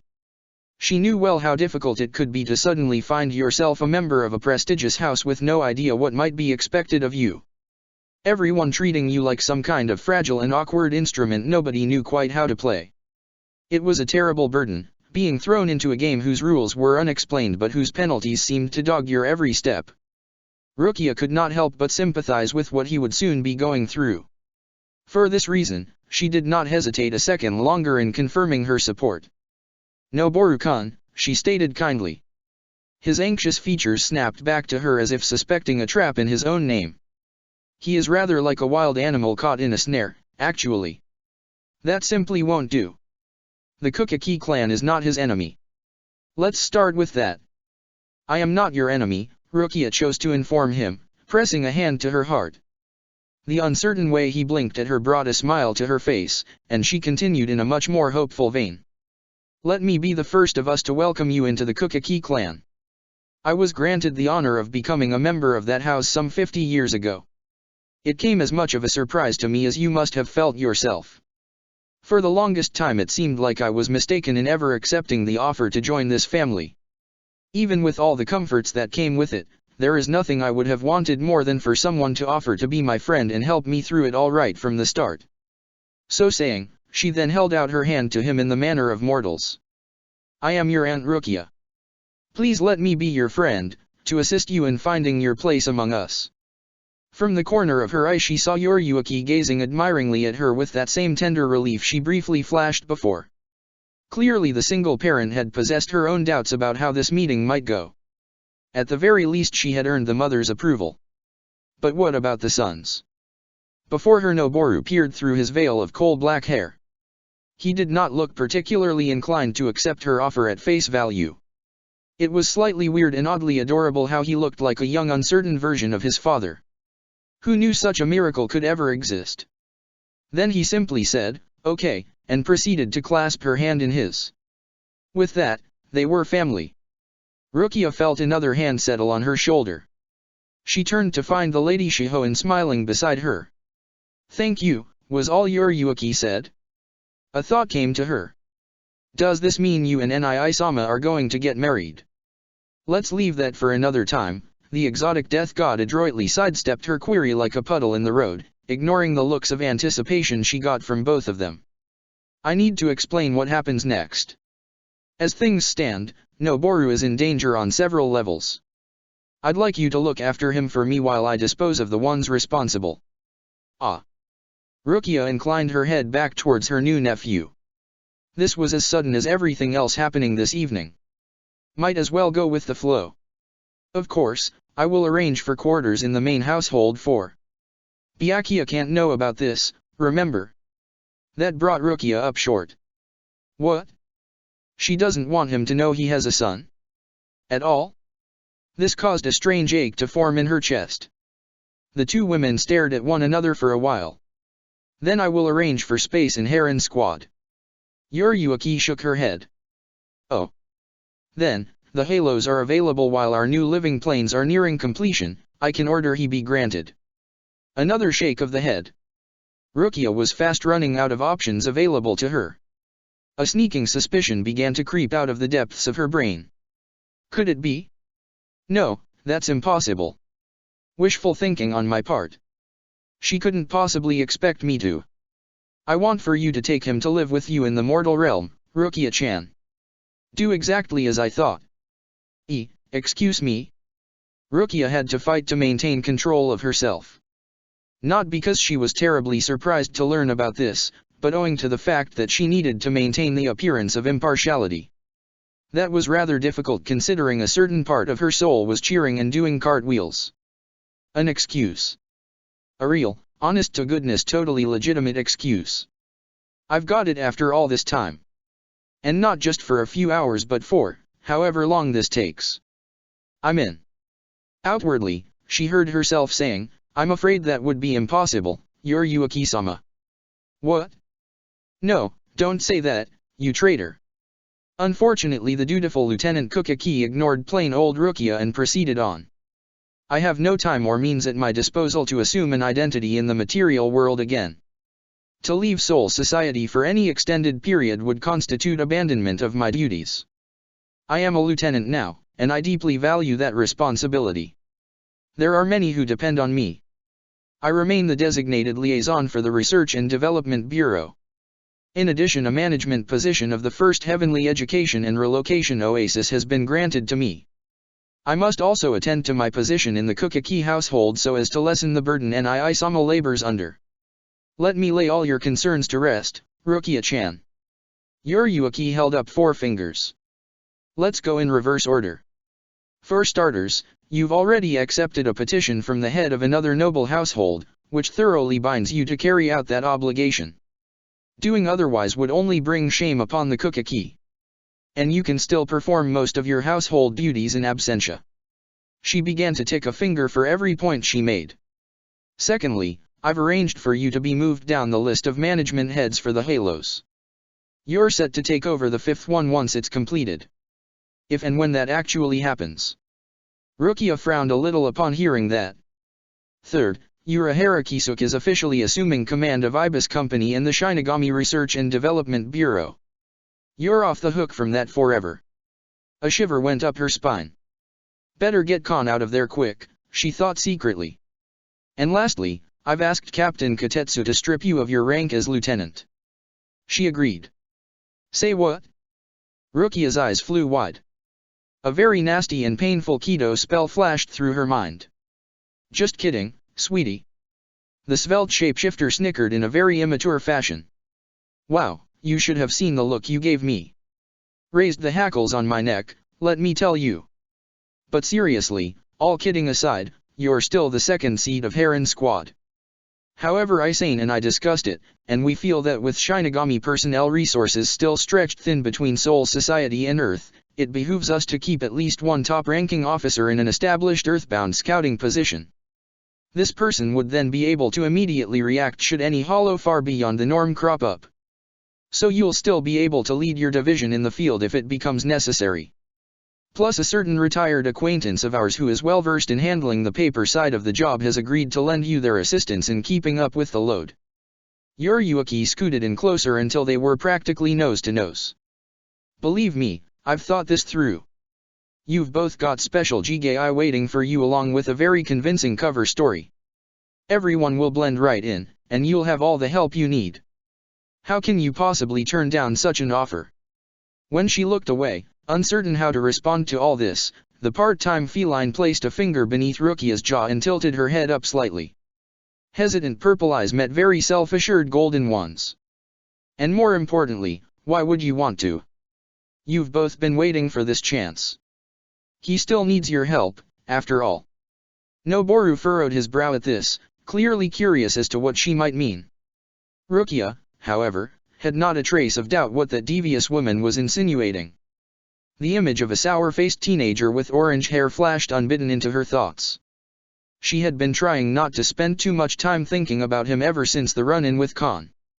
And she had been rather proud of how admirably she succeeded in that. Now it seemed as if her victorious resolve was all for naught.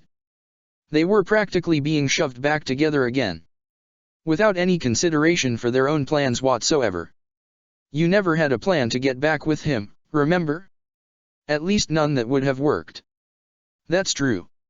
Maybe this could even be considered a reward? Sounds like divine providence to me. No. We both know that's a lie. This is just more scheming from those around me. I don't even understand what's really going on here. It's all been decided beforehand, though. I can't get out. And the sad truth is, I don't want to. Rukia? Yes? WWYD? She considered this. Right. Thanks. My pleasure. Yuriuki-sama, Rukia stated gravely while still staring into her eyes. I admire you a great deal, but this is a very unfair thing you are doing to me. Naturally I intend to accept. However, I will undertake this task only if you agree to allow me to exercise my own good judgment as to how we might best proceed from here on out. I will protect and look after your son. What I will not do is be a trusting pawn in whatever fresh vendetta you are bent on. You trusted me, and I will not betray you. Instead, I want a chance to prove the merit of that trust. It's the only way I can be certain we all remain safe. Will you let me? Her royal counterpart cocked her head to study the determined little death god. Listen to you. All formal and stoic.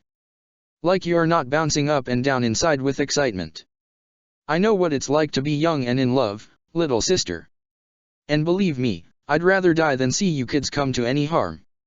She then leaned in and placed a quick kiss on Rukia's cheek, causing the tiny spirit to lose that air of sophisticated austerity by blushing furiously. Yuriuki grinned upon seeing this. You're a fantastic Shinigami, and a beautiful person. That's why I picked you. Because I knew you wouldn't let me down. All right. I'll let you run the show on your own. While a flustered Rukia was still trying to regain her composure, Yuriuki stood up and walked behind her. There came a faint growl laden with magic. Moments later, a small black cat came padding around the other side of the dainty lieutenant's body. It looked up at them and spoke in a rough masculine voice. We can discuss the details later.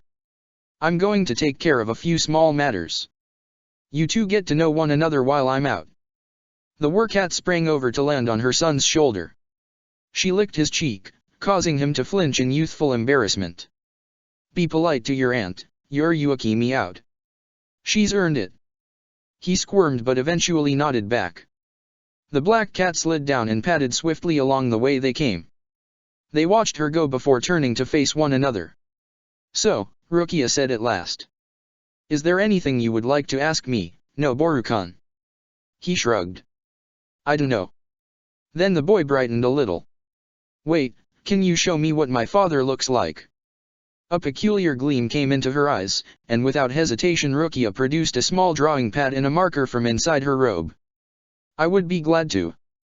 Slinking away, Yuriuki glanced back to see her son leaning forward while Rukia engaged in enthusiastically scribbling on the floor. The ageless spymaster paused to enjoy the touching scene before proceeding on her way. Upon reaching the stairs, she heard her Noboru's voice carrying faintly down the hallway. What is that, a porcupine? There then came the sound of somebody being smacked, followed by an angry bout of shouting. Yuriuki smiled to herself. Yes, this is indeed going to be fun. The shutter clicked. This is me inspecting Koma Muradano's herb bed. Notice a heavy emphasis on thyme and fennel, which make excellent additions to ground meat dishes. The shutter clicked. This is me approaching the house for work on the morning of the hunt's first sighting. It snowed that day. The shutter clicked. This is me punching somebody's face. I'm not sure who, we didn't exchange names. The screen was filled by the image of a big beefy man boasting short Zaraki-like hair. The rest of his features were hard to make out owing to the dainty fist smashing directly into his nose. One visible eye looked ready to pop out of its socket, and several teeth were floating around outside his mouth. Almost like little moons orbiting a big ugly head, Ishine reflected. This is me with Captain Abarai. It almost looks like he is waving hello. Let's all wave back at Captain Abarai, now. No one moved. You will wave at Captain Abarai, or we are starting over. They all proceeded to do so in desultory fashion. Very good. After this the shutter clicked. On and on it went. The slides were arranged in no particular order. For a fussy person like Naneo that might come as a surprise. Unless you noticed the cold, calculating, cruel part of her personality she tried to hide from the world. By discarding a chronological sequence, it left her viewers with no hope of guessing when this abominable anguish might actually come to an end. They could be halfway through or still on the first set. This is me with Karen addressing the Quincy Yuryu Ishida. His clothes are well tailored. The shutter clicked. That noise was really starting to bother Ishine.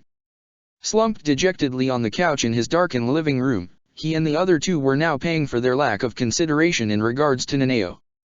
The Dragon Lady, as his children called her, was firmly in control of the rest of their afternoon.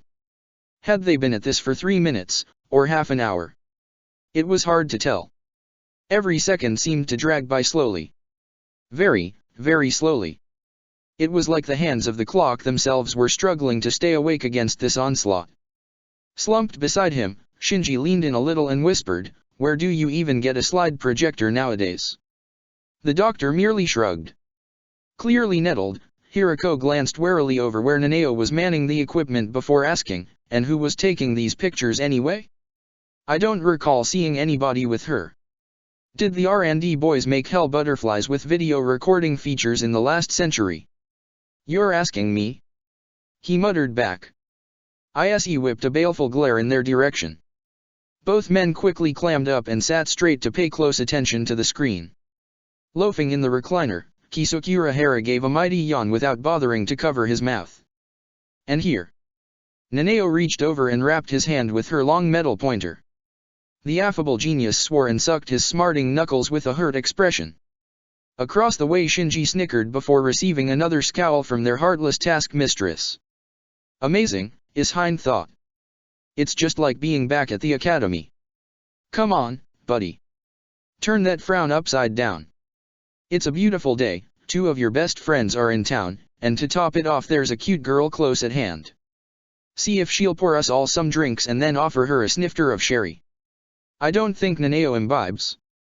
Any lieutenant of Kiraku Shunsui must be able to hold their liquor, amigo. Now quit making excuses. I know how embarrassed my little master gets around girls. Quiet. They'll hear you. But you need to get right back on that horse, man. Just pretend she's your daughter, whip out some crazy exercises to impress her while rattling off whatever comes to mind. That'll show your masculinity and that you're not afraid to laugh at yourself. I'll bet you anything Nanao is as lonely as she looks. You've got a chance, buddy. So why don't you just take it? Because I love life and detest pain, that's why. She could go a long way towards easing that pain, brother. Can we discuss this some other time? I think she's picking up our voices. Rain check, sure, I read you loud and clear. Have some fun with your pals and then we'll see about getting you some action, you wild man. The living weapon's presence faded. There were times Ishine felt annoyed by his partner's endlessly optimistic outlook on life. Here Captain Adolschvank is dancing with her fraction. He immediately perked up at the sight of the delectable Nilil striking a pose in a very revealing outfit. Beside him Shinji Wolf whistled, earning him another death look from Nanao which he gladly accepted. Urahara had laced his hands behind his head and flung out his legs while grinning like a fool. Rather than being pleased at their newfound attention, however, the scowling sorceress promptly cut off the projector. There were disappointed cries as the image of the F-Cup cowgirl disappeared. The problem remains, Nanao ISE flicked on the lights before slowly pacing back to rejoin them. There is nothing to indicate Nirvana has been unlocked. If Barragan Lusenburn did indeed seal away the hunt he would have required a tremendous amount of power to do it. And if the binding was forcibly broken, then we're dealing with someone who possesses equivalent strength to a Vastolord. Ishine crossed his arms and contemplated the ceiling. Have we been complacent? He wondered aloud. I didn't think so. Really, what are the odds of some terrible new enemy we've never noticed before popping up out of the blue? It's more likely someone we already know about. I expect we're all thinking along the same lines, so I'm just going to say it. Shinji Hirako scanned the group with deceptively lazy eyes. Does anybody know where Junichi Maru can be found? When no one responded, not even Urahara, the Vazard leaned forward and laced his fingers beneath his chin. It makes a whole lot of sense. He was Aizen's lieutenant, is steeped in the world of the Hollows, and lest we forget, one of the captains who was sent to confront the Wild Hunt on its last recorded appearance. All cast speculative looks at Kisuke, who lifted free his trademark hat to scratch absently at shaggy blonde hair. Believe me, I have given the matter prior thought. And as Shinji stated, it definitely makes a good deal of sense. In an obvious, formulaic, cookie-cutter kind of way. You know, like when someone's trying to lead you around by the nose. You'd know all about that, Ishine commented drily. The platinumide inventor merely doffed his hat without bothering to recognize the jab. We certainly shouldn't rule Ichimaru out as a likely candidate. The man's devious as they get and about as trustworthy as a cobra. Even if he did provide us with support in the past, that doesn't preclude the possibility he's slithered into somebody else's camp who made him a better offer. I simply don't want us to focus all our efforts in one direction when the real threat is hiding behind us. Anyone else? They must be thinking along the same lines, Ishine reflected. Why else would nobody want to say it aloud? After all, there was a suspect almost as likely as Ichimaru. Yet no one spoke. In the midst of this pregnant silence, Shinji Hirako sat as the unofficial center of attention. The bob-haired rake didn't move in the slightest to recognize their unspoken concerns. He looked as calm as could be. Even when his mouth finally opened, the words he spoke came out sounding completely relaxed. Grimmjow Jiggerjacks. Even Nanao seemed to hesitate at this point. She shared a meaningful look with both Ishine and Urahara before cautiously proceeding. Grimmjow, last of Aizen's espada that remains free. A very powerful Arrancar who, according to the testimony of both Captains Abarai and Adolschwenk, was under Baragan Lusenburn's possession during the war. This could imply he might have been charged with locating the hunt should his master fail to release them on his own. His whereabouts are currently unknown. That's right. Their half-hollow ally had fallen to inspecting his fingernails while lazing back on the couch. As far as we can tell, he hasn't been spotted in Hueco Mundo since, well, you know. He still can't say it, Ishine thought as he watched his associate closely. The Sexta Espada had indeed disappeared into the depths of Hueco Mundo after he and his pack murdered Hachigen Ushoda. He recalled receiving reports about how the masked army had reacted to the loss of one of their own. For a time there they had been engulfed by their dark sides and simply slaughtered any hollow unlucky enough to cross their path. Things only calmed down after there was nothing in a given area left for them to kill. He could understand their grief. The gentle giant had been his own squad's lieutenant back when the Kido Corps was captained by Tessai Tsukabishi. A formidable wizard in his own right, Hachigen had commanded respect and even admiration amongst their ranks. Which was highly remarkable in and of itself. Sorcerers were famously antisocial, after all. Another benefit Ishine had enjoyed about the profession. There were rare exceptions, Anohana Retsu ranking at the top of the list, and look what became of her. But Hachigen's helpful considerate nature served to win over even those long used to being outcasts.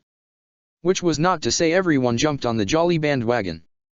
In spite of being their company's fifth seat at the time, Ishine had never met the second seat prior to his departure, which was a testimony to just how secretive that reclusive enclave could be.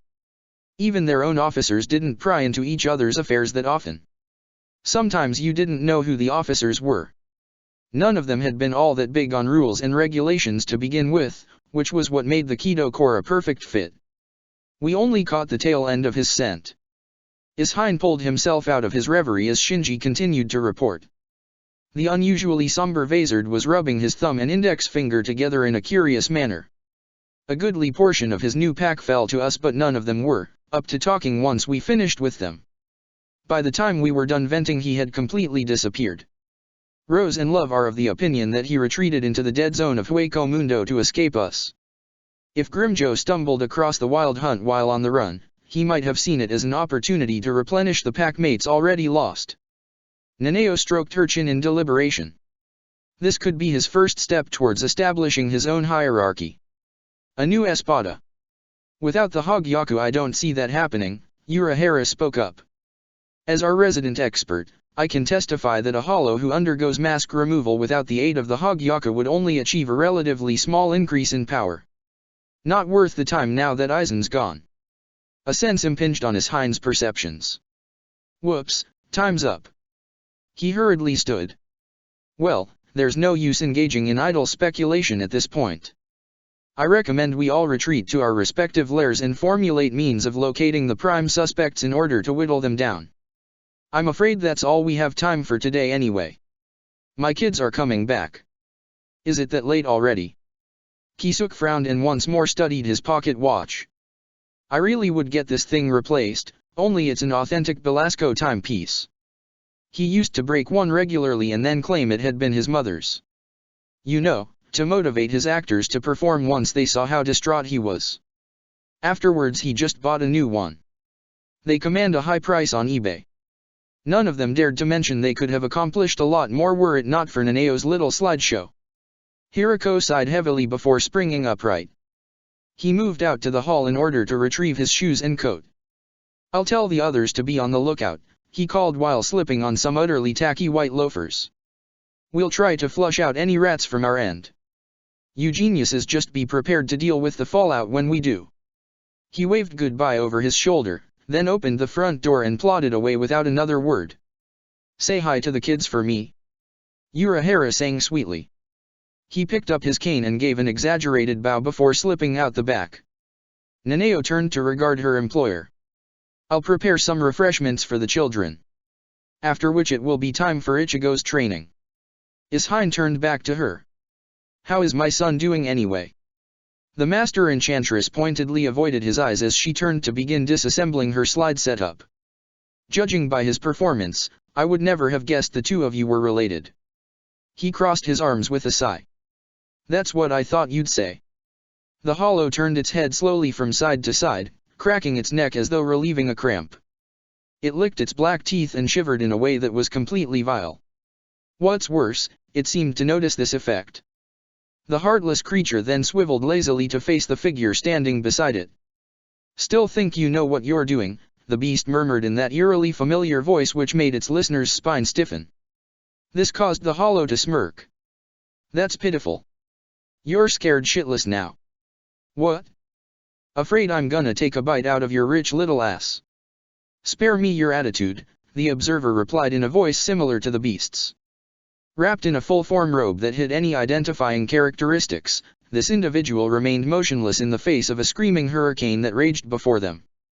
The only reason you can even be here now is thanks to me. Unless you've suddenly gained the strength to overcome Ichigo all on your own. The hollow only chuckled in response, but did not continue. Instead it just laced both hands behind its spiky white hair and smirked. Every now and then it shivered as though cold.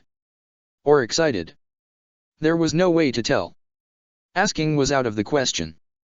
They stood together before what looked to be a wall of raw wind and sand that stretched high into the starless sky. A full moon so huge it could have engulfed the old citadel of Las Noches hung just above the horizon. Otherwise there was nothing else in sight. This close to the dead zone of Hueco Mundo, hardly any landscape remained.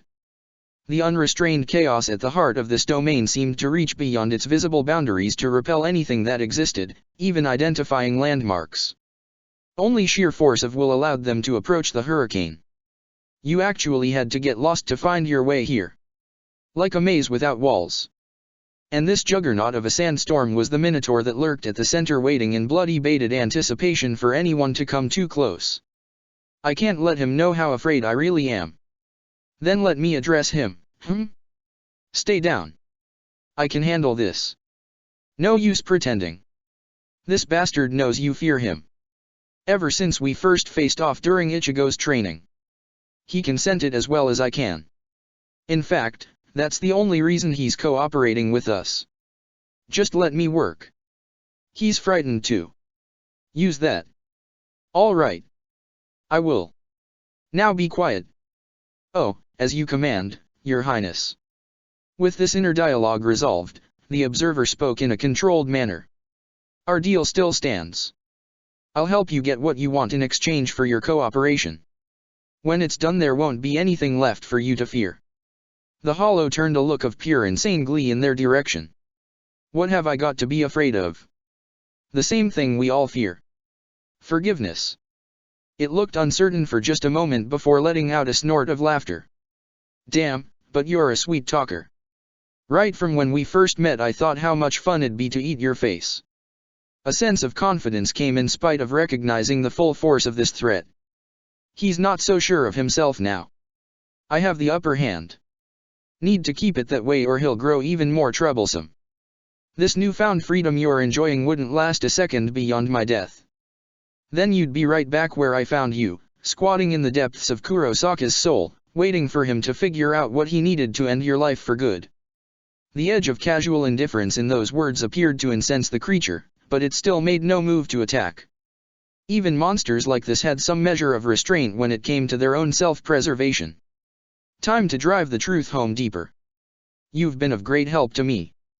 But don't assume you have any control in this relationship. I make the rules. With the Wild Hunt now under my command, I expect a greater degree of cooperation on your part. Unless you want to wind up as their next meal. That might have been overplaying their hand. This only became obvious after the words were spoken. To make matters worse, any previous insecurity on the Hollow's part was no longer evident. When it chuckled next, it was the most disturbingly self-satisfied sound one could ever imagine. And here you couldn't have even broken them out if it weren't for me. Seems everybody thinks I'm just a grunt they can order around when it pleases 'em. No big deal, Ichigo acts the same way. My sword's at his disposal almost like it is for you. A very unwholesome twist of the lips exposed those midnight teeth even further. It almost seemed to drool at its next statement. Except in the king's place, there's no deep dark secret I can hold over his head to get any sort of leverage. The hurricane continued its endless rampage against earth and sky uninterrupted by spoken words. He knows, my liege. Shut up. That's right, the Hollow sang as though aware of their conversation. It strolled forward a few paces until it stood before the dead zone's barrier. One white hand reached up to stroke that almost solid surface of natural destruction. Fingertips trailed over it, and black blood flowed. The Hollow then pushed its arm in up to the elbow.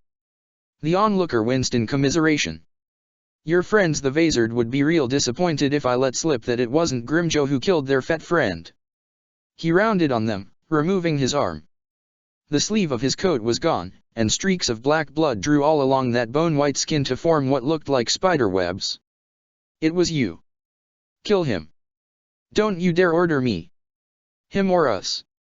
Do it now, before he can reveal our secret. No. They'll turn on you if they ever find out, you know. Chop off your head and hold it up by the hair. Feed your bleeding corpse to lesser hollows. The witch lied to us, she's never going to return. We have to fend for ourselves the best way we see. Flee. Held in that one word was power greater than either of them were capable of expressing whether joined together or not. It held the reverberations of a sorceress unmatched in any dimension, whose power existed even in a mere echo of the enchantments she had spoken long past that first subjugated this dark fragment of a soul. The inner hollow was picked up in an angry snarling rush of wind that carried it away to the deepest depths of their shared dwelling. Its presence faded in response until only the rightful ruler of that soul remained in forced seclusion. Was it getting a bit too crowded for you in there? Now feeling much more secure, the lone Vazard turned on Ichigo Kurosaka's hollow. You should go back to him.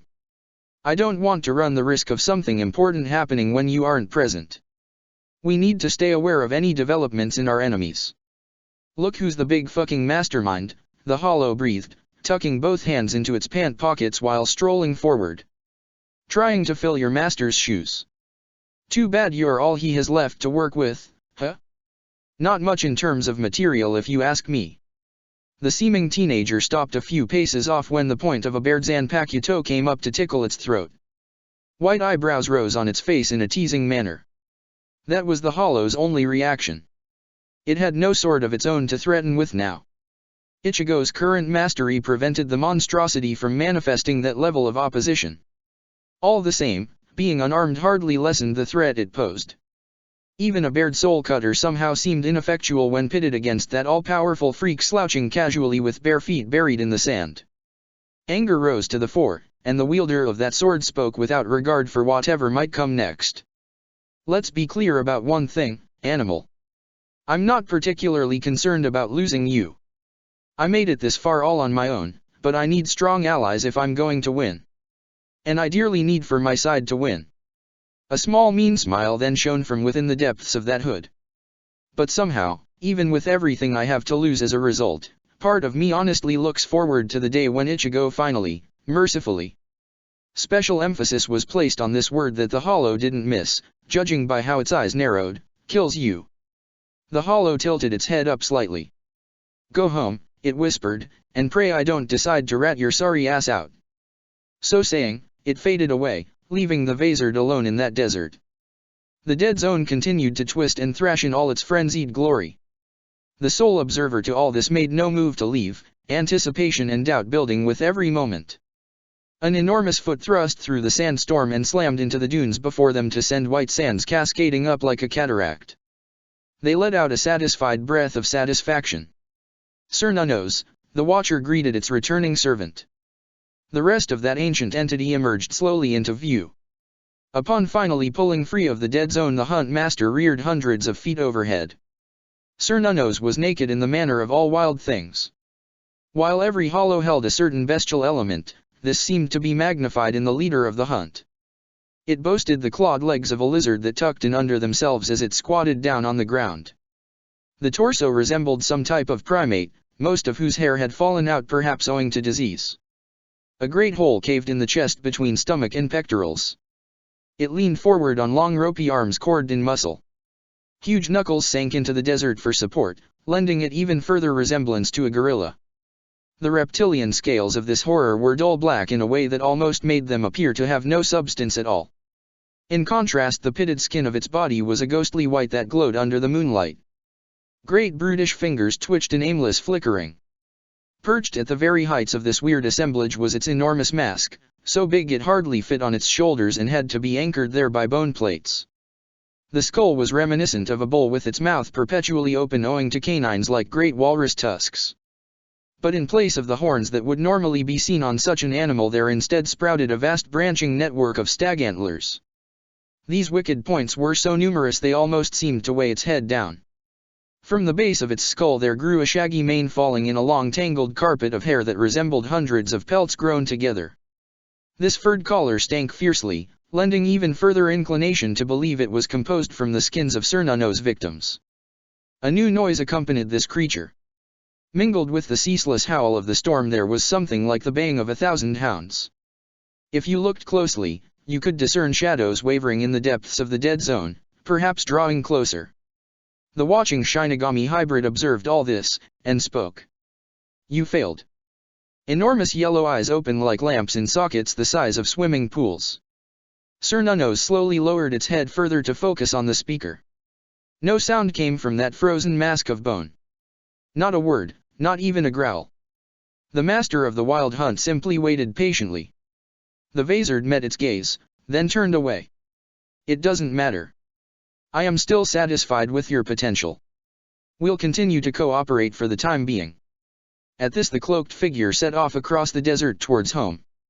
Cernunnos remained in its spot for a while before it too broke away and loped in a different direction. In its wake, over 100 devolved Minos burst from the dead zone and went howling across the landscape.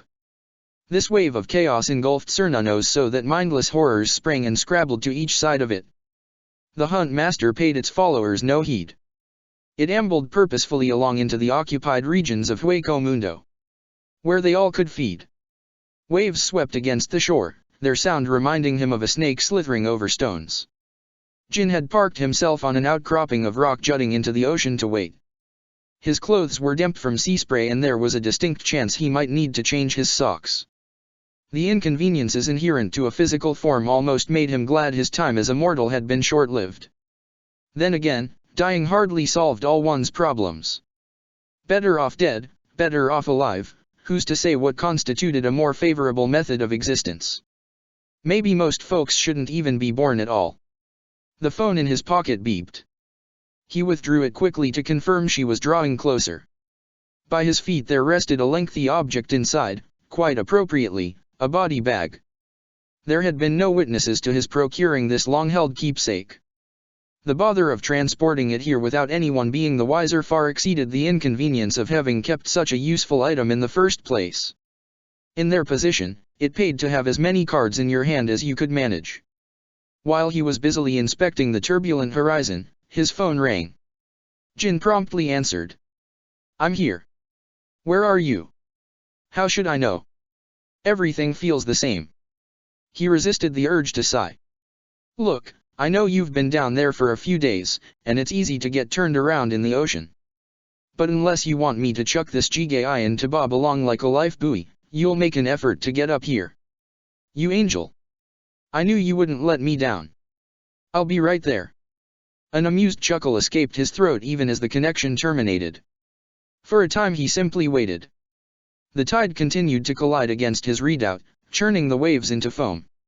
Ichimaru observed this natural savagery with eagerness for what came next. His patience was soon rewarded, as from out of the whipped breakers there emerged a shining golden head. Ah, here comes my Venus. Blue eyes flashed their peak in his direction. Hardy har har. Would you rather be my Madonna of the rocks? The kitsune exposed his teeth winningly. Want me to drown you, damn it. Matsumoto glared daggers his way. Jin simply chortled as she slipped gracefully through the bag containing her Jigai. Seconds later there came a rustling. He waited in childish anticipation for what must come next. Eventually a muffled voice spoke. Jin. Yes, my fulsome darling. He sang. Unzip this thing already. Your wish is my command. He then bent down and proceeded to do so. As the bag opened, Jin couldn't help relishing the sight of a naked Matsumoto Rangiku lounging inside its depths. Like a butterfly emerging from its cocoon. Of course such poetic inclinations were nothing compared to the rock-hard desire at seeing her like this. Every movement she made seemed to accentuate the appeal of her glorious body. When she looked up at him with her tropical blue eyes crossly, he couldn't help himself. Bending down, Jin curled an arm around her midsection and kissed her passionately. She didn't waste time returning his affection. Her arms wrapped around his neck, a delighted moan issuing from her throat. He was just about to lift her completely free when Rangiku yanked him down. Surprised, Jin pulled back and nearly lost his self-control at the seductive smile she sported. Why don't you join me in here? The matchless female purred. I can't think of anyone else I'd rather be zipped up inside a body bag with right now. Then how would we get out? He murmured. Not because he truly opposed the idea, but for an excuse not to fall victim to her charms again before asking some questions. More importantly, why did you need me to come all the way out here? If you had told me where it was in the first place, I wouldn't have had to bother you, she smiled, contentedly rubbing her fingers through his long dyed hair. Hiding in the ocean was the only way to mask my spirit signature until you got back. Her touch on his skin sent jolts of pleasure rattling up Ichimaru's spine in the most delicious display of weakness imaginable. In their current situation, it was almost impossible to be so close to the woman of his dreams and not engage in love-making. They had been denied one another for too long up till now. But his anxieties were long ingrained. They had kept him alive, kept them both safe. He couldn't allow himself to be distracted so easily. And yet neither could he forego the ecstasy of rubbing his hands across her flawless torso. Jin swept his long fingers over those enormous breasts, cupping her nipples and grinning when she gasped in response. He took the opportunity to admire her before proceeding with his questioning. How many did you find before they caught you? 7. She fairly glowed now, teasing and seductive and wanting to be played with. It was unfair, but he hardly cared. There was no way he would underestimate her by thinking she couldn't look sexy and know her business all at once. Most from Ichigo's class. 3 girls and 2 boys. The teacher too. I was starting with them, but then I noticed several of the little buggers flapping around the Kurosaki house. Way more than for any of the others. I got worried that it might be dangerous for the kid, so I went after Karen in a hurry. Rangiku hugged him closer with a groan that spoke of a restrained longing equal to his own. First the hunt showed up out of nowhere, then Nanao got in the way. That woman has absolutely no forgiveness in her. I can't understand how she could treat me so awfully.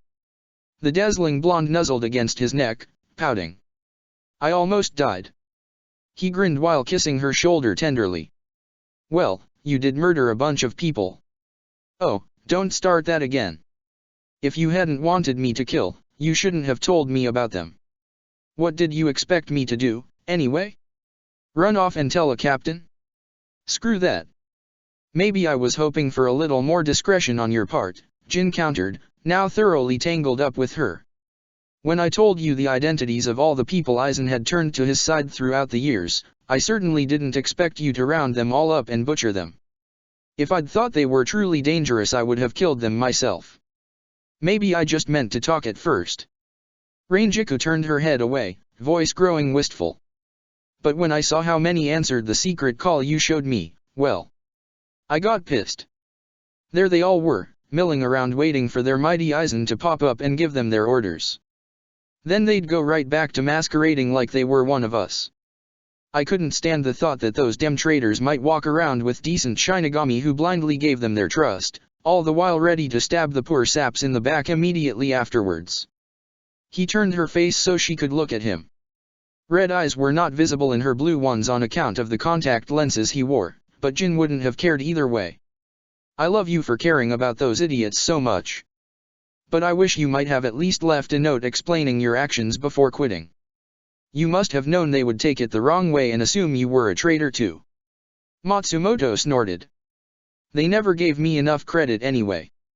I would have told my captain, by way of thanks for all he did for me, but I just lost interest. You can't blame me, and here she kissed the place where his missing fingers were in gentle longing. I wanted to get back to you more than anything. What those hidebound goofs think doesn't matter. We know the truth. I suppose I'm flattered, he admitted when she broke away. But if we want to find out who's behind this harvesting, it might behoove us to cooperate a little. Not that I'm thrilled at the idea. Most likely they're already blaming you for the wild hunt. It's just how they are. Matsumoto pointed this out before slumping back with a sigh. Golden hair spilled all around her head, and her nose wrinkled in annoyance. You know, I just realized it's freaking cold out here. If we're not going to fuck, do you think I might borrow some clothes? Reaching out, Jin produced a bag of assorted clothing articles. Versace label, my lady. Her eyes lit up before she grabbed his face for another toe-tingling kiss. After this he didn't want to restrain himself anymore. Jin proceeded to tear his clothes off while Rangiku hooped and eagerly helped him to undress. So much for firm resolve, Jin. Go piss on someone else's parade. I'm busy. Have it your way, lover boy. You're dragging your feet, Ichigo. Maybe if I'm late enough she'll get bored and go home. Doubtful. But rest assured she'll be twice as hard on you if you seem uninterested. It's my only means of getting back at her, Jiai-san. To say that Ichigo had nothing to look forward to this evening was putting it mildly. The trip back home after kendo practice saw him in even lower spirits than usual.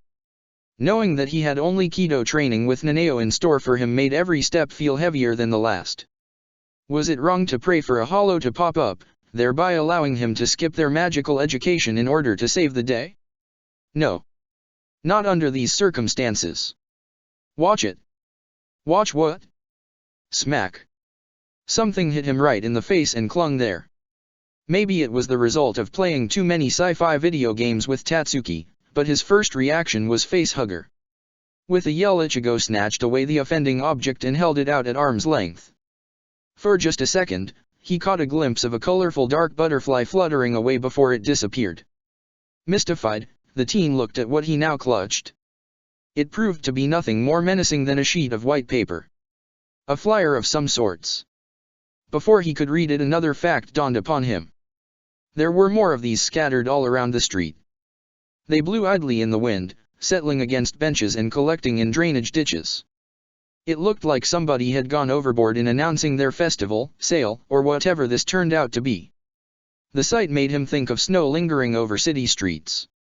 Maybe it was owing to this being the tail end of winter. Simply glad to have an excuse to mailing her for a little while, he read what was printed on the page. The first thing he noticed were the cartoonish rabbit heads smiling up at him. In addition there was a drawing that looked like a house around which pranced several little animal characters. Or maybe they were meant to be people. Obviously the person behind this event decided to save some cash by getting their 3-year-old to do the illustrations. He could have laughed at how poorly drawn these things were if not for past experience teaching him it was unwise to mock others' attempts at creativity. It only brought pain all around. Though truthfully if he inspected them closely they did look almost as bad as... Hey! Wait a second. A sense of impending recognition almost caused him to miss the text that accompanied these pictures. He had barely finished reading when it slipped through his nerveless fingers. The flyer fluttered to the ground, landing face up to reveal its advertisement for all to see. Asterisk, Urahara Shoten, grand reopening. Under new management. Now with new name. Stop by the Yosagi Shoten for great deals. Asterisk. Ichigo took off running as fast as he possibly could. His surroundings were accorded only enough consideration to prevent any accidents. Shortcuts were employed. Crowds were navigated. Fellow passers-by were carefully avoided from crashing into. A few cars honked their horns at him, and some of those crossings might technically have counted as jaywalking. But aside from a few dirty looks that he hardly noticed, no one called him on it. The flyers were growing more numerous. They blew around him in the manner of a snowstorm that he had to fight through just to make any headway. Not that they could have stopped him. Ichigo was a man on a mission, as any fool could see. And everywhere he went, those flyers kept coming, as if someone had left a trail of breadcrumbs for him to follow. No need, really. He knew where he was going, it was simply a matter of getting there in one piece. There was a crowd in front of the dirt lot. People coming and going, some clutching their purchases while several children held tightly to balloons with smiling beady-eyed rabbits drawn on them. Ichigo stumbled to a halt, finally noticing the stitch in his side.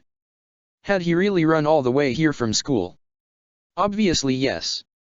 He was panting and sweating, no doubt looking quite suspicious if the wary glances he received from a few matronly ladies was any indication. Not even allowing himself enough time to catch his breath, the substitute Shinigami slipped into the crowd, elbowing and jostling the other attendees in order to make his way towards the innocuous two-story building that was their shared destination. I'm never shopping here again, man. Never shoplifting here again, you mean? Hit the bricks, you snot-nosed hooligan. Ichigo's ears pricked up. You got nothing on me, lard ass. Lard ass? Oh, now you've done it. Make way, gentlefolk. This thief is going to be turned over to the authorities. The crowd before him parted as a big burly man sporting a bandana on his scalp and wearing a yellow robe and sandals came barging through. He held a shamefaced local kid by the collar of his shirt. The boy struggled in vain to free himself while his captor continued to thunder in a loud voice. No doubt he'll lose a hand for his wicked ways, but we won't let them do it here. Not in front of our valued customers, no sir. An. The loud-mouthed employee left off his yelling and drew to a halt upon spotting the red-headed teen standing in stunned bewilderment before him. Oh, hey, Ichigo, Ganju Shiba said in a much more normal tone of voice. Hey. On instinct, he then hauled off and socked the bigger man right in his jaw. Ganju collapsed. The boy he held wriggled free and made a bid for freedom by disappearing into the crowd. While his former nemesis scrambled to a sitting position, Ichigo knelt down beside him. He ignored the queer looks they were getting from the other customers. Where's the boss? He asked in a quiet voice still laden with menace. Bastard! I'll get you for this. Upon noting the expression on Ichigo's face, however, Ganju reconsidered any idea of continuing their rivalry at this time. Rubbing his sore cheek, he grudgingly indicated over his shoulder. She's inside, talking to that military officer who showed up.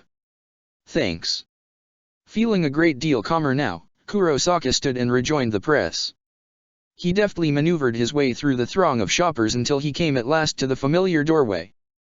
Positioned by the entrance next to a ceramic statue of a smiling bunny in a farmer's hat was Yururu. The dour little brunette made eye contact briefly before quickly looking away. Welcome to the Yosagi Shoten, sir, she mumbled in a voice so soft he hardly heard her over the hubbub. Please examine our wares. All in-stock items half off today only, to celebrate our grand reopening. A similar version of this greeting was repeated for everyone aiming to enter the establishment. Ichigo passed her by hoping to locate more familiar faces. There were plenty of candies, foodstuffs, and department store items on sale. No sign of Hinta anywhere, though he did notice a brown-skinned boy with messy black hair carrying a box off through a sliding door marked, "Employees Only." The kid cast him a scowling glance in passing that made Ichigo's flesh crawl for some reason. This vague misgiving passed quickly. For at last he picked up on the only voice that mattered. Stealing over towards the exit the new kid had passed through, filled with trepidation and anticipation mingled together, the hopeful teen pretended to examine some wares on a shelf while he peeked around the door frame. His heart began to pound. There she is. Rukia Kukaki stood before a stern middle-aged police officer. Dressed in a purple and blue kimono complete with sandals and jeweled pins stuck in her rich midnight hair, the sight of her was so utterly breathtaking it took him a few seconds to realize she was crying. "Forgive me, good sir." Rukia dabbed at her glistening cheeks with a white handkerchief. "It's simply that since the passing away of my parents I have been most grievous woeful. And now with my poor uncle fallen dreadfully ill and forced to convalesce in a seaside medical center, it is up to me to manage the family business. Such hardships do not make for an easy life, yet I am resolved to keep my loved ones from sinking into squalor and starvation. It is all I can do just to hang on in these times of turmoil. And now, to have learned that I have inadvertently broken the law in my youthful ignorance. Oh, woe is me." Rukia buried her face in her hands and began to sob. In her pretty classic attire the tiny dark-haired maiden looked to be the very picture of innocent distress. More than one of the customers regarded her with clear sympathy or scowled outright at the policeman responsible for provoking this sorrowful reaction. The lawman seemed aware of these accusing stares and was growing more flustered by the moment. "Ah. I didn't mean to cause you any further anxiety, Zhaochen." The beat cop rubbed the back of his neck in consternation. He fidgeted anxiously. "But you need permission to spread flyers around town. It disrupts traffic and—" Her sobs only seemed to grow stronger at his awkward reassurances, racking that small frame. Even knowing the truth, it was all Ichigo could do to keep from getting a criminal record by assaulting that police officer right then and there. Fortunately he was spared this youthful indiscretion thanks to the other man's capitulation. "Look, I think we can just let you off with a warning this time. But in the future I must insist you contact your local business bureau before engaging in promotional campaigns." "Thank you, sir," Rukia sniffed. She looked up at him with big shimmering eyes and smiled tremulously. "I am sorry to have inconvenienced an officer of the peace in his duties. Might I offer you a cup of tea by way of showing my appreciation for your generous diligence? I wouldn't want to be an imposition, and I really should get back to my rounds." "Oh, but I insist." The petite proprietress looked over her shoulder while still wearing that charming smile. "Would you kindly escort the good officer to the dining area?" "Right away, Tensho." A tall lanky guy with a buzz cut moved into view from one side. He seemed a bit familiar, but before Ichigo could get a good look at his profile the fellow had already gone to escort their guest towards the back of the shop. Rukia moved to follow. As she did, though, she glanced over and caught sight of Ichigo watching them. His face turned red in the most absurdly childish way possible, like he had been found spying on her or something equally incorrect. "I can't let her think that, I've got to say something." Before he could leap to his own defense, Rukia tilted her head and smiled. "Hello," she mouthed at him. "Hey," he managed back after a few seconds. Her eyes drifted over to the departing pair, and her lips then formed the words, "Later." "Busy now?" "Okay," was his response. There was nothing more he could think to say at this time. Rukia inclined her head at him gracefully. She then departed through the open door, pausing only to cast a small mischievous smile back in his direction before ducking under the flap and disappearing from sight. Ichigo lingered in that spot staring after her for a while. Eventually, though, he decided it would be best to leave. Hanging around like this might make people suspicious of his intentions. And Genja would probably be looking for payback. No sense making Rukia's first day any harder than it already is. So decided, the determined high schooler made his way outside without any fanfare. He paused only to pat Yururu on the head, who blushed and seemed to forget her lines for a few seconds. Ichigo then ducked down to merge undetected with the departing crowd. "She's really back. For good this time, I can tell. Wow." The rest of the walk back home went in a daze. Everything just felt so good. And he meant everything, from the way train crossing signals flashed to pigeons cooing as they pecked at scattered flyers in search of something to build their nests. It was all so incredibly awesome. My life just turned around. He made it to the clinic without any further mishaps, a happy smile on his face he barely even noticed. Ichigo opened the door humming to himself.